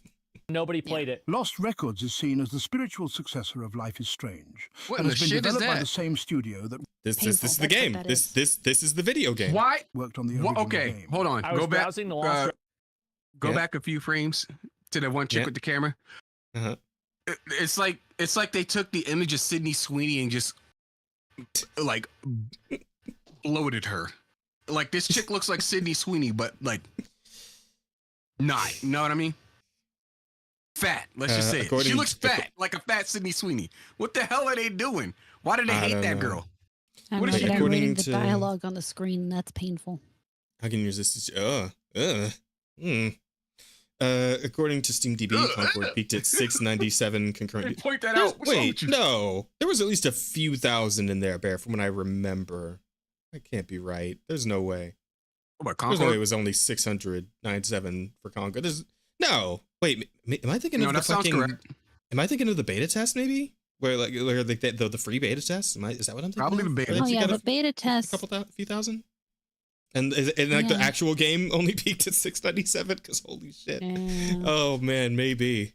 But here, the part I wanted to get to is a little further into this video though. And has been developed by the same studio that worked on the original game. I was browsing the Lost Records reviews this morning and I couldn't believe what I was reading. The reviews aren't that great. I'll wait for episode 2. I was interested, but I'm going to pass. These sentiments coming from a self-selecting group of consumers that are presumably interested in its themes and claim to be supportive of its developers. What the thing means self-selecting consumers? What does that mean? It means consumers that basically choose to be there. Yeah. Huh, okay. but who are still withholding commitment. To reiterate, as a consumer, these are the ways that you support a product. Buy it at full price. Ideally, you must pre-order the game, and ideally, buying the deluxe edition of the game. This is particularly true if you're play it. Get other people to buy and play it. If you must promote for the game, even if you don't like it, I guess. Or I mean, the funny thing is what he's saying here isn't wrong. When a game is good, when people genuinely are excited about a game, and it used to be this way, when we were all younger, you would pre-order the game, you would be all hyped for it, you would get the game, you'd play the game, you'd be, oh my god, I'm so excited about this, and then you go tell your friend, and your friend gets excited about it, and they go buy the game, and there was no real, a lot of people didn't really wait for the whole when it went on sale thing, because we were all excited then, and we went to buy it then, and that's how it ran back then. But while these people are looking for a modern audience, they're also not developing for the modern economy. Yeah. Correct. And it's like, and it just feels like, because like this person's talking about, oh, you got to do all this, that, and the other when they see like the shit numbers of the people playing the games. It's like, do you maybe want to address the reason why this game's not doing numbers first? Maybe you want to figure out like why people aren't gravitating towards it. Maybe that's the thing you should really be focusing in on before you start telling people that they gotta buy it and get the deluxe and play it and tell all their friends about it. Right? If the game isn't actually getting people's attention, if it doesn't have any kind of draw, if people aren't excited or interested to play it, then none of that other shit even matters. Because that's what you should be, and that's the thing that I feel like the Chinese and the Korean studios are doing, is they're making games that are interesting to people. They're not trying to just demand support for these games. They're trying to earn it. And that's the thing. That's the one thing, man. Earning that support. That is the mentality that I feel like we have lost here in the Western studios. And I don't know what the fuck happened to it, but I can tell. That's the acronym for DEI. Didn't earn it. Yeah. Well, we've been over that. Yeah. I mean, but what happened was the people who became game developers in the West aren't people who played games, so they're not people who understand what gamers want. So they can't give gamers what they want. They can only give gamers what the game devs want, which are not the same things that actual gamers want. They want these stories that represent themselves, and themselves aren't actually gamers, so they can't do it. They no matter how hard they try or how creative they think they're being, they can't do it. But the bigger problem is they lack the self-awareness to understand that what they want isn't what everybody else wants too. They do not understand that. They think that since it's what they want, everybody else must want it. So it should be a big hit when it goes out. And then they're very surprised when it doesn't. I'll be honest, man. Between the video game where some lesbians are making a terrible home movie and the one where I get to fight a T-Rex with a giant sword, I mean, it's just, I don't know. Like, I think I'm going to lean much rather have the giant sword. Yeah, I think so. Maybe that's just me as a guy, as a man, right? Yeah, I'm not much here. If you're going to give me a choice between the two of them, I will pick the T-Rex every goddamn time. I have absolutely no interest in watching two women kiss each other. Not because I am not a lesbian, but just because I don't want to watch any other two people kiss each other, it's just gross. I don't want to see it. I don't. Women are irritating. The idea of two of them together in a relationship arguing just gives me a headache. There is a very good reason why I'm not a lesbian, and that is women. It's not that she just really, really loves men. It's just that there's no other real option. Men are so much better. For my personality, for the things I want, let's face it, a dick is always going to be better for me. I think there is definitely a large subsection of men who want to watch two lesbians make home movies. Yes, Bear, but that's a different kind of thing. Those are 16-year-olds. I'm pretty sure I'm going to get called gay for this, but I mean, you're watching two women fuck. Like, I see no appeal in lesbian stuff. Like, I don't get the joy of two women kissing. It's weird to me. I agree. I mean, not in the sense of like, gay shouldn't exist, but in the sense of I don't know why I should be aroused. I'm not. I don't care to look at this. It's just not for him. Yeah, it's not my thing. I can get down with it. It kind of depends, right? I mean, obviously the women involved need to be attractive to me at the very least. And I guess it's kind of like the same way like Fujos get on with the like yaoi manga and all that shit. So like the way they that attracts them, I suppose I can see why like lesbianism would kind of attract me to an extent. But like when we're talking about these dumpy teenagers making a like cringe home movie, it's like no, that's not the kind of lesbianism that I find like hot. I'm not here for that. I'm here for literally not anything else. But you know what I mean? You know what I'm getting at here. Yeah. Do I? But that doesn't change that there is an audience for that sort of stuff. True, but that audience isn't down for this, for what we saw here. You're I don't like advocating that for audience. niche and Screw varied that types audience. of releases. In the case of Lost Records, the developer Don't Nod has lost 90% of its market cap over the last 5 years. It has done everything that advocates and activists have clamored for during that period. 2 weeks ago, the new game from the makers of Life is Strange is off to an excellent start. And of course, it's Kotaku. It has done everything activists have clamored for to consistent commercial failure. Well, no, coming from Kotaku, they're probably being absolutely genuine. But coming from the guy who's making that video, absolutely sarcasm. Boys, if it doesn't get a hit soon, we'll have to lay more. Oh, there it is. They'll have to lay more people off, and it will go out of business. Hey, 69 workers, nice. I can tell you that's from IGN. That's sad. Yeah, it is rough. 69 Company workers. has also canceled 2 in-development projects amid a reorganization. Yeah, it's like, here's the thing. Once you're out in the free marketplace of ideas, well, I mean, there's only so much you can do to get people to actually play your stuff. If you're aiming for a real niche, very specific audience, well, there's only so much you can do. Like, here's the thing, right? You can make games like this where you kind of have that sort of, mindset and mentality behind it and still attract a wider audience as long as the game itself is fun. I think of Celeste, right? Somebody told me apparently Celeste is about transgenderism or something. I didn't fucking know. I just saw a really cool platforming game that a lot of people liked and had a lot of fun with. So, but it's like kids like, it's like that whole trend, all that shit wasn't like front and center. Front and center was the gameplay, right? The gameplay was the whole point of Celeste for the most part. You got the other stuff and like that's great and all, but people come to a video game to have fun playing a video game, right? Correct. And you can have fun playing a story-based game, but I mean that the story itself better be pretty fun too, right? Like something like God, I hate to give David Cage any kind of room on this, but Who? At the very David Cage is the guy who heads up fucking what's that studio called? Quantum something. Quantum Realm. No, it's not Quantum Realm. It's like Quantic Dream, I think is what it's called. Quantic Dream. Yeah, the guys who did fucking Detroit Become Human, right? Yeah. And Detroit Become Human is a stupid video game with a stupid story for the most part, but it is at the very least, is an interesting concept of, what if these robot people started like thinking and feeling for themselves, and what does that lead to? And apparently it's the fucking Robo Revolution or whatever the fuck. But it's like it was executed poorly, but at least the concept was interesting enough to get like a wide appeal. Like the game did pretty all right in sales because it had a mainstream appeal of a sort, right? So there is that. But this is just like, you really got to keep in mind like the overall audience you're going towards. And I'm sorry to say it, I know everybody wants to argue about it. Men are still the majority audience of gamers. Yes, they are. They are. And That's correct. Start counting cell phones, but Candy Crush doesn't count as gaming. No, we're not talking we're not about mobile. If you're making a mobile game, make whatever the fuck you want. Who knows what's gonna pop off? Fucking Flappy Bird sold like 3 bajillion copies or whatever. Like who fucking knows with that? But we're just talking about like. Oh, go ahead.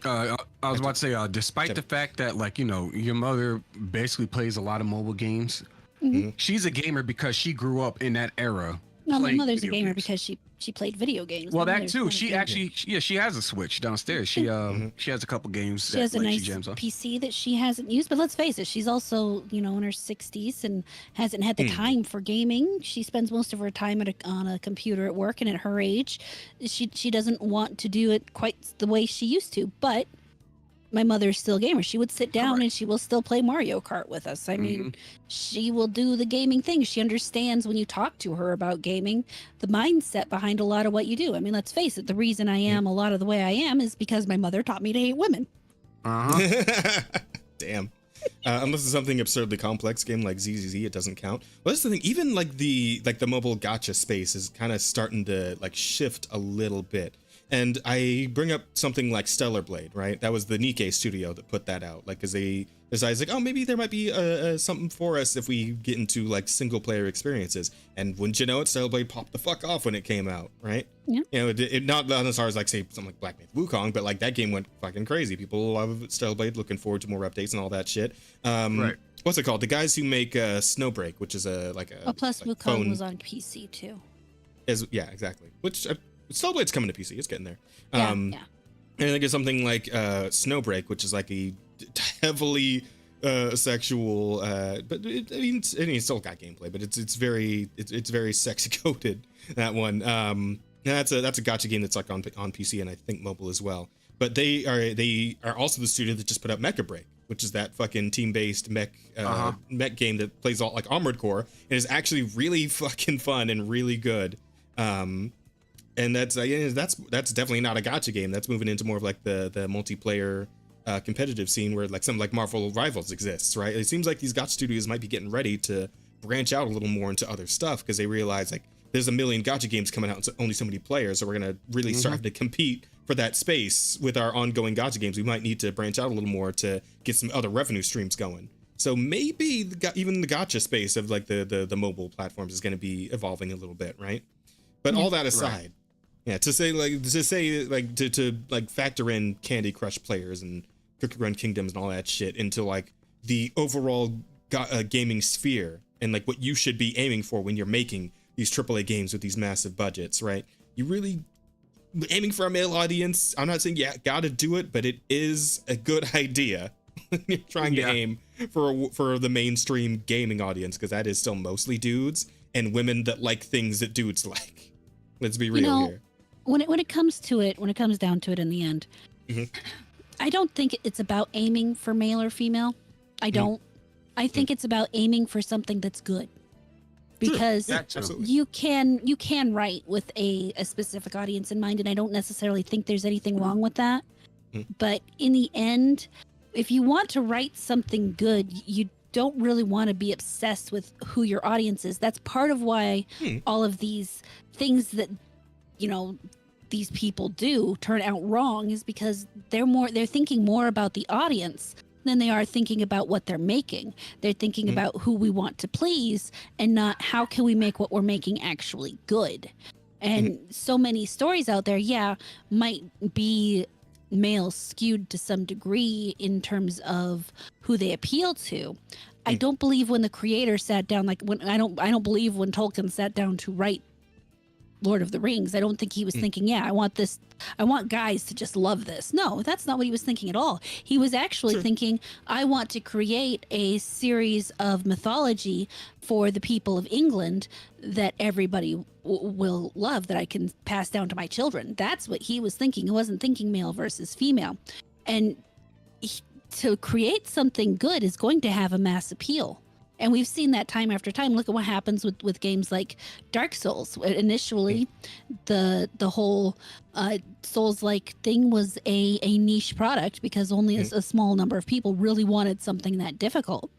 But as it evolved and more people really started to enjoy it, they kind of took some of the edges off of Elden Ring, which allowed a lot larger audience to come in and play it. But for the most part, what makes it a Souls game is still there. And the story isn't exactly your traditional story. It's not told to you in a lot of dialogue or anything. Most of it's finding it on your own, and there's a little bit, but it's still an amazing game that sold wildly popular, not because they were trying to aim it at men specifically, but they were trying to aim it at a specific audience who likes a specific type of gameplay. So I think people get just a little too obsessed about this. Well, you need to make it towards men. No, you just need to make it good. True. But I'm sorry. I suppose what I mean here is like in terms of, because you're obviously making art in a sense when you're making a game. You're writing a story, when you're creating a world, all that sort of thing. Right. And that is great, right? But at the same time, when you're in the games industry, you're also kind of making a product. So playing towards your mainstream appeal you do have to consider that to some extent. And with things like Lord of the Rings and Dark Souls, right? Like these are things that maybe weren't created specifically to appeal to men, but the things that they are definitely appeal to men, with the dragons that shoot fire and the guys with their swords and shields charging into battle and all that, all that sort of shit, right? Like this is the sort of thing that very traditionally typically appeals to guys and not really women as much. So, that's kind of what I'm getting at in that when regard. They sit down to make that, Mhm. I don't think the thought in their head is immediately, I'm making this for men. I don't. Yeah. Because, Absolutely. I mean, it Well, happens whoever to made appeal to men. fucking Lost Records didn't think that. Yeah, I mean, it happens to appeal to men, but Mhm. I just don't think that when they're sitting down Having to the golden do nuggets. it. Yeah, because when you Okay, focus I on guess so. that, what you end up is with things like the Lost Records, because they sat down and thought, I want to make a video game for women, and Mm. that's what you got. Instead of trying to make a good video game with an interesting storyline that maybe had a softer tone that would appeal to more women, it was a video game for women. Yeah, I get you. And yeah, and there's definitely such a thing as like terrible video games that were built with a more like masculine energy to them. That does definitely happen. Yeah, so it's, I don't know. I think Nuke 'em forever.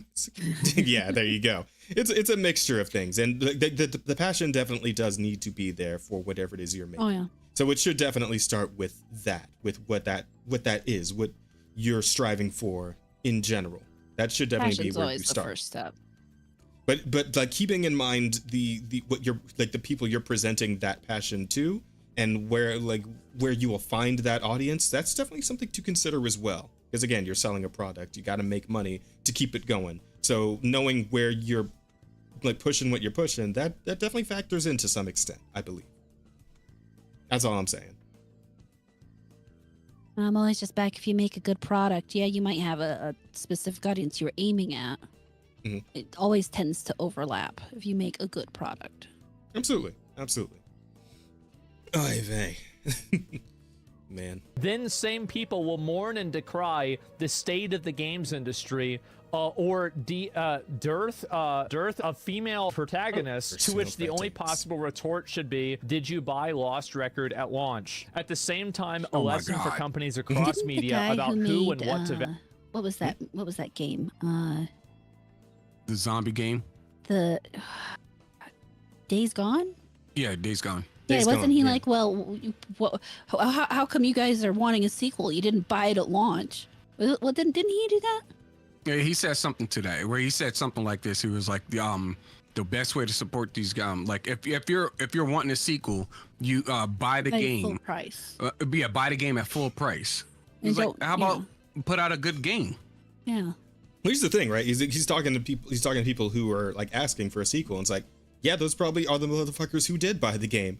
I'm one of the ones who didn't, and I don't give a shit if that game ever gets a sequel, right? Like, you can't be talking to me about it because I don't fucking care. But you're talking to them like they actually supported you. You're treating them like they didn't. Like, that's not a good look. It's like, the fuck Well, are I you mean, doing? even if they didn't buy it at full price, they still Yeah. bought it. yeah, Yeah, Like there you I go. bought, So- like for example, I bought the order 1886 at full price. Oh, wow. There's Oh, no no. sequel, and there's no sequel at all.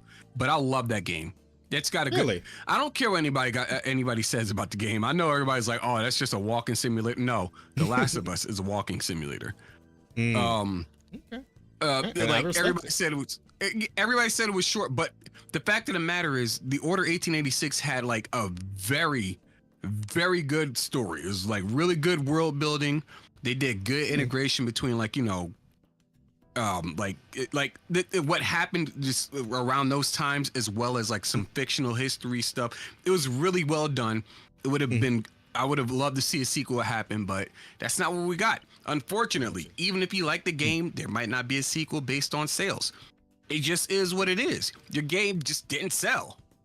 Yeah. And that's the beginning and that's the end, man. That's you're still in the marketplace, value. so Like, whatever happens criticism happens. from someone is meaningless if they don't routinely spend money and time on your products. True. These people are now realizing that all of the retard crybabies on Twitter don't actually put their money where their mouth is. Yep. Please Exactly. don't hold it against them. They don't have any money to begin with. These are people who just want to co-opt your media to be a vehicle for them to spread their message. And now you're seeing even people on LinkedIn realizing that this whole idea of the modern audience is actually just a mirage. And again, they've lost over 90% of their market cap. That is insane. Yep. That's very insane. Yep. But that's the way it goes, I sorry. suppose. Yep. It do I mean, be what it's it is. nothing we haven't already told them. Yeah. Yeah. That's the way it goes. Hey.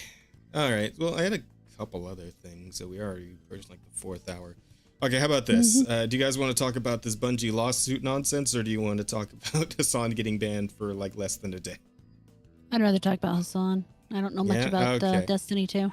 Fair enough. Neither do I. So here's the deal, everybody. Hassan was banned, and now he's unbanned. It's been like one day. Was it even a full 24 hours? Yeah. I don't. Yeah. But was a full 24 hours. somebody was waiting right there at the timer, like watching the seconds tick by though. And the moment that shit hit 24, just immediately Hassan back. Oh, We they need have him back. there's actually a Hassan website, so I think it's called Stream Bands or something like that. That's a Twitter account, yeah. Yeah. Well, no, I'm saying no, the there's, like, guy an over at actual- Twitch. I'm saying there's an actual human being at Twitch who is Oh, you're talking about specifically who's specifically there it is. paid to handle any and all Hassan situations, a living human being instead of a robot to deal with anything Hassan related. And that guy is being paid to make sure that the very second it hits 24 hours that he's back, right? Just and immediately. And it's like, and it is wild. This meme kind of says it all, right? Hips, VTuber hips, right? Lifetime ban, no warning, no appeal. Yep. Kill a member of the United States Senate. And I've seen the clip of him saying this.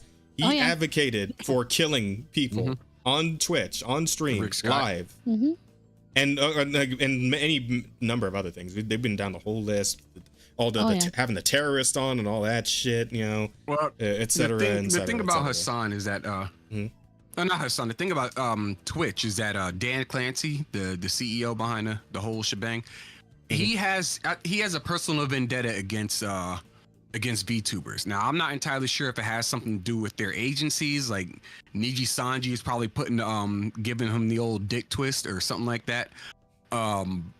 But he does not like VTubers. He prefers actual women.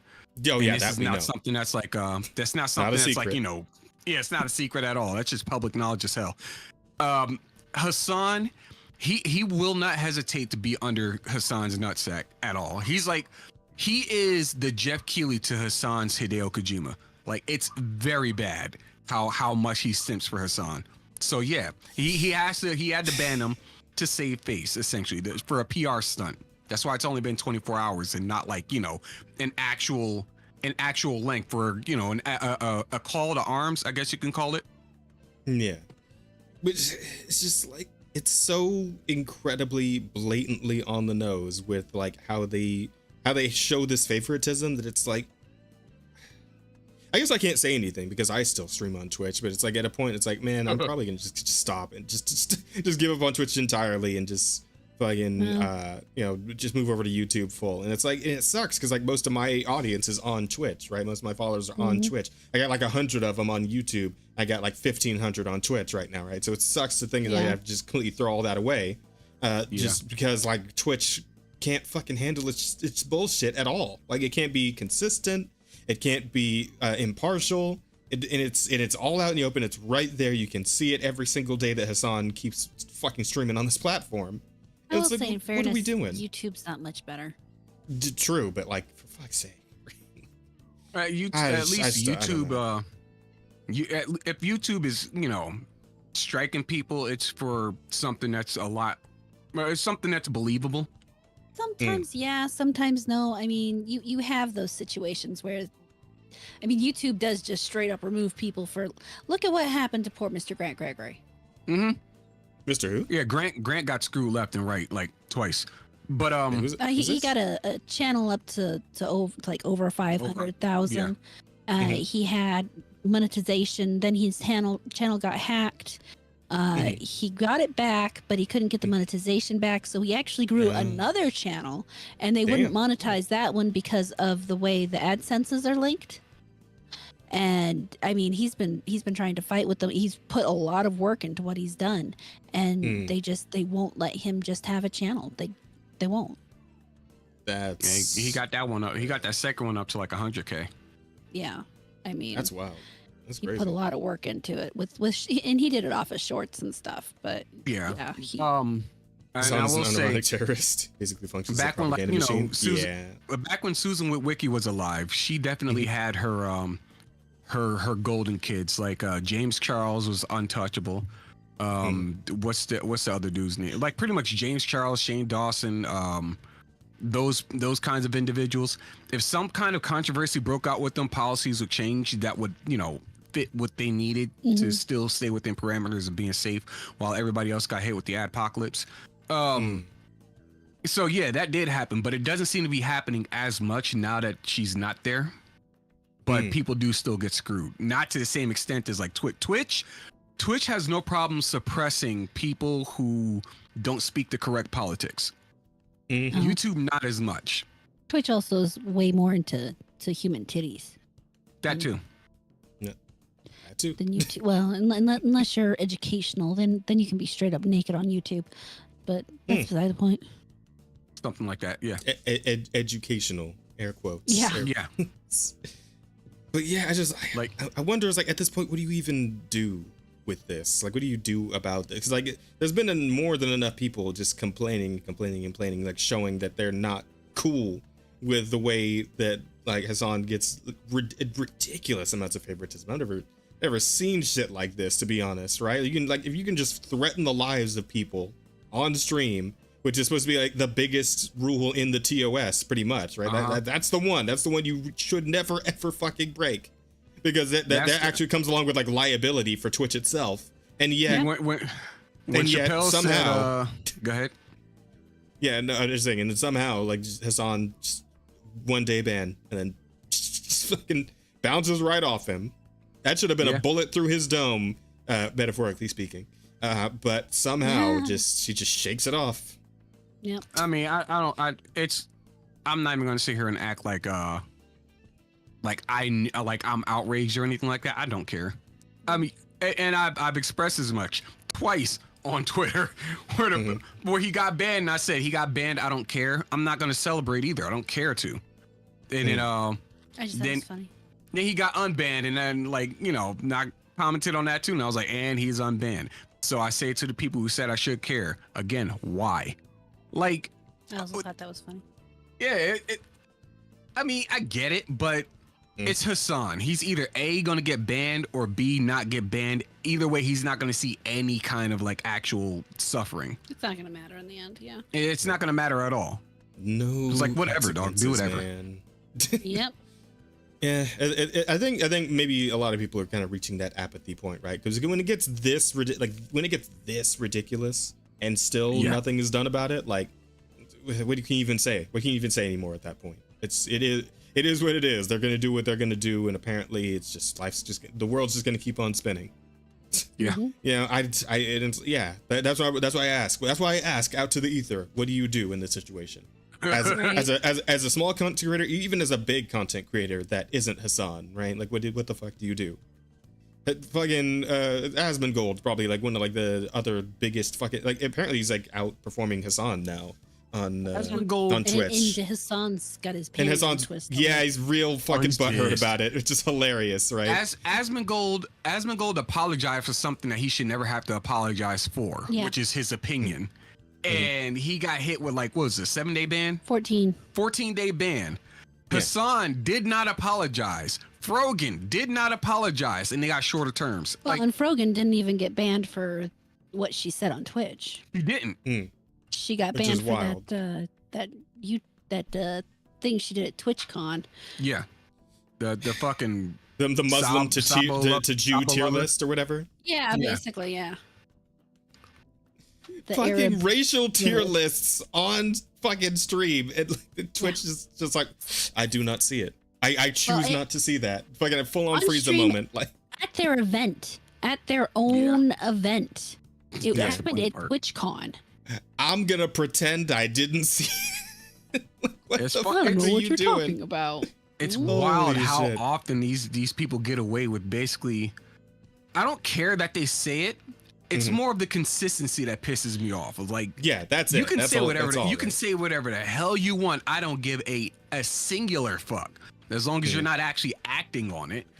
For one, for two, if you're gonna hit one side for saying one thing, you got to hit the other side for doing the same thing in the other direction. Like Yeah. that, like you can't call yourself like, you know, a good platform if you're gonna have something as inconsistent as like your golden people, your untouchables. Like, who was it? Gundam actually did a It's a video. Gundam, Yeah, it's a Gundam did a video on Big fan. like big fan. a do not did a video on a do not ban list, and like Rice Gums is up there, a man who basically told a woman that he would, you know, rape her, and there was nothing that she could do about it. Like, he'd get away with it, like to her face on camera or something like that, essentially like that. So, Didn't what's his name do that too? Speed?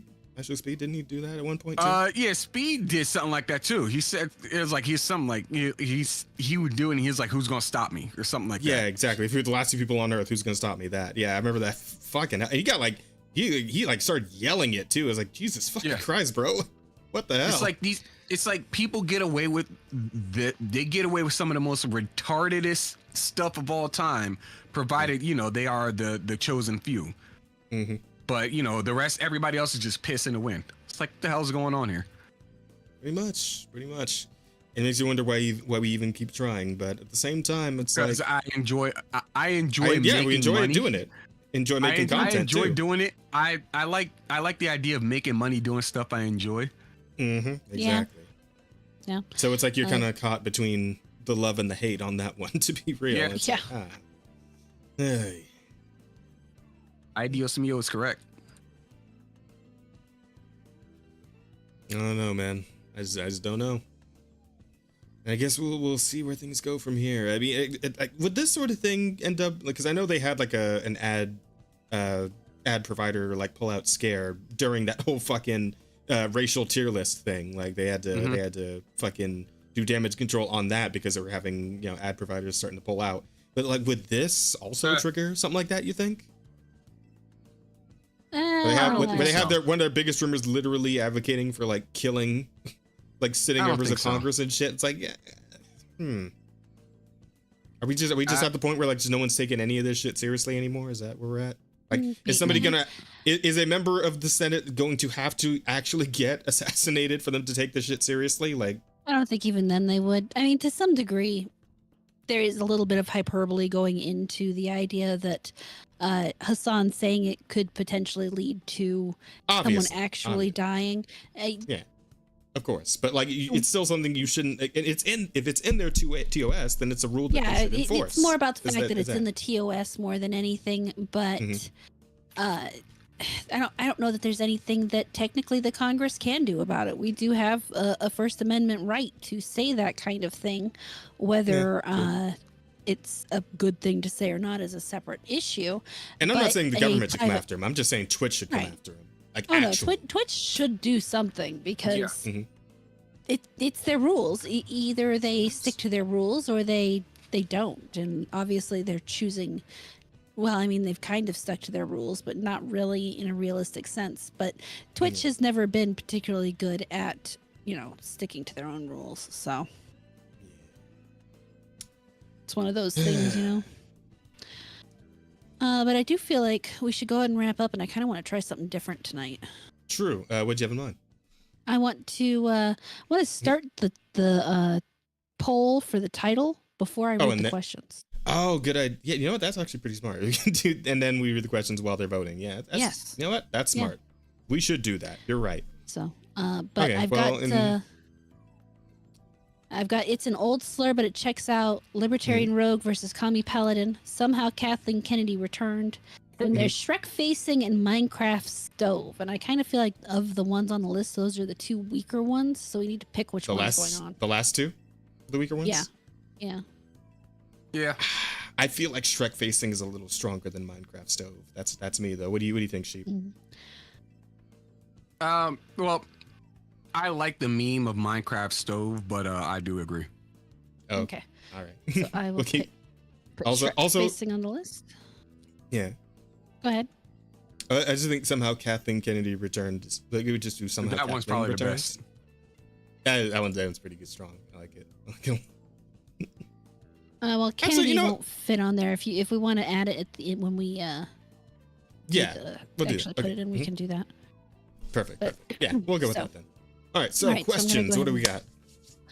Start the poll. So go ahead and vote if you have a favorite, and we'll see where that ends up in a second. Let me go see the questions. Oops. Come on. There we go. Now I need to make these go away so that I can see what I'm doing. There we go. So first we have from NDA. Murata, is this the first time you've willingly been in a room with more than one black guy, or has Jazz racked up enough Tom points by now to not count? That's a good question. Tom points? Are you fucking... see, this is gonna be the one drawback of doing the vote for the title before the questions, because sometimes some good titles come out of the question. Tom points is completely insane. On the plus side, it does give us the time to let them vote. I mean, yeah, true. But, Yeah, no, I do get you. But holy shit, I've Tom points. Been in a room with many black men at the same time. They've always been dressed. So there's that going for me. Cool. Electric Angels asks, so Mr. Cheap Cityan, considering you a Zelda fan, what do you think of Link is a twink concept? Link being claimed by the LGBT community as trans. SFO, aka Dev, made a video of it. Oh, Short Fat Otaku, aka Dev. Yeah, Short Fat Otaku. Yeah. Dev. I remember that video. It's a good video. I disagree with them primarily because Link is a man. He's been described as a man by the creator, and the creator has also said that Link is not a transsexual. Link is a man. Yeah. He's a dude saving Hyrule. That's it. So it's just one of those things where, like, it's kind of like the whole that one article where, like, they try to claim that Salamence. Salamence? No, the Salamence from Pokemon is a trans allegory. It's like, the description of Bagon through its evolution to Salamence is it's trying to find out, it's trying to basically evolve into what it truly is, which is a dragon that can fly. Because, like, Bagon does this thing where, like, he jumps off of mountains and it's got a rock solid head, so it doesn't really hurt itself. It just doesn't fly either. And it's like, it's a nice endearing story. And they turn this into a whole trans allegory of, this is him. This is the fucking dragon turning into whatever the fuck. That's why it's got the trans color. No, motherfucker, that's red, white, and blue. It's an American dragon. Go fuck yourself. How about that for an allegory? Link is not trans at all, as decreed by the fucking creator. Fuck you. I'm thinking of Salazzle. I'm stupid. The first thing I was like, wait, isn't Salamence the weird, like, sexy lizard one? No, that was Salazzle. No, Salazzle. Yeah. Okay. But yeah, it's just like, as far as the, like, Link being a twink thing, that's just, he is. His design, he is. I mean, fair enough. There is that, and that's fine. But that doesn't they made him very soft, I guess you can say. But his actual, like, character is very manly. And that's very manly. Kind of dichotomy. Absolutely. Like, bro looks at the worst in his life, and he's just like, guess I gotta handle this. I'm like, the more it is. Exactly. All right. The Devastator asks, will the new Demon Slayer movie be part 1 of 3 or the final movie? I don't fucking know. I'm behind on Demon Slayer, to be honest. I'm fairly behind, so I have no idea. I just started reading the manga. I've been reading everything else. Yeah, Link equals Bishonen, pretty boy in Japanese. Yeah, I mean, but the word we have for that here in the States is twink, pretty much. So it fits. Yeah. It fits. But yeah, I'm not sure about Demon Slayer. I should catch up on it though, because I was enjoying it. So maybe I'll do that and talk about that next week. Because I think I'm like a couple of arcs behind at this point. Last thing I watched was the arc with the girl with the pink hair that used like the whip sword. The girl with the pink and green hair. Yeah. No. Yeah, it is green on it. Yeah. Pink and green. Yeah, I forgot her name too. Yeah. But I mean, that was the last arc I watched, and I think after that they go into like another training thing, and it's like, so. My boy is forever Ryunosuke.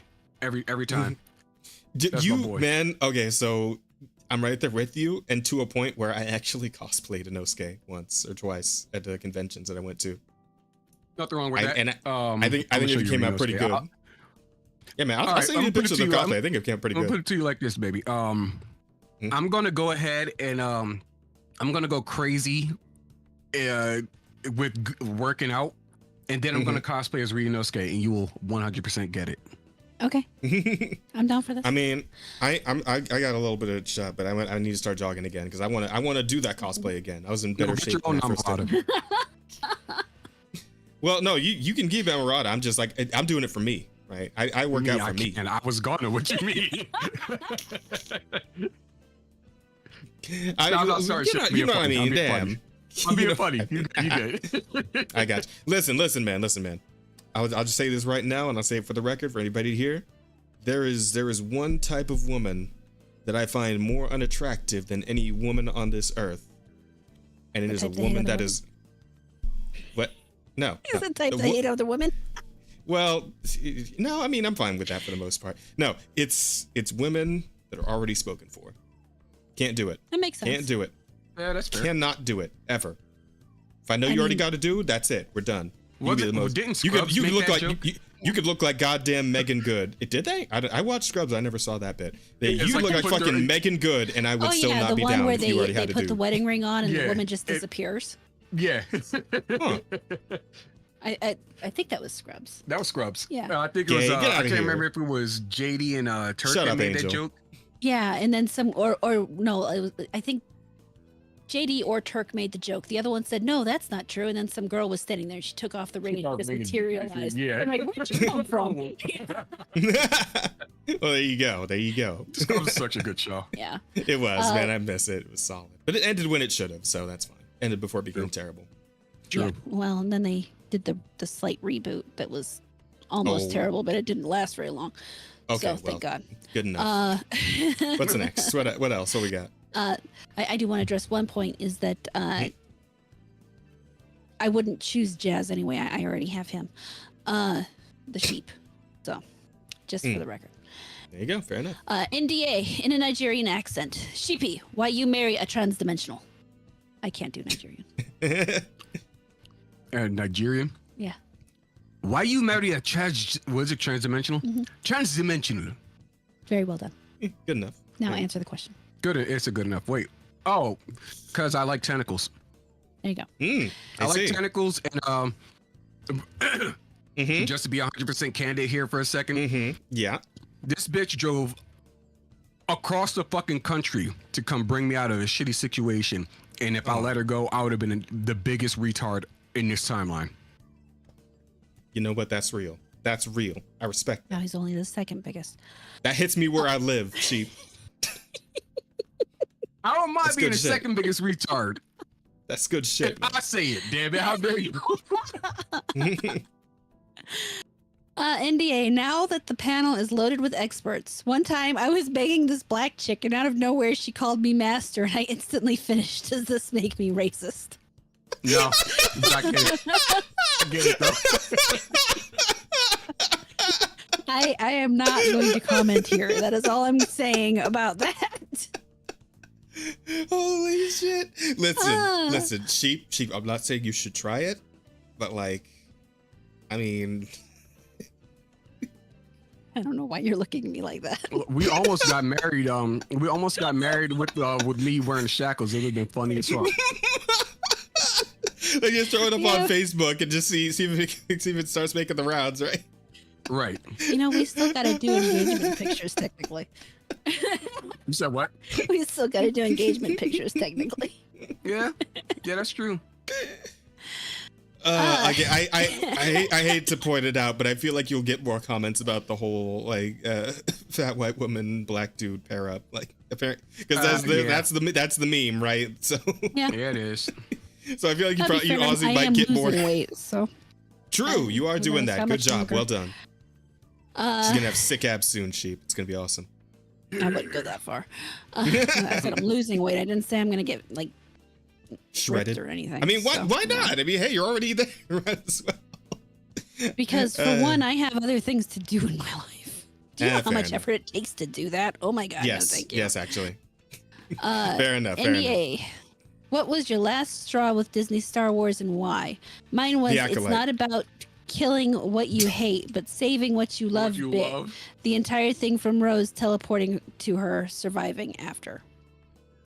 No, it was definitely for me. Mine was the prequel trilogy. That was my final straw. So. Because, like I was saying, I sat down and I watched the entire Acolyte, so clearly there was still a straw there at that point in time, but that straw was gone by the time that 8th episode finished. That makes sense. Yeah, I don't give a shit about Star Wars anymore. I just don't care. They could announce Force Unleashed 3 tomorrow, I'd be like, nah, whatever. Pretty much. I'd say my straw is probably something somewhere in The Last Jedi. As soon as The Last Jedi opened, actually, when Luke threw his saber, and it was just like, the fuck is this?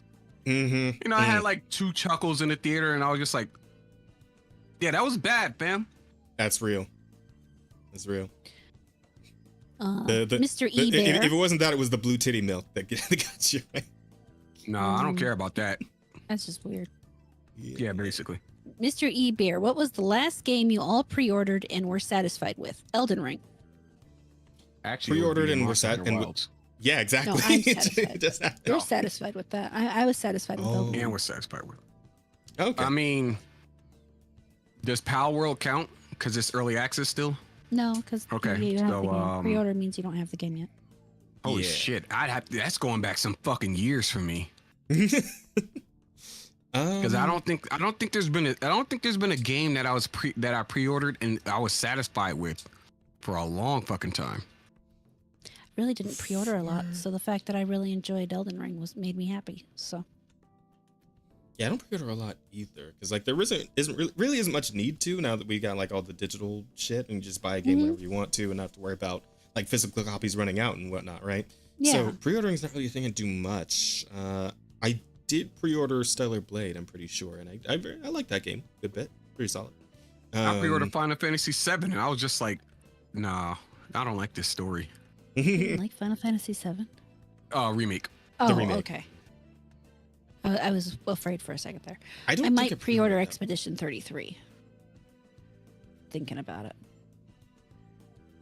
That one makes me excited. What? I'm trying to think. It's like, hang on. Oh, Tekken 8. I pre-ordered Tekken 8. Tekken 8's pretty good. Okay. I enjoy Tekken 8 a good bit. Good one. So probably that. Going back, it's probably, Soul Calibur 6, now that you bring it up. Now that you bring up Tekken, at least. Fighting games in general. Yeah, Soul Calibur 6. 6 was cool. Spider-Man 20. Well, actually, I was satisfied with it when I beat it the first time, and after that, it was just like a slog. And then I realized, oh wait, there's actually a lot wrong with this series or with this game. Which Spider-Man? The one on PS4 or the one that came out? Yeah, the 2018. Okay. Yeah, I mean, I liked the first game quite a bit, and then we got Spider-Man 2, and then yeah, I didn't mind it, but like, there were a lot of story implications when you like think about it. It's just like they kind of painted Pete as a piece of shit, essentially. And it's just like, but MJ left, and she's the one that feels like she's being infantilized, and she's the one getting into trouble, and Pete's got to go save her, and he's the asshole for it. It's like, the fuck is all this? Yeah, I don't know. There's been like a weird thing surrounding like Peter Parker, Spider-Man in these last few years in the comics and the games definitely that's the only doing him Spider-Man. justice. So yeah, I guess you can say I'm still satisfied with Soul Calibur 6. There you go. Okay, fair enough. All right, what else? Any questions? Yeah, one more. And Okay. a silent villain. Why are the Sith the real good guys of Star Wars? And why should the Republic and their corrupt Jedi be destroyed? Long live the Sith Empire. Signed, the Emperor's Wrath. Signed, the Emperor's Wrath. I don't know why I added an extra I in that word. I have no answer for you because I stopped watching Star Wars after the prequel trilogy. Fair enough. Yeah. I believe it's just that, like order and striving towards goals and, having morals of any kind, it's just, these are all played out, it's just, we're trying to progress, right? We're trying to be progressive. We gotta move into the world in which you should kill your father figure when he's completely defenseless because you're upset. Yeah. Mm-hmm. And he tells you can totally do it, and he's fine with it because he believes he deserves it for some reason. It's fucking stupid. Though I will say the way that they framed Soul, a lot of people looked at it. Although a lot of people looked at it as if he was the creep, which I think is fucked up. Yeah. I mean, they did make him kind of creepy and weird, man. Like They did. The slinking around, him constantly doting on some kid he doesn't know. Yeah, it's a little weird. So I don't know, man. That whole show is just so terrible. Anyway, where are we at on the vote? Where'd the vote end up? The vote is 57% for somehow Kathleen returned. Okay, loving it. Good shit. We've got 7 votes, 12 people in the audience. Can we get like 2 more votes on there? Just to make me happy. Well, we'll give you a minute, chat. 1 more minute, and then we're wrapping. Well, here, you know what we'll do? We'll do the outros. Sheepsidian. Would you like to once more remind people of what you do and where they can find you? I draw. I play video games. You can watch me play video games and draw sometimes on my stream. You are still Sheepsidian. What could you be possibly planning to play on your stream? I don't know, something like Monster Hunter Wilds tomorrow. You know what? That sounds like a great idea. Playing Monster Hunter Wilds tomorrow, 1:30 p.m. Mountain Time. So that's 3:30 Eastern. Actually, question: Are you link right there to go ahead and subscribe? There you go. Are you already in a squad or no? No. I'm still do you want to join? brand. Do you want to join the collective squad? Sure. I mean, well, you can be in multiple squads, so there's really. Okay. Well, yeah. If that's the case, I didn't know if it was like a one squad a game thing. No, you can be in multiple if you want. You can even make your own. Oh. So yeah, there you go. But so yeah, you can join our squad and hunt with us if you want to. So good shit. That's cool. We'll do that. Yeah, let's go. Hey. Yeah, so if I'm not playing video games, I'll be drawing stuff. I'm currently doing a commission for somebody, but I do have some commissions open for anybody that would like to have some stuff drawn. Hit me up on Twitter at Sheepsidian. And that nifty little thing you sing sitting there to represent him, he drew that. So if you want something did draw that. Or what's on the thumbnail or anything that's on any of my thumbnails. I helped her design her yeah, he actually helped me with the original concept for my VTuber. Her character? Verada? Yeah. Hey, awesome. It looks good. It looks damn good. I like it. It's very cute. Yeah, very good stuff, man. And yes, Verada, of course we were going to become friends. We're almost the same person. from the conversation we've had tonight, like yeah, it's like you're looking at the stream right now. It's like you get the hat, the glasses, the bit of the chin hair, right? Like, we're both wearing gray, like fucking hell. Yeah. This was not planned, chat. I'm telling you, this was not planned. It wasn't planned from my end. My characters always rock the red and gray. Well, I got no red on. I got no red. No red is part of this. Purple's our whole thing on the Soul stream, but yeah. But absolutely, we're gonna be friends from here. 100%. We're gonna be buddies. We're gonna be pals. We're gonna wrestle around. Okay, this is getting a little gay. No, just a little. Get the fuck out of here. Listen, the Chris best Farley, male. how dare you? The best male friendships are always like a little bit gay. Yeah. That's why Still this is lit. one of the best male friendships, because I'm not gay. Stop it. How dare you? All right. What about you, Rada? What you got coming up? What's your plans? Video tomorrow, I think. I don't know what it's going to be about. It's always fun. Thursday, I normally have my regular stream, but instead I'm going to be on my friend Jack Tarlad's channel. He's doing kind of a choose your own adventure D&D style kind of thing where he invites somebody on and we get to kind of, you know, go through our options of adventure things, and it's supposed to be fun. I'm sure it's going to be fun. That's why I said I'd do it. Sounds interesting. Okay. You can find me over there on I guess maybe I could be nice and actually pull up his channel and link it. Jack Tarlad. Or is it the Jack Tarlad? I'm sure if I just type in Jack Tarlad, it'll pull it up, you know? Sure. Hopefully. But that'll be 4 p.m. Mountain Time, so 6 p.m. Eastern for those who live out there. But yeah, like I said, that should be a good time. Jack's a fun guy. And then I will be doing videos for the rest of the week. I don't know if I'll be streaming this weekend just because there is still a house to be cleaned out. Plus, it's not a D&D weekend, so...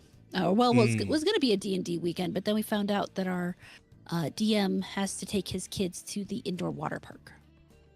So there will be no D&D this weekend. But that's what's going on with me. So expect videos tomorrow, Thursday, Friday, and I'll be on that one stream. And yeah, that should be it for me. Okay. So what are you doing, Jazz? Monster Hunter. All day tomorrow. All day. And then me and Rose are actually going to play we're finally going to continue Code Vein on Thursday for like half of the day. And then we're playing more Monster Hunter in the evening.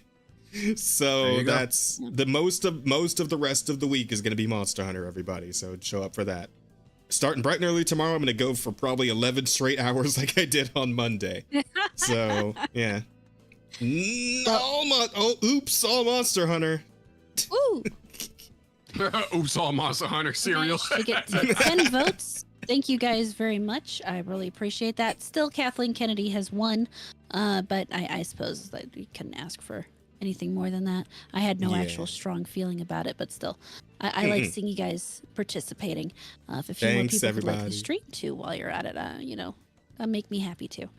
But absolutely, y'all did an amazing job. Thank you so much for being here. I'm gonna go put the title in now while it wraps things up. Gotcha. Yep, that is going to be it for episode 50 of the Offensive Charm podcast. But I'm so glad you guys are all here. For those of you who stuck it out all the way to the end, thank you very much. Appreciate you all. We'll be back next week. Asta will be joining us again, of course. Same time, same day. And we'll see what all, as I always say, what all could happen in 1 week. I guess we're going to find out. And we'll get on it with you guys next time. So yeah, like the stream, follow the channel if you're not already, and we'll see you all in the next one. Take care of yourselves. Later. Peace. Bye.